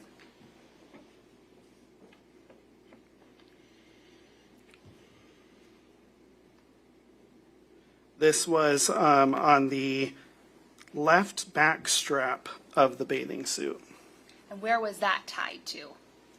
itself. Just itself. Okay, so did you swab the outside of that knot on the bathing suit? Yes. Were you able to develop a profile? Yes, I was. Did you compare that profile to Wade Wilson and Christine Melton? Yes. What were the results of that comparison? This knot demonstrated the presence of a mixture consistent with 3 individuals, including at least 1 male. Wade Wilson and Christine Melton are both included as possible contributors to that mixed DNA profile. For Wade Wilson, the observed DNA profile is approximately 5.1 billion times more likely to occur if it originated from Wade Wilson and 2 unrelated people than if it originated from 3 unrelated people. For Christine Melton, the DNA profile is approximately 2.1 million times more likely to occur if it originated from Christine Melton and 2 unrelated people than if it originated from 3 unrelated people. Now, did you mention there was another knot in that bathing suit? Yes. Okay, and is that 3F? It is 3G. 3G. Okay, so what is 3F? What knot is that? That is the untied portion of the knot I just talked about. Okay, and if you could, were you able to develop a profile from the untied portion of that knot? Yes, I was. Did you compare that profile to Wade Wilson and Christine Melton? Yes. And what were your results of that? There was a mixture that demonstrated the presence of a mixture consistent with 3 donors, including at least 1 male. Okay. I then compared the 2. Wade Wilson and Christine Melton are both included as possible donors to that mixture. For Wade Wilson, the observed DNA profile is greater than 700 billion times more likely to occur if the sample originated from him and 2 unrelated people than if it was from 3 unrelated people. For Christine Melton, the DNA profile is greater than 700 billion times more likely to occur if it originated from her and 2 unrelated people than if it originated from 3 unrelated people. Let's talk about then that second knot on the bathing suit, 3G. Is that correct? Yes. Okay. So were you able to swab the outside of that knot and obtain a profile? Yes, I was. Did you then compare that profile to Christine Melton and Wade Wilson? Yes. What were the results of that comparison? This knot demonstrated the presence of a mixture consistent with 2 donors, including at least 1 male. Wade Wilson and Christine Melton are both included as possible donors to that mixture. For Wade Wilson, the DNA profile is greater than 700 billion times more likely to occur if the sample originated from Wade Wilson and an additional unrelated person than if it originated from 2 unrelated people. For Christine Melton, the observed DNA profile is greater than 700 billion times more likely to occur if it originated from her and 1 unrelated person than if it originated from 2 unrelated people. Did you then untie that knot and swab the inside of that knot? Yes. And is that 3H? Yes, it is. And were you able to obtain a profile from that knot? Yes. And did you compare that profile to Wade Wilson and Christine Melton? Yes. What were the results of that comparison? This demonstrated the presence of a mixture consistent with 2 donors, including at least 1 male. Other limited data which is not interpretable was observed in this sample and may suggest the possibility of additional contributor to this DNA profile. So what that means is rarely I can get DNA signal from that could indicate that another person is present in this sample, but it's not a lot of data. Because it's not a lot of data, I can't make any comparisons to it. It could be DNA, it could actually be a technical artifact of the testing process that I perform. Because of that, it's not interpretable. So then I compared Wade Wilson and Christine Melton to this mixture. Wade Wilson and Christine Melton are both included as possible contributors to that mixture. For Wade Wilson, the observed DNA profile is greater than 700 billion times more likely to occur if the sample originated from him and 1 unrelated individual than if it was from 2 unrelated people. For Christine Melton, the DNA profile is greater than 700 billion times more likely to occur if the sample originated from her and 1 unrelated person than from 2 unrelated people. Now, did that conclude your testing of the clothing, the knots? Yes, it did. May I approach, Your Honor? You may. For the record, I'm approaching the witness. I'm going to show you State's Exhibit 18. I'd ask that you just take a look at State's Exhibit 18.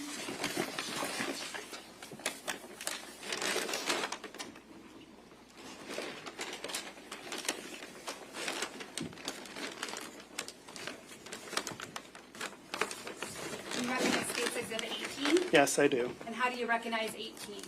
The FDLE item number, the case number, and my handwritten initials. And at this time, the state will move 18 into evidence. No objection. Be admitted. I'd ask that you just pull out and publish what is inside of that.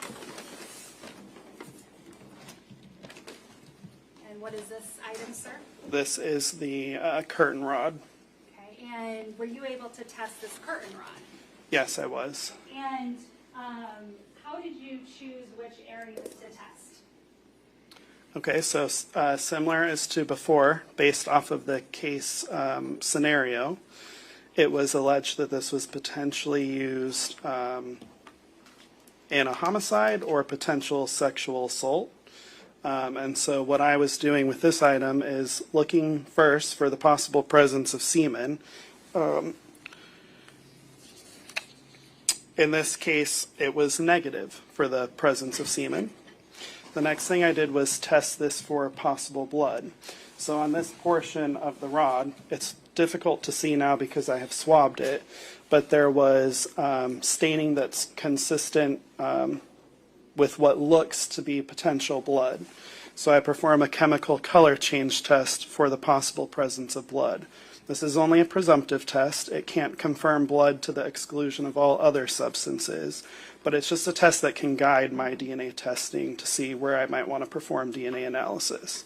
That gave positive indications for the possible presence of blood. So I swabbed that staining at this portion of the rod. Now I'm just going to ask for the record, the portion of the rod you're pointing to looks like maybe the top of the rod with a little hook. Yes, the hook that would connect towards the top of the blinds. And what was the other area that you chose to swab? The next area would be where I would expect maybe someone to be holding or using this item. So I swabbed this portion just to see if there's any DNA present on this portion of the rod. Now, item 4, were you able to obtain DNA results from this item?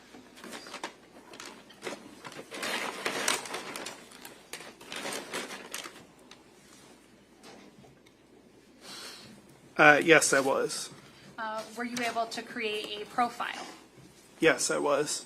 And did you then compare that profile to the known profiles of Christine Melton and Wade Wilson? Yes. And when I say 4, is this the top of the rod or the bottom of the rod? So 4 was split into 4A and 4B. 4A would be the staining that was at the top of the rod. Okay, so what were the results for the profile from the staining at the top of the rod? That it was a complete DNA profile that was consistent with a female individual. And were you able to compare that DNA profile to Christine Melton? Yes. And what were the results of that? The DNA profile from that staining matches the DNA from Christine Melton.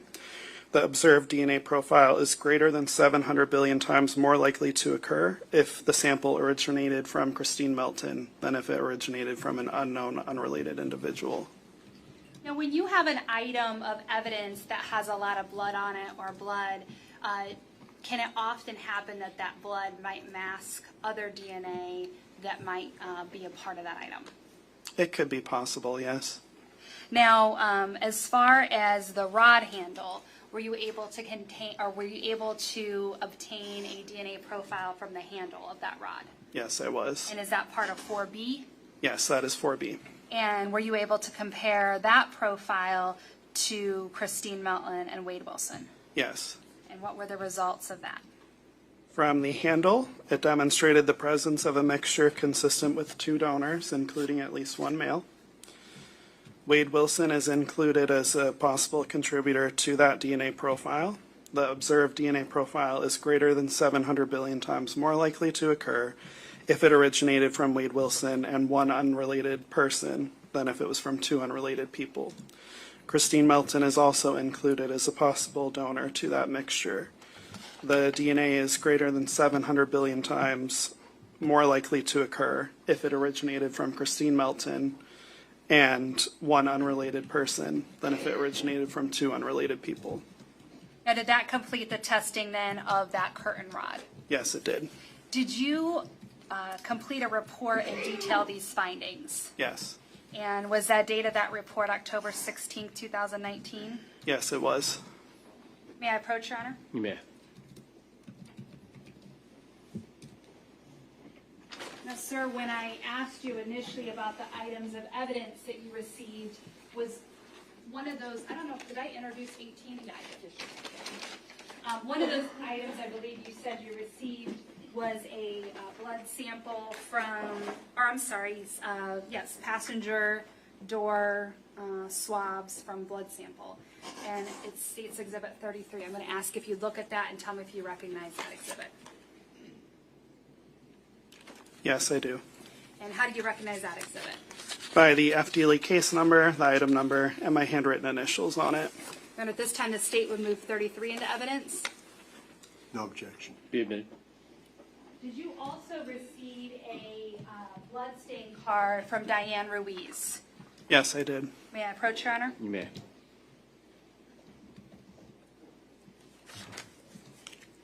The blood stain card, how is the blood, is it just like dabbed on the card, or how does that card actually work? I don't actually know. Okay, so you just know it's blood from that person and you're creating a profile. Exactly. So I'm going to show you State's Exhibit 32, and if you can tell me whether you recognize that exhibit. Yes, I do. And how do you recognize this exhibit? The FDLE case number, the item number, and my handwritten initials. At this time, the state would move 32 into evidence. No objection. Be admitted. So let's start with State's Exhibit 32, the known DNA that you received. Were you able to develop a profile? Yes, I was. And then for State's Exhibit 33, which were the swabs from the interior passenger door, were you able to develop a profile for that? Yes, I was. Did you then compare those two profiles? Yes. What were the results of the compare? Actually, let's talk about this first. Did you also compare the DNA sample from the passenger, the blood on the passenger door, to Wade Wilson? Not in this instance, no. Okay, so just to Diane Ruiz. Yes. And what were the results of that? The DNA results from that swab demonstrated the presence of a mixture of at least 2 people. A complete DNA profile for the major contributor could be determined and is suitable for comparisons. Due to the limited nature of the DNA results for the additional contributors, that data is not interpretable. So this sample is a little bit different than all the other ones that I've talked about. All of the other samples I talked about, there was enough DNA present on those items where I could make a definitive decision on how many people were present in those mixtures I obtained. Sometimes there can be DNA from one person in a very large amount, and then a very, very insignificant small portion of DNA that's left over. There's such little amount of DNA that's left over that I can't actually use that portion of it to make any comparisons to. But because there's DNA from someone in a much higher amount, I can compare to that portion of the sample. So that portion of the sample is what I have called in this report a major DNA profile. And that is what I made my comparison to Diane Ruiz from. The major DNA profile matches the DNA from Diane Ruiz.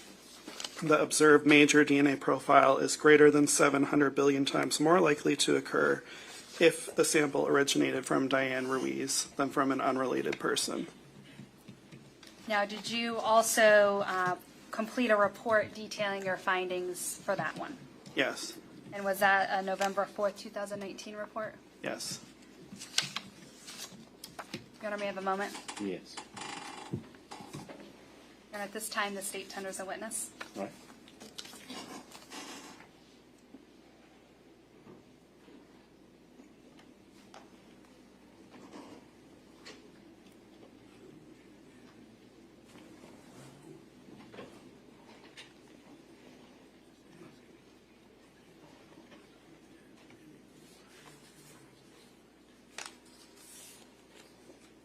Sir, did you test any other items than the ones you mentioned today? Yes. And were those consistent with Ms. Melton, Ms. Ruiz, or Mr. Wilson? It would be easier to probably go through them individually. Yes, there were some inclusions with at least one of those individuals. Were there exclusions? Give me this one moment. Sure.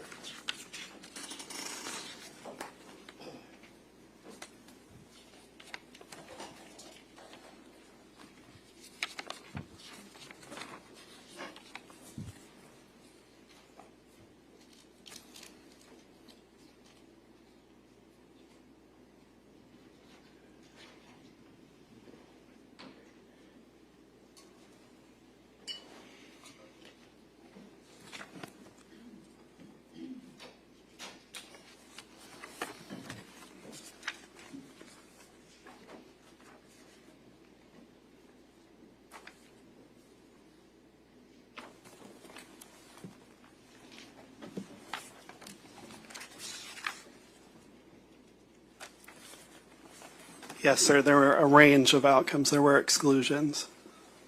By exclusions, what do you mean?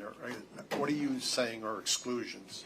An exclusion is where I'm determining that someone is not contributing to the DNA profile. So when I make the comparison from their buccal swab or blood, I'm stating that those DNA profiles are not the same origin. Did those DNA profiles come back to people other than Ms. Ruiz, Ms. Melton, or Mr. Wilson? Not that I have identified, no. They came back to other profiles. Yes. Did you receive swabbings from the front of a Nissan Versa? Not from the outside of the car, no. Just from the inside? Yes. Why do you use the phrase possible contributor? It's just semantic-y. Again, as a DNA analyst, I can't say for sure that someone is or is not the source because I have not tested every single person in this world. So because of that, I can say they're a possible contributor and then provide the weight with a statistical calculation. Thank you. Okay. You Nothing read further from the state. I'd ask that he be excused. Any objection? No objection. All right, sir, you can step down. You're excused.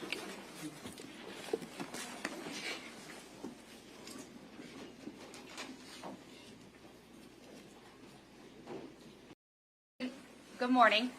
Good morning. Please state your name for the record. Matthew Fordham, detective, Where are you a detective? Cape Coral Police Department, How long have you been with Cape Coral Police Department? since 2006. What type of training and experience do you have with them? I went to the police academy in 2006. From there, I was a patrol officer. After patrol, I worked street crimes unit. And then from the street crimes unit, I was assigned to the United States Marshal Service Task Force here in Fort Myers. And as part of the U.S. Marshals Task Force, is it your job to help detain and arrest various people who are wanted? Yes, Were you working on October 7th of 2019? I was. Did you become involved in an investigation to apprehend Wade Wilson? Yes. How did you become involved? I was asked to attempt to locate him. Okay.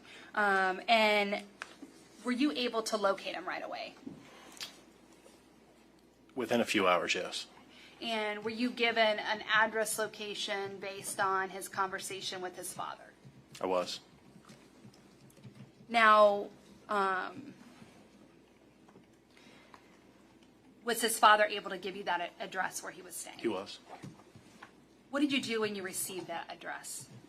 I got with the guys that work on the task force with me, and we coordinated a location in the area to meet up so we could talk about our plan on how we were going to approach the residents.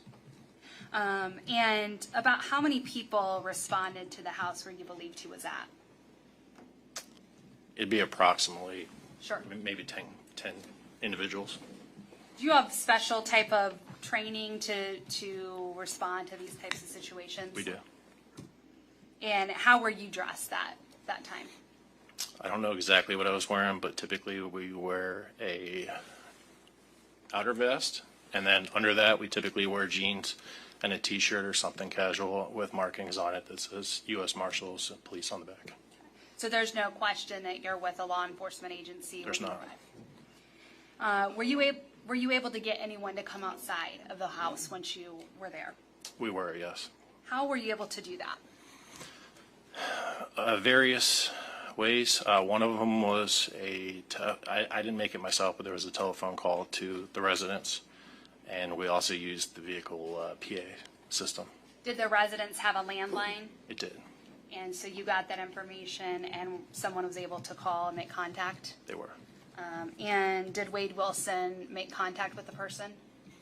He did. And did he come out right away? I was informed that he had to speak to his dad one last time and that he would come out. And did he speak to his dad one last time? I'm assuming. Okay.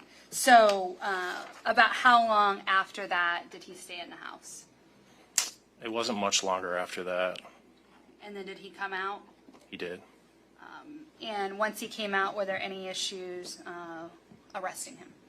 No issues at all. Now, once he came out, did officers go inside the house? Yes. And what was the purpose of going inside the house? Typically, it's a protective sweep to make sure that while investigators are on scene, nobody else is inside the house that could harm law enforcement. When when the officers went inside the house, was anyone else present in the home? No. Do you see the person that you arrested from that house sitting here in court today? I do. And would you please point to him and identify an article of clothing that he's wearing? He's wearing a black tie with a black suit jacket. Your Honor, let the record reflect that this witness has identified the defendant. No further questions. The state tenders a witness.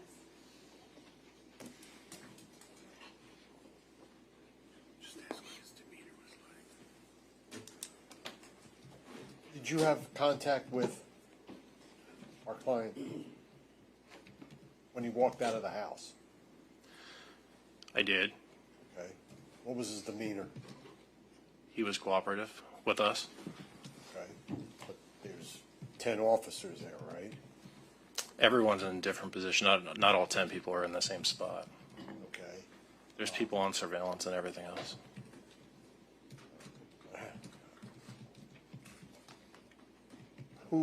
How many met him when he walked out of the house?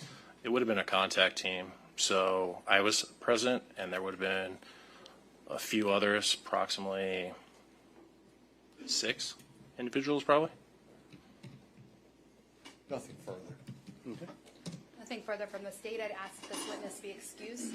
No objection. All right, sir, you can step down and you're excused. May we approach, Your Honor? You may.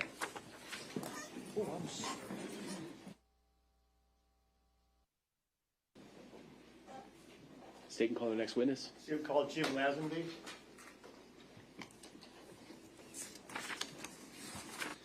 Sir, would you please introduce yourself to ladies and gentlemen of the jury by telling them your name? Sergeant Jameson Lazenby, And sir, where do you work? Lee County Sheriff's Office, And how long have you worked there? since '96. And what do you do for the Lee County Sheriff's Office? I'm currently a supervisor in the Civil Division. What does that mean? I supervise court procedures such as subpoenas, depositions that are served, subpoenas, things of that nature. I have people that work for me that serve them. And did you have an opportunity to work at the Lee County Jail back in October of 2019? Yes, I did. And what were you doing for the Lee County Jail at that point in time? I was a shift sergeant. Now, while you were a shift sergeant there at the Lee County Jail, did you have occasion to come into contact with a gentleman by the name of Wade Wilson? Yes, I did. Did he make any requests of you at that time? Yes. And what were those? He requested I reach out to the detectives involved in the case and speak to them. Okay. And what did you do after he requested that of you? Made a phone call to detectives. And did you arrange for the detectives to come down and meet with Mr. Wilson? Yes, And was that the extent of your involvement in this case? that's it. No further questions for this witness, Judge. All right. No cross. All right, you can step down. Thank you. Judge, say we call Nick Jones.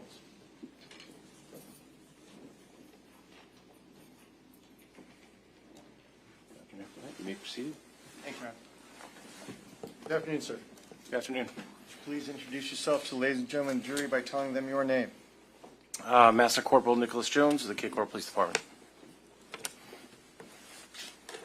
You say Master Corporal? Yes, sir. When did you obtain that rank? It's been a while now. I don't recall. Very well. How long have you worked for the Cape Coral Police Department? I'm in my 19th year. Back on October 10th of 2019, what did you do for the Cape Coral Police Department? I was a detective in the Major Crimes Unit. What was your role as a detective in the Major Crimes Unit, specifically as it relates to the 10th of October 2019? I was assisting Detective Bell in an investigation regarding Christine Melton, and then I became the assigned detective for a missing person, Diane Ruiz. Did you become intimately familiar with the facts and circumstances surrounding the missing person, also known as Christine Melton? Yes, sir. And also as it related to Miss Diane Ruiz? Yes, sir. As a result of having received that information, did you ultimately receive a telephone call from a sergeant by the name of Jim Lazenby from the Lee County Sheriff's Office? Yes, sir, I did. And did he request of you to come down to the Lee County Sheriff's Office jail to meet with Mr. Wade Wilson? Yes, sir, that's correct. And did you go and meet with Mr. Wade Wilson? Yes, sir, I did. Who did you meet Wade Wilson with? I was with Detective Jason Hicks. Okay. Could you please describe for the ladies and gentlemen of the jury how this meet was set up? When you go into the Lee County Jail, There are a number of different rooms that they can provide you, so you can interview potential witnesses, suspects, things like that. This particular room was a rather large room with a table in the middle of it and some chairs set up. Makes it kind of difficult sometimes in that setting to interview somebody. It creates a large echo. You're trying to hear each other. But that's, there are a couple of windows in the back, so jail personnel can watch. So who are the only people in this room? It was myself, Detective Hicks, and Wade Wilson. And did Mr. Wilson indicate to you that he wished to speak to you? He did. Did you make any threats or promises in order to get him to speak with you? No, sir. Did he request, was the only request that he made of you to get some French fries? It was a burger and fries, but yes, sir. And as a result of that, did he sit down and speak with you? He did. Okay. And was this conversation recorded? It was. And did you read him Miranda rights? Yes, sir. What are Miranda rights? Miranda rights are to afford the defendant, suspect, the opportunity to counsel an attorney prior to any questioning from law enforcement when there's a custodial setting.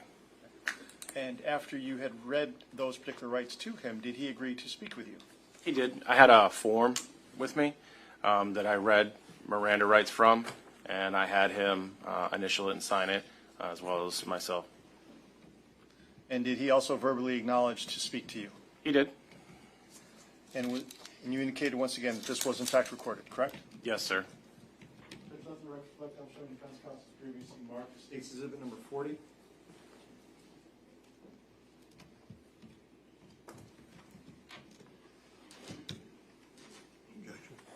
Commissioner, your point, Judge.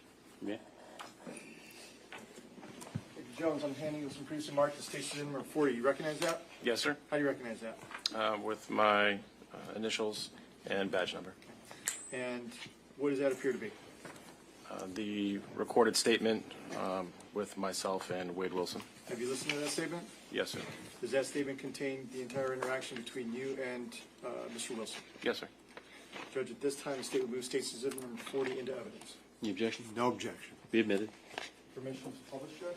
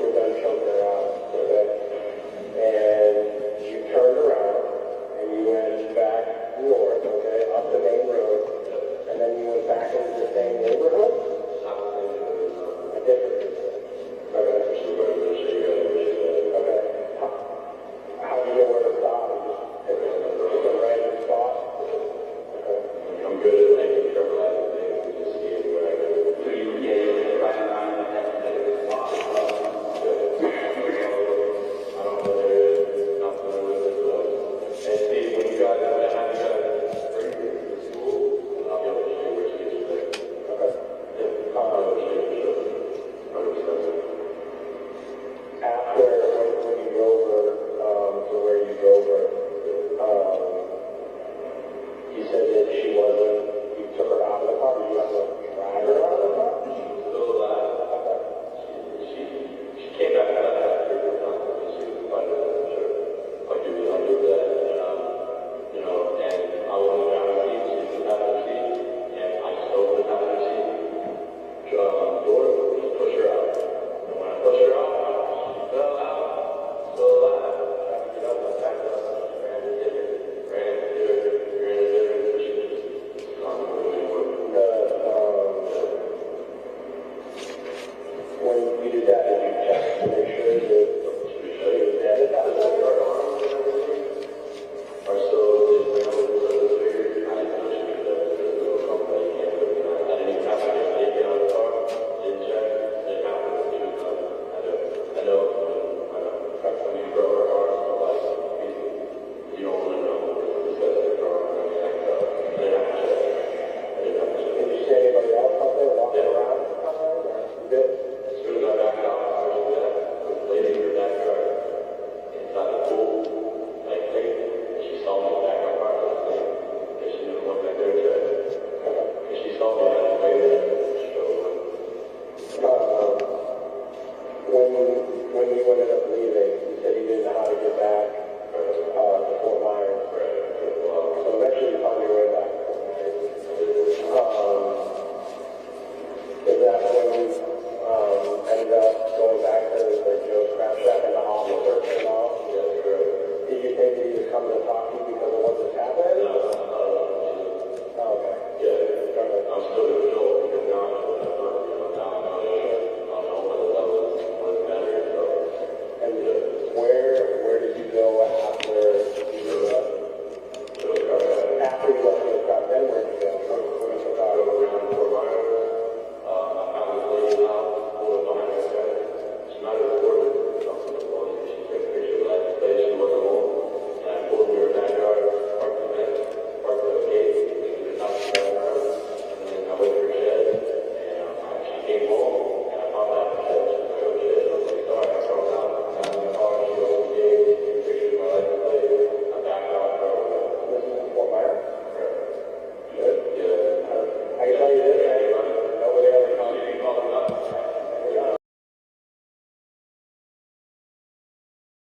You just want to talk to me. No, I'm just saying, the girl that you said was sleeping on the couch left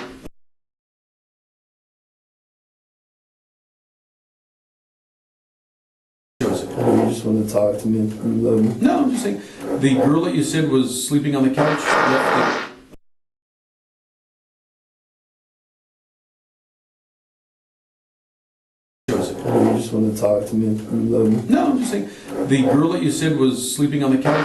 just want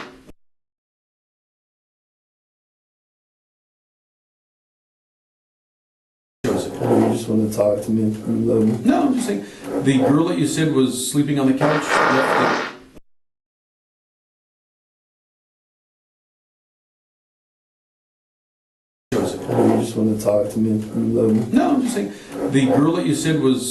couch left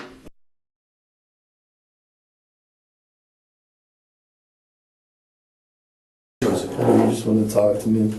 No, I'm just saying, the girl that you said was sleeping on the couch left You just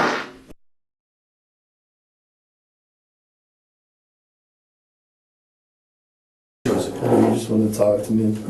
No, I'm just saying, the girl that you said was sleeping on the couch left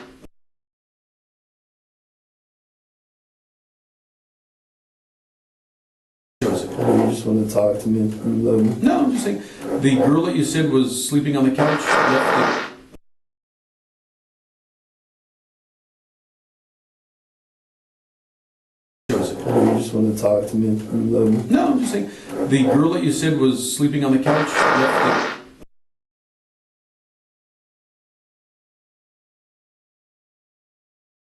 You just want to talk to me. No, I'm just saying, the girl that you said was sleeping on the couch left You just want to talk to me. No, I'm just saying, the girl that you said was sleeping on the couch left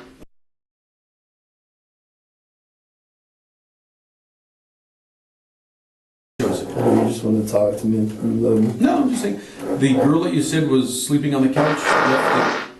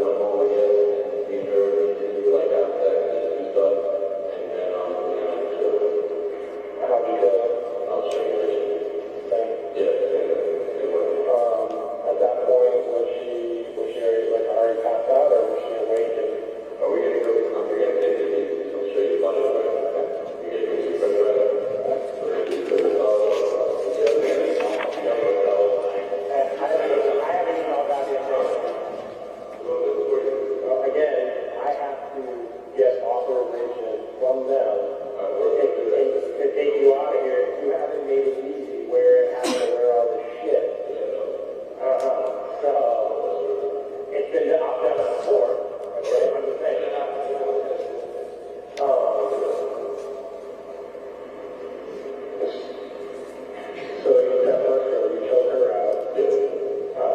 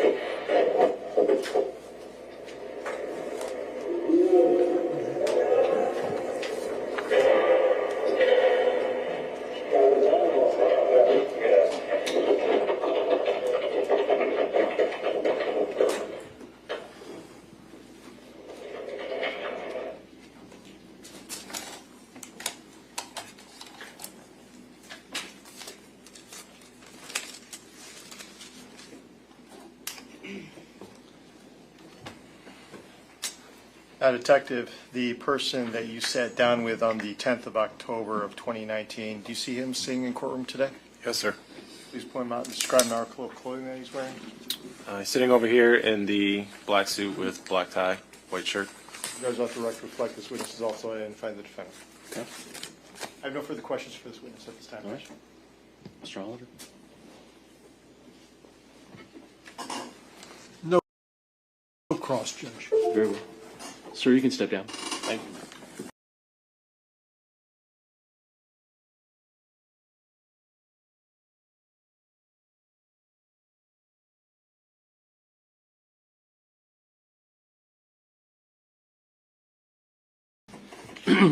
Ladies and gentlemen, both the state and the defendant have now rested their case. The attorneys now will present their final arguments. Please remember that what the attorneys say is not evidence or your instruction on the law. However, do listen closely to their arguments. They are intended to aid you in understanding the case. Each side will have equal time, but the state is entitled to divide this time between an opening argument and a rebuttal argument after the defense has given its closing argument. Is the state ready to proceed? Yes, Your Honor. Is the defense ready to proceed? Yes, sir. All right. Mr. Gardner? Thank you, Your Honor.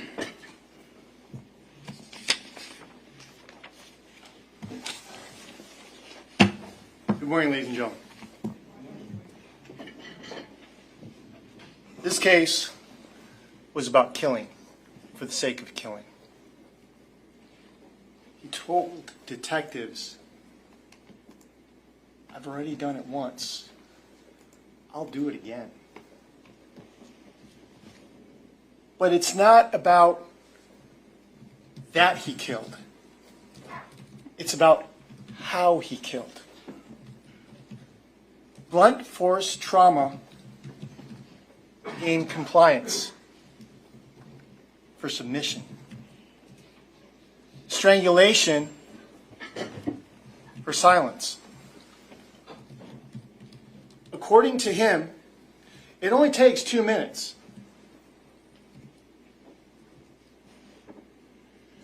He doesn't get scratched. He doesn't get hurt. They don't yell. They're quiet. They can't get away even if they wanted to. He's too strong. Those are the people he goes after. On the 7th of October of 2019, he went after Christine Melton, he went after Melissa Montanez, and he went after Diane Ruiz. Only one survived that day. Only one. Why? Because there was too many people around. But if you remember what he said, he would have killed her too if given a chance. Now, what I expect the court to do is give you a series of instructions. What we need to prove to you that he did everything that we've charged him with. We've charged Mr. Wilson with first-degree premeditated murder.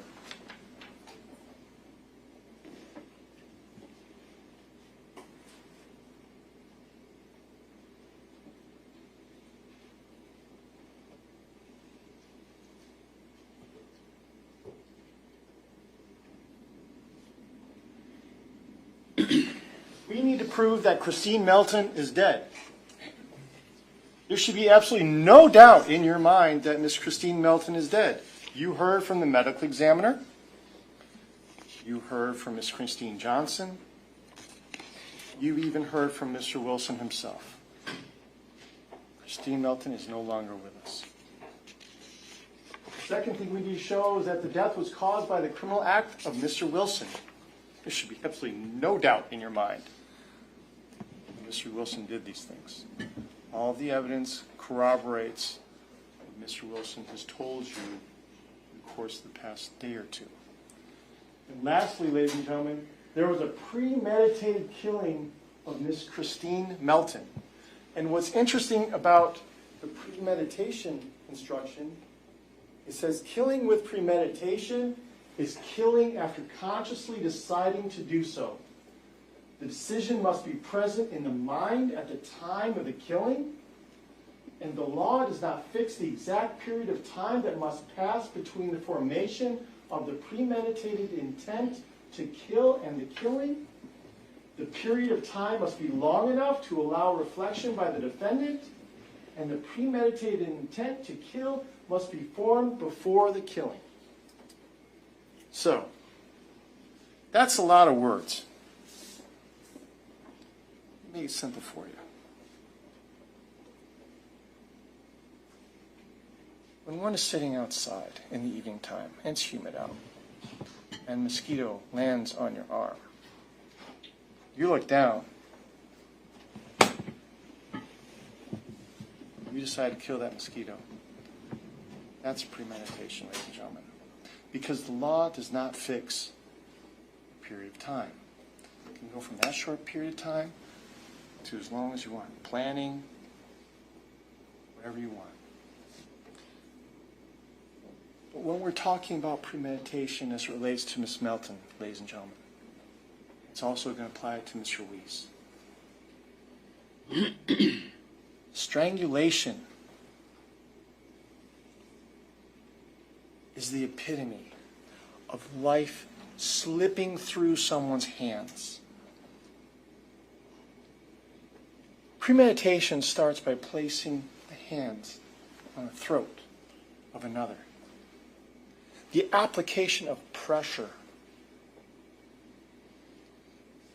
squeezing the throat, not releasing until there is not one final breath that remains in that person. And what's interesting about that particular act, ladies and gentlemen, is that both people know that one person is going to die.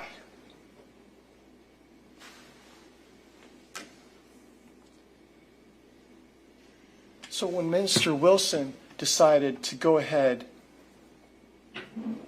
and inflict blunt force trauma upon Miss Melton, you heard about it.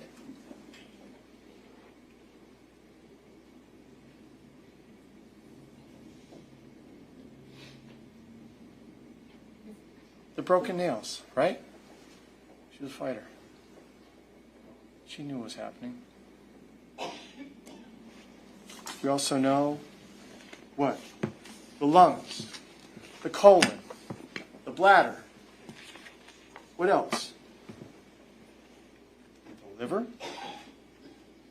You heard about the brain swelling from Dr. Coyne? She was alive when all that happened. Couldn't happen after she was strangled. And then what do we also know? We also have the compression of the neck. 2 marks.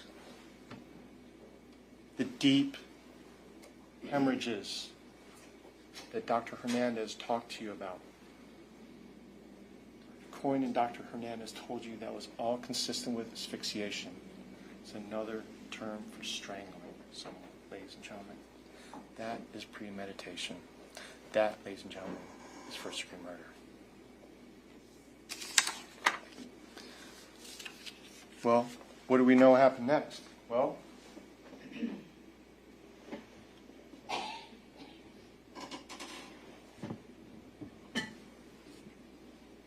we have to prove grand theft of a motor vehicle, right? Grand theft of a motor vehicle is Mr. Wilson knowingly and unlawfully obtained or used, endeavored to obtain or use a motor vehicle of Christine Melton. You saw that black Nissan Versa.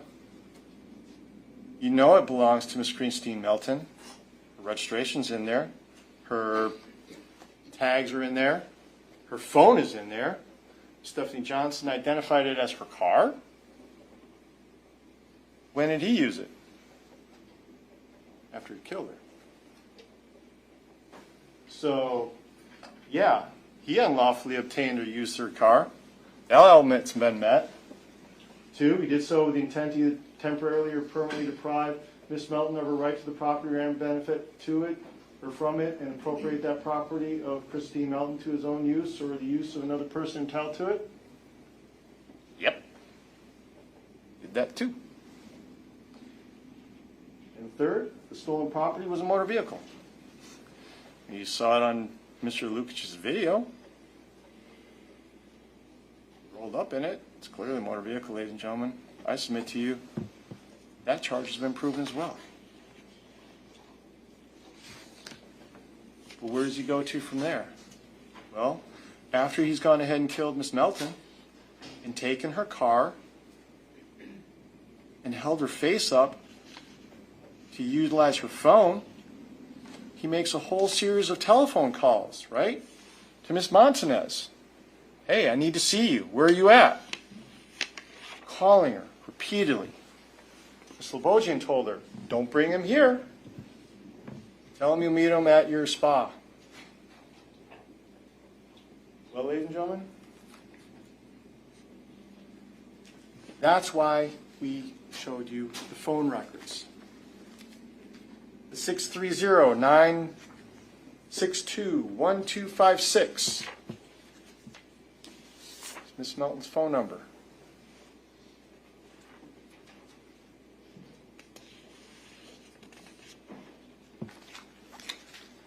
We also have Miss Montanez's phone number at 239-333-5924.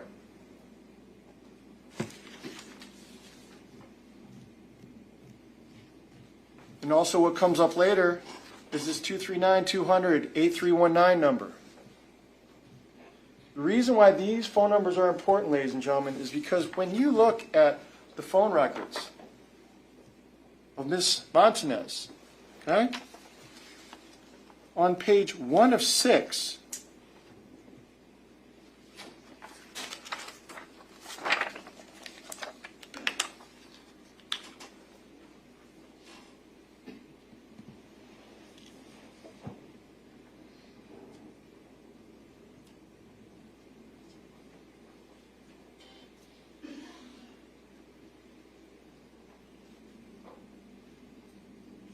going to see 200 numbers. You're going to see the 333-5924. You're going to see 333-5924. You're going to see Ms. Ruiz's phone number in Ms. Montanez's phone records. There is no reason why Ms. Melton, let alone Ms. Ruiz's phone, should be in Ms. Montanez's phone records. The only reason why we showed you that was to corroborate what was happening that morning.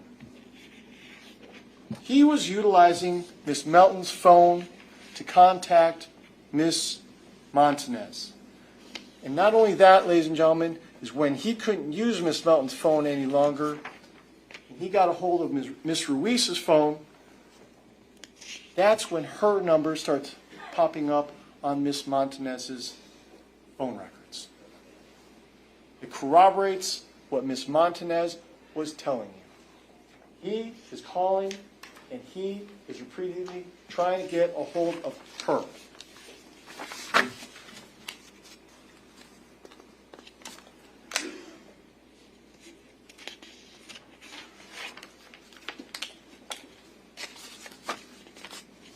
But what's interesting, ladies and gentlemen, is after he gets a hold of her, he just doesn't want to find out where she is or what she's doing. But what does he do?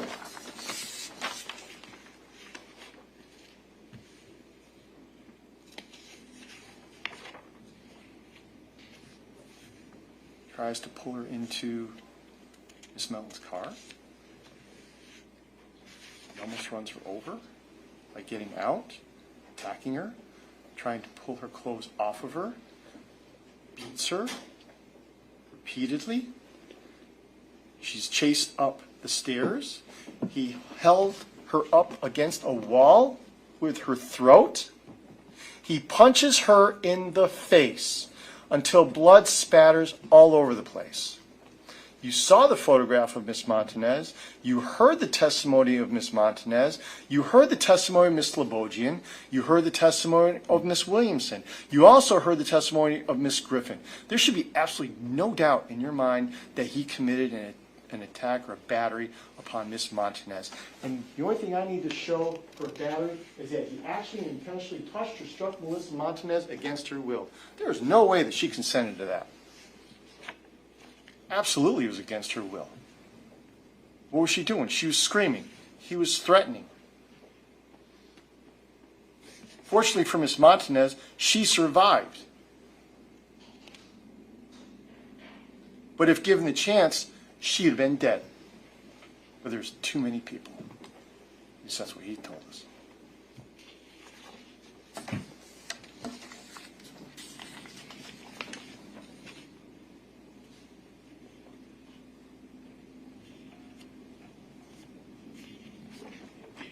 That brings us to his next victim, right? After he gets done with Miss Montanez, he takes off in that vehicle. There's too many people. He heads to Cape Coral. He comes across a young lady who's on her way to work, dressed in a light blue shirt, jeans, dark shoes. Lures her to the car by feigning to ask for directions. Somehow manages to get her inside the car.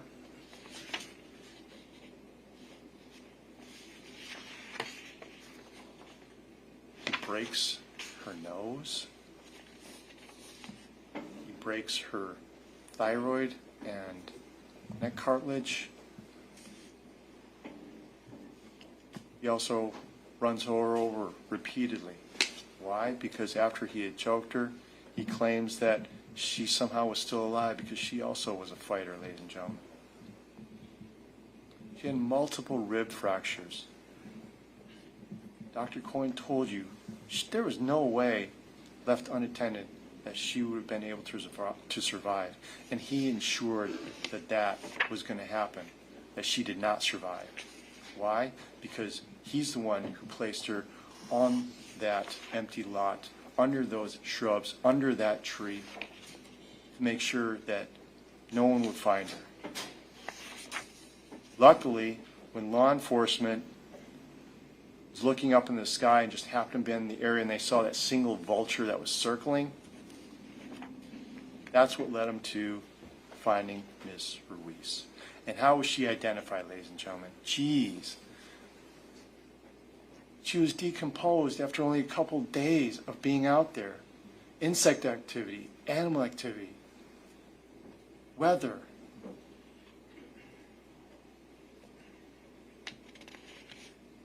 Her husband had to fiance had to identify the ring. They identified her by the tattoo on the back.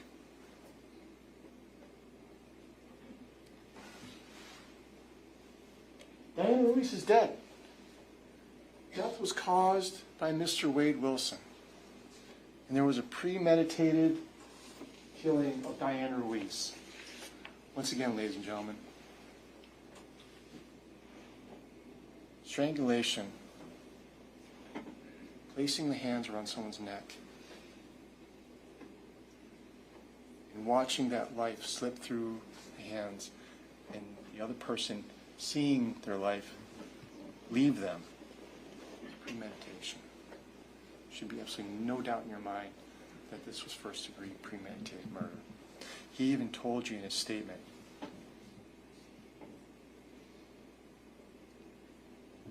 she was scared. She wanted to be dropped off. And if you listen real closely to his statement, he also said he knew he wasn't going to drop her off, he was going to kill her. He already had it in his head. Why? Because he already killed once before. He was going to do it again. And true to his word, he did.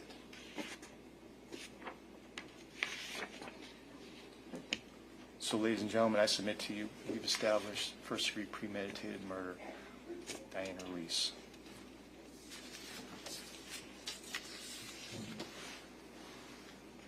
Where does he go from there? He goes to Joe's Crab Shack, right? Because Officer McCormick received information regarding the battery of Miss Montanez. He's confronted there. He plays dumb. He doesn't know anything about a battery. But what does he do? He leaves.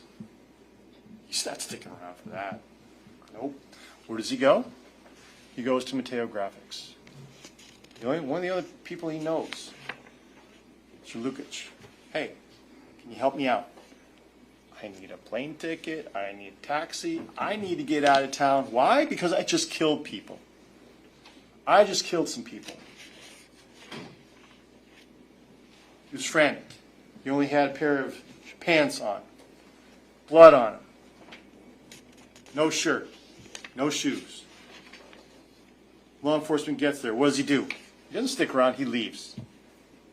Where does he go? He goes to the Amlin residence, right? Unfortunately for Miss Amlin,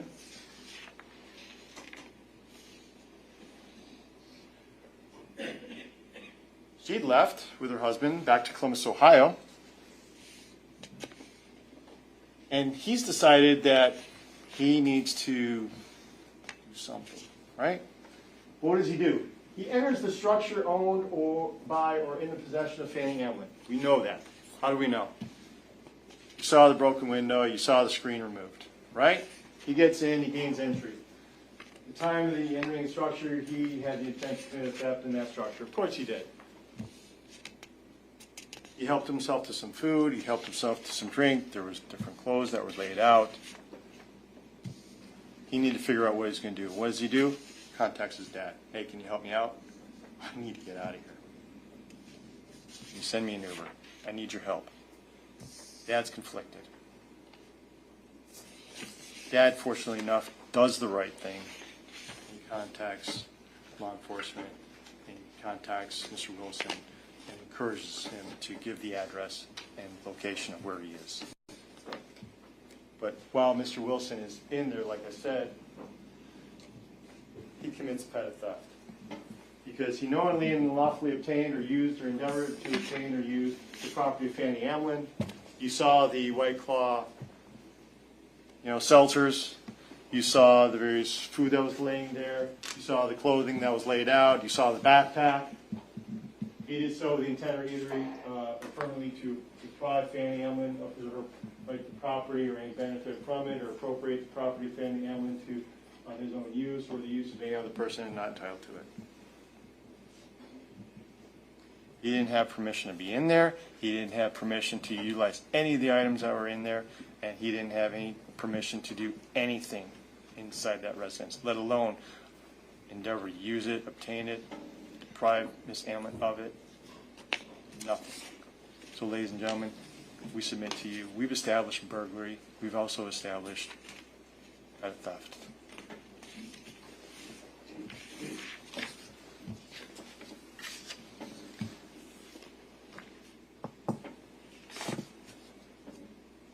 Now, ladies and gentlemen, over the past 2 days, you've seen and heard a lot. Okay? What we're asking you to do is to take all of that and put it together. We submit to you that you should only come up with one conclusion and one verdict in this particular case. Because, ladies and gentlemen,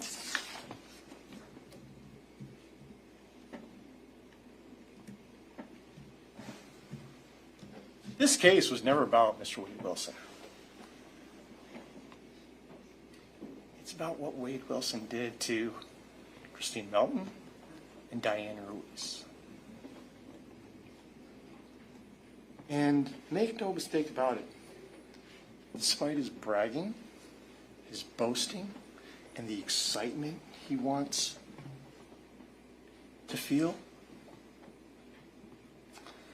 this case was nothing more than a graphic, vulgar display of power. And we're going to ask that you find Mr.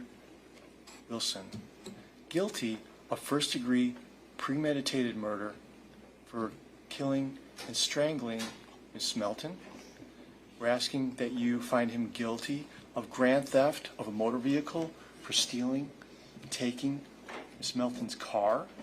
I'm asking that you find him guilty of battery for striking Ms. Montanez against her will.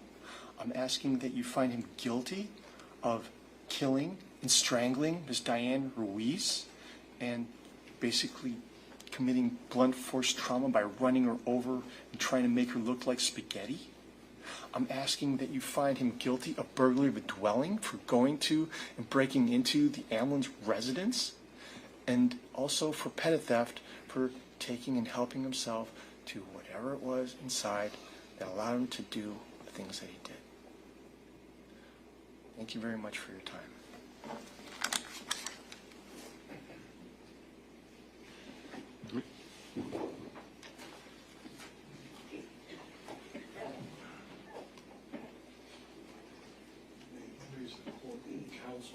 Yes, sir.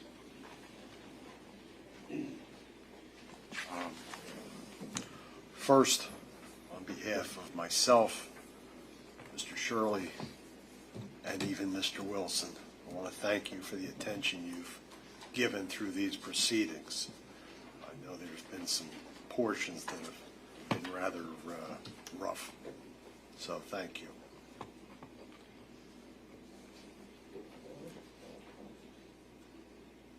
I want to get up here and I want to argue about premeditation. I mean, we're not arguing whether these ladies are dead. We're not arguing, but the premeditation. First off, let's go through the timeline. He and Jason Shepard meet Miss Melton and Amy Slobodian, I think her name was, at the Buddha. He goes home, leaves Melissa Montanez, his girlfriend, there, takes her car, and apparently Jason drove them back to Miss Melton's house. They have sex. They have consensual sex. Jason Shepard said so. And then something happened. I suspect it was the drugs. Shepard was saying, oh yeah, we were doing cocaine, just not my cocaine. That was for me. Well, if you listen to the statement that was played yesterday, Mr. Wilson talks about using flocka. That is not good stuff. It puts holes in your brain. Objection, facts not in evidence. Sustained. Anyway, at some point between 2 and 4, maybe, Miss Slowosian leaves and something goes wrong. Miss Montanez described it. Killer eyes, 2 black holes, no soul, as she put it. Kills Miss Melton, wraps her up. Why?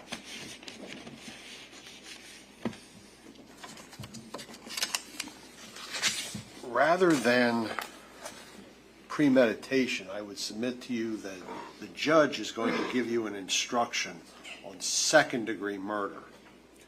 And one of the, or also known as depraved mind murder. I don't think anyone can argue that none of this was not depraved. But in order to commit second-degree murder, there must be an unlawful killing by an act imminently dangerous to another, no one's arguing that, demonstrating a depraved mind without regard for human life.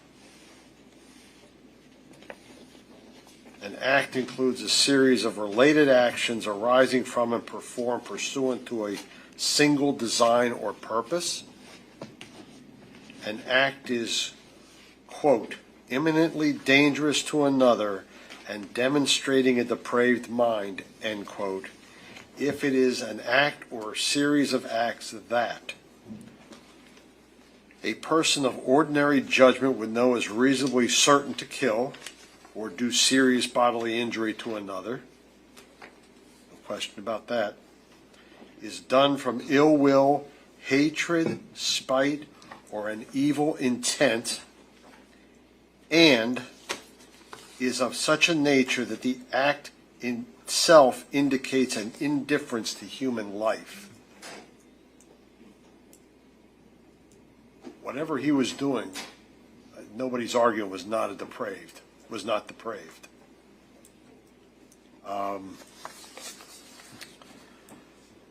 Look at the timeline. Miss Melton was murdered sometime between 2 and 4, maybe, when Miss Slowosian left. She had to go to work. Then there's the incident about 7:30, 8 o'clock with Miss Montanez.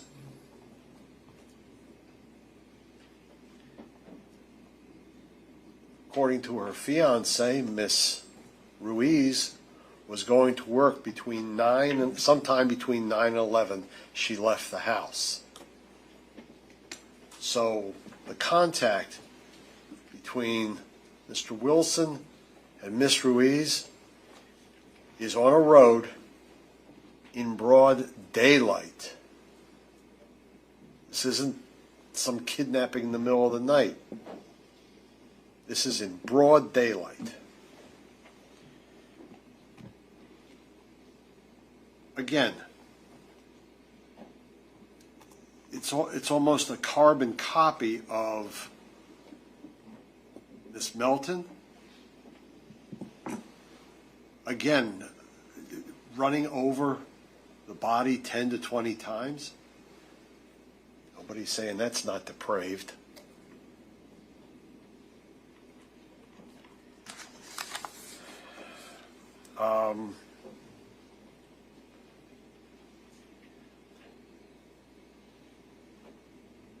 We're not arguing he didn't do it.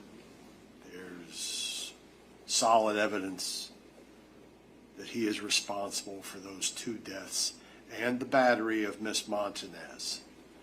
But Miss Montanez's testimony, you need to think about that, whether this was premeditated in term. I mean, Miss Melton had sex with him. He could have just gotten up and left or stayed with her.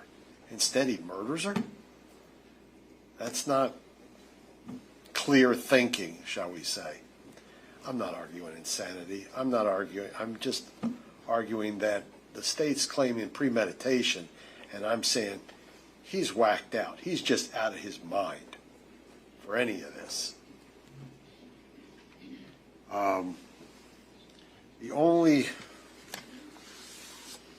other point I'd like to make is the burglary. Okay. Burglary of the Amlin house. The second element,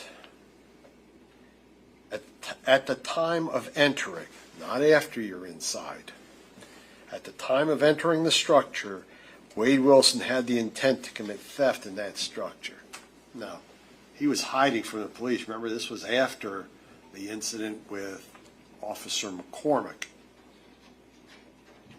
He helped himself to the food. I'm not claiming he didn't commit petty theft, but the reason he went into the house is because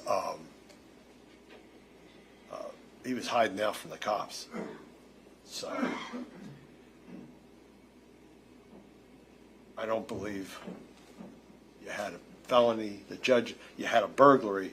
The judge is going to advise you about a lesser charge of trespass.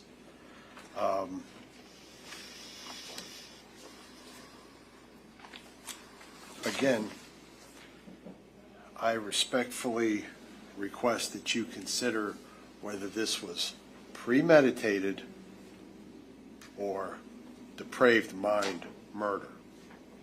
Now, based on the rules of procedure, I don't get a chance to come back up here. The state does. So I need you to consider what they're going to argue to you in their closing argument, because I don't get a chance to rebut it. I thank you for the attention you've given, and appreciate your assistance in this case. Thank you. May it please the court? Yes, ma'am. Counsel?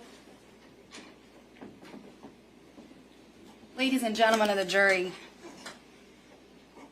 this was premeditation all day long. The defendant's attitude toward these women was despicable. He bragged about their deaths to his dad after he killed them. No regret, no remorse. And he replaced the name Christine's mother gave her at birth with the name bitch. I killed a bitch. I choked that bitch out. And 3 days later, he's still bragging about it to law enforcement. And his biggest concern, whether he could get a hamburger and french fries.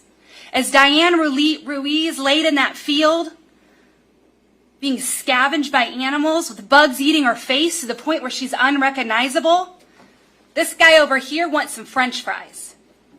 And he's bragging about the fact that Diane Ruiz looks like spaghetti. This is a man with no respect for women, with no respect for human life. When asked about Mila and killing her, he says, there were too many people around. I probably would kill her, you know. You know what I mean, given the chance. Now I want to start with premeditation, because what you're going to see is you're going to see a jury instruction about lesser included offenses. And second-degree murder is a lesser-included offense of first-degree premeditated murder. And there's no doubt that if you read the second-degree murder instruction, you're going to see that it involves ill will, hatred, spite. So there's not a premeditation element, but there's ill will, hatred, and spite. There's no question that he is full of ill will, hatred, and spite. But the law requires you to find for the highest charge. It says when considering the evidence, you should consider the possibility that although the evidence may not convince you that the defendant committed the main crime of which he is accused, there may be evidence that he committed other acts that will constitute a lesser included crime. Therefore, if you decide the main accusation has not been proved beyond a reasonable doubt, you will next need to decide if the defendant is guilty of any lesser included crime. Ladies and gentlemen, you don't even need to go to second-degree murder. You don't even need to consider lesser included crimes in this case because the state has met its burden and proven premeditated murder. And I want to start with the defendant's own words about premeditation and how we know that he took a second to think about what he did before he did it. All right, the truth is, I picked the girl up and killed her. I wasn't worried about the school, you know. Remember, this is during the day. School is in session, and it's an elementary school. Little kids being dropped off by moms and dads and buses. I wasn't worried about school, you know. I choked her out until she couldn't breathe anymore. She wasn't fully dead yet. Now, he's choking her. He could have stopped, but he decided to continue so that he could kill her. She wasn't fully dead yet, and she was still alive, and I pushed her out of the car, and she tried to get up, and I ran her over with the car. And I ran over maybe like 10 times, 20 times, her head, her body. He says, I put the window down, and I said, hey, do you know where the high school is, where the school's at? Could you show me? She said, it's right down there. I said, I drove by there, and I didn't see it. Could you please show me? She got in the car. That's all it took. That's all it took. Got her in my car, and then from there we drove to the school, and I was going to drop her off. But I knew in my mind, I wasn't going to drop her off. There's the mind. I knew in my mind I wasn't going to drop her off. But she wanted to get dropped off there. I said, okay, you can go. As soon as she went to get out, whatever, I grabbed her by the neck and choked her. That's when I was choking her right there. I was choking her out right there. She came back to life 3 or 4 times. I mean, she was a fighter for sure, I'll give her that. When I pushed her out, she fell out still alive, trying to get up. I backed up and just ran and hit her, ran and hit her until she was not moving anymore. That's not premeditated murder, ladies and gentlemen. I don't know what is. And after Christine Melton, when he picked up Diane Ruiz, he told the detectives, I was like, you know what? I've already done it once. I'm going to do it again. It came across my mind to murder, just kill, kill, kill. He talks about I could get sex with her, and then I was going to kill her. This is going to sound weird, I'm just really horny. So I was looking for an easy piece of pussy and saw her walking, and she was strolling or whatever early in the morning. So I was like, whatever, I'll give it a shot. When I give it a shot, it usually is 9 times out of 10 works for me. And it did, you know. Fuck it, I should kill her. He says, she did not need a ride afterwards, which is why I started choking her, because she was going to get out of the car.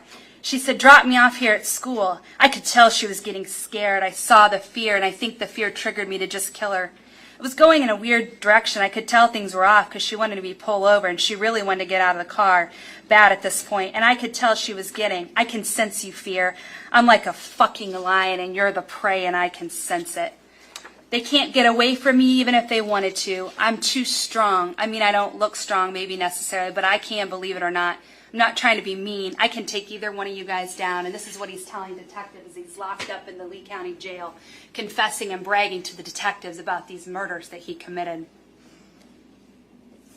Not only do you have his own words, all the evidence shows premeditation.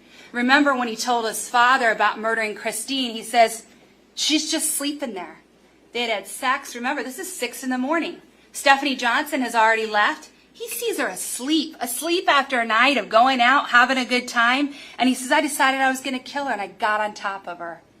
Again, ladies and gentlemen, this is classic premeditation. And there doesn't need to be any length of time. It can be just a short swapping at a mosquito. Defense also alluded that, oh, you know, there's drugs and alcohol, and he was on these drugs. That's what he says. But nowhere in the packet of jury instructions are you going to hear or are you going to read when you take those jury instructions back with you that drugs or alcohol is a defense to murder or a defense to premeditation. Stephanie Johnson went out drinking the night of October 6th. She went to work the next day. Jason Shepard went out drinking that night and he did a line or two of cocaine and he went to work the next day. And Wade Wilson went out drinking. He did a line or two of cocaine and he killed 2, almost 3 women the next day. Using drugs or alcohol as an excuse for injury or death to anyone is insulting. And you'll find nowhere that the law allows that as an excuse. Think about how he was acting. He's at Mateo's Graphics. Why is he there? He's not just out of his mind talking nonsense. Now, our witness, Mr. Lukic, thought he was out of his mind because he's saying he killed 2 women. That seems pretty crazy. He doesn't think that that's probably true. He did, in fact, know it was true. But he's there to get out of town. He's there for a plane ticket or a bus ticket. This is someone who knows exactly what he did. He's not on some kind of drug where he doesn't know or he doesn't know what's happening or what's going on. He knows exactly what's going on. And he knows he needs to get the hell out of Dodge. And long after the high of any drugs or alcohol could have worn off, he's calling Daddy. Dad, I need you again. I need money. I need to get out of here. I need you to come pick me up. I need you to help me. And he's bragging to his dad, wanting his dad to be proud of the women he killed. And then 3 days later, when he's in custody and he's on no drugs and no alcohol, what does he do again? He's bragging to the detectives. All those quotes I just read you, those were all 3 days later when he has no access to any of that. Defense tries to say, he's crazy, he's out of his mind, and the defense, talked about mental health and that being an issue. Again, that's not a defense in this case. There's no evidence of any mental health disorder. There's no jury instruction that's going to excuse him. Any reference of it by the defendant in a statement is simply an excuse to try to justify what he did. He had no issues going out and having a good time at the Buddha that night. No issues picking up a beautiful young woman at the bar. No issues having sex multiple times. No issues getting exactly what he wanted. He wasn't hallucinating. He wasn't hearing voices. He wasn't confused about where he was. He wasn't confused about anything that night. In his own words to law enforcement, he was a fucking lion and they were the prey. And he could sense it. He liked knowing that they were in fear. He liked knowing that they wanted to get away, and he was not about to let them. And he knew enough that night to give a different name. He was JR, or Junior. He wasn't Wade Wilson, the killer. And he knew after killing someone, he should get rid of the body. He knew that after killing someone, he needed to get out of town. And as he watched the officers search for him, he sat in the Amlin's house, drinking White Claw, eating food, using his dad to help him escape.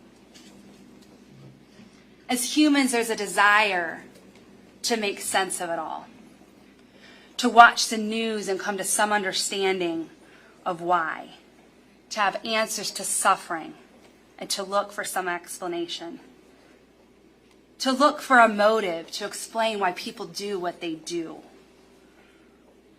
But that's why the state doesn't have to prove a motive.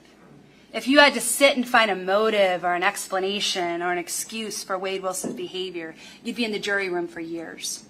Because there's no explanation, no justification, and no motivation that could ever explain the suffering and death inflicted on Christine Melton. The suffering he caused to her best friend, Stephanie Johnson. The suffering he caused to Christine's cousin, Samantha. Or the suffering he caused to all her family and friends. There's no explanation and no justification and no motivation that could ever explain the suffering he caused to Diane Ruiz. The suffering he caused to her fiance, Scott. The suffering he caused to her son, Brandon. The suffering he caused to the rest of Diane Ruiz's family and friends. And there's no justification for the fear and the pain and the injuries he inflicted on Mila Montanez. And any explanation he may have given to law enforcement creates no justification. This defendant is guilty as charged, and we ask that you convict him of all of the crimes the state has alleged. Thank you.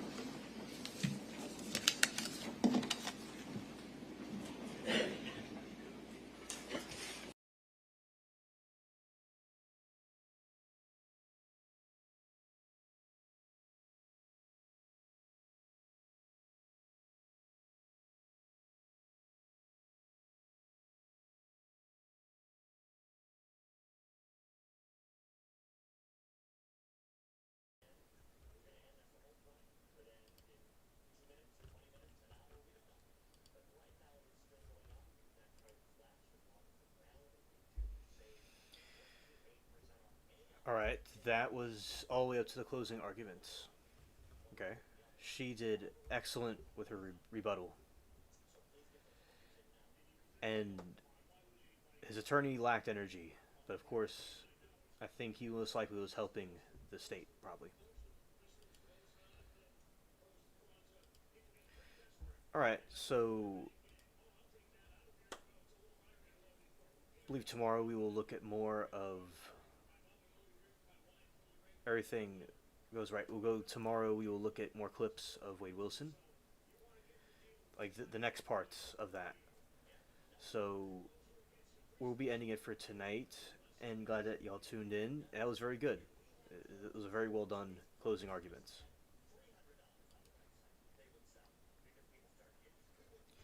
Yes, absolutely.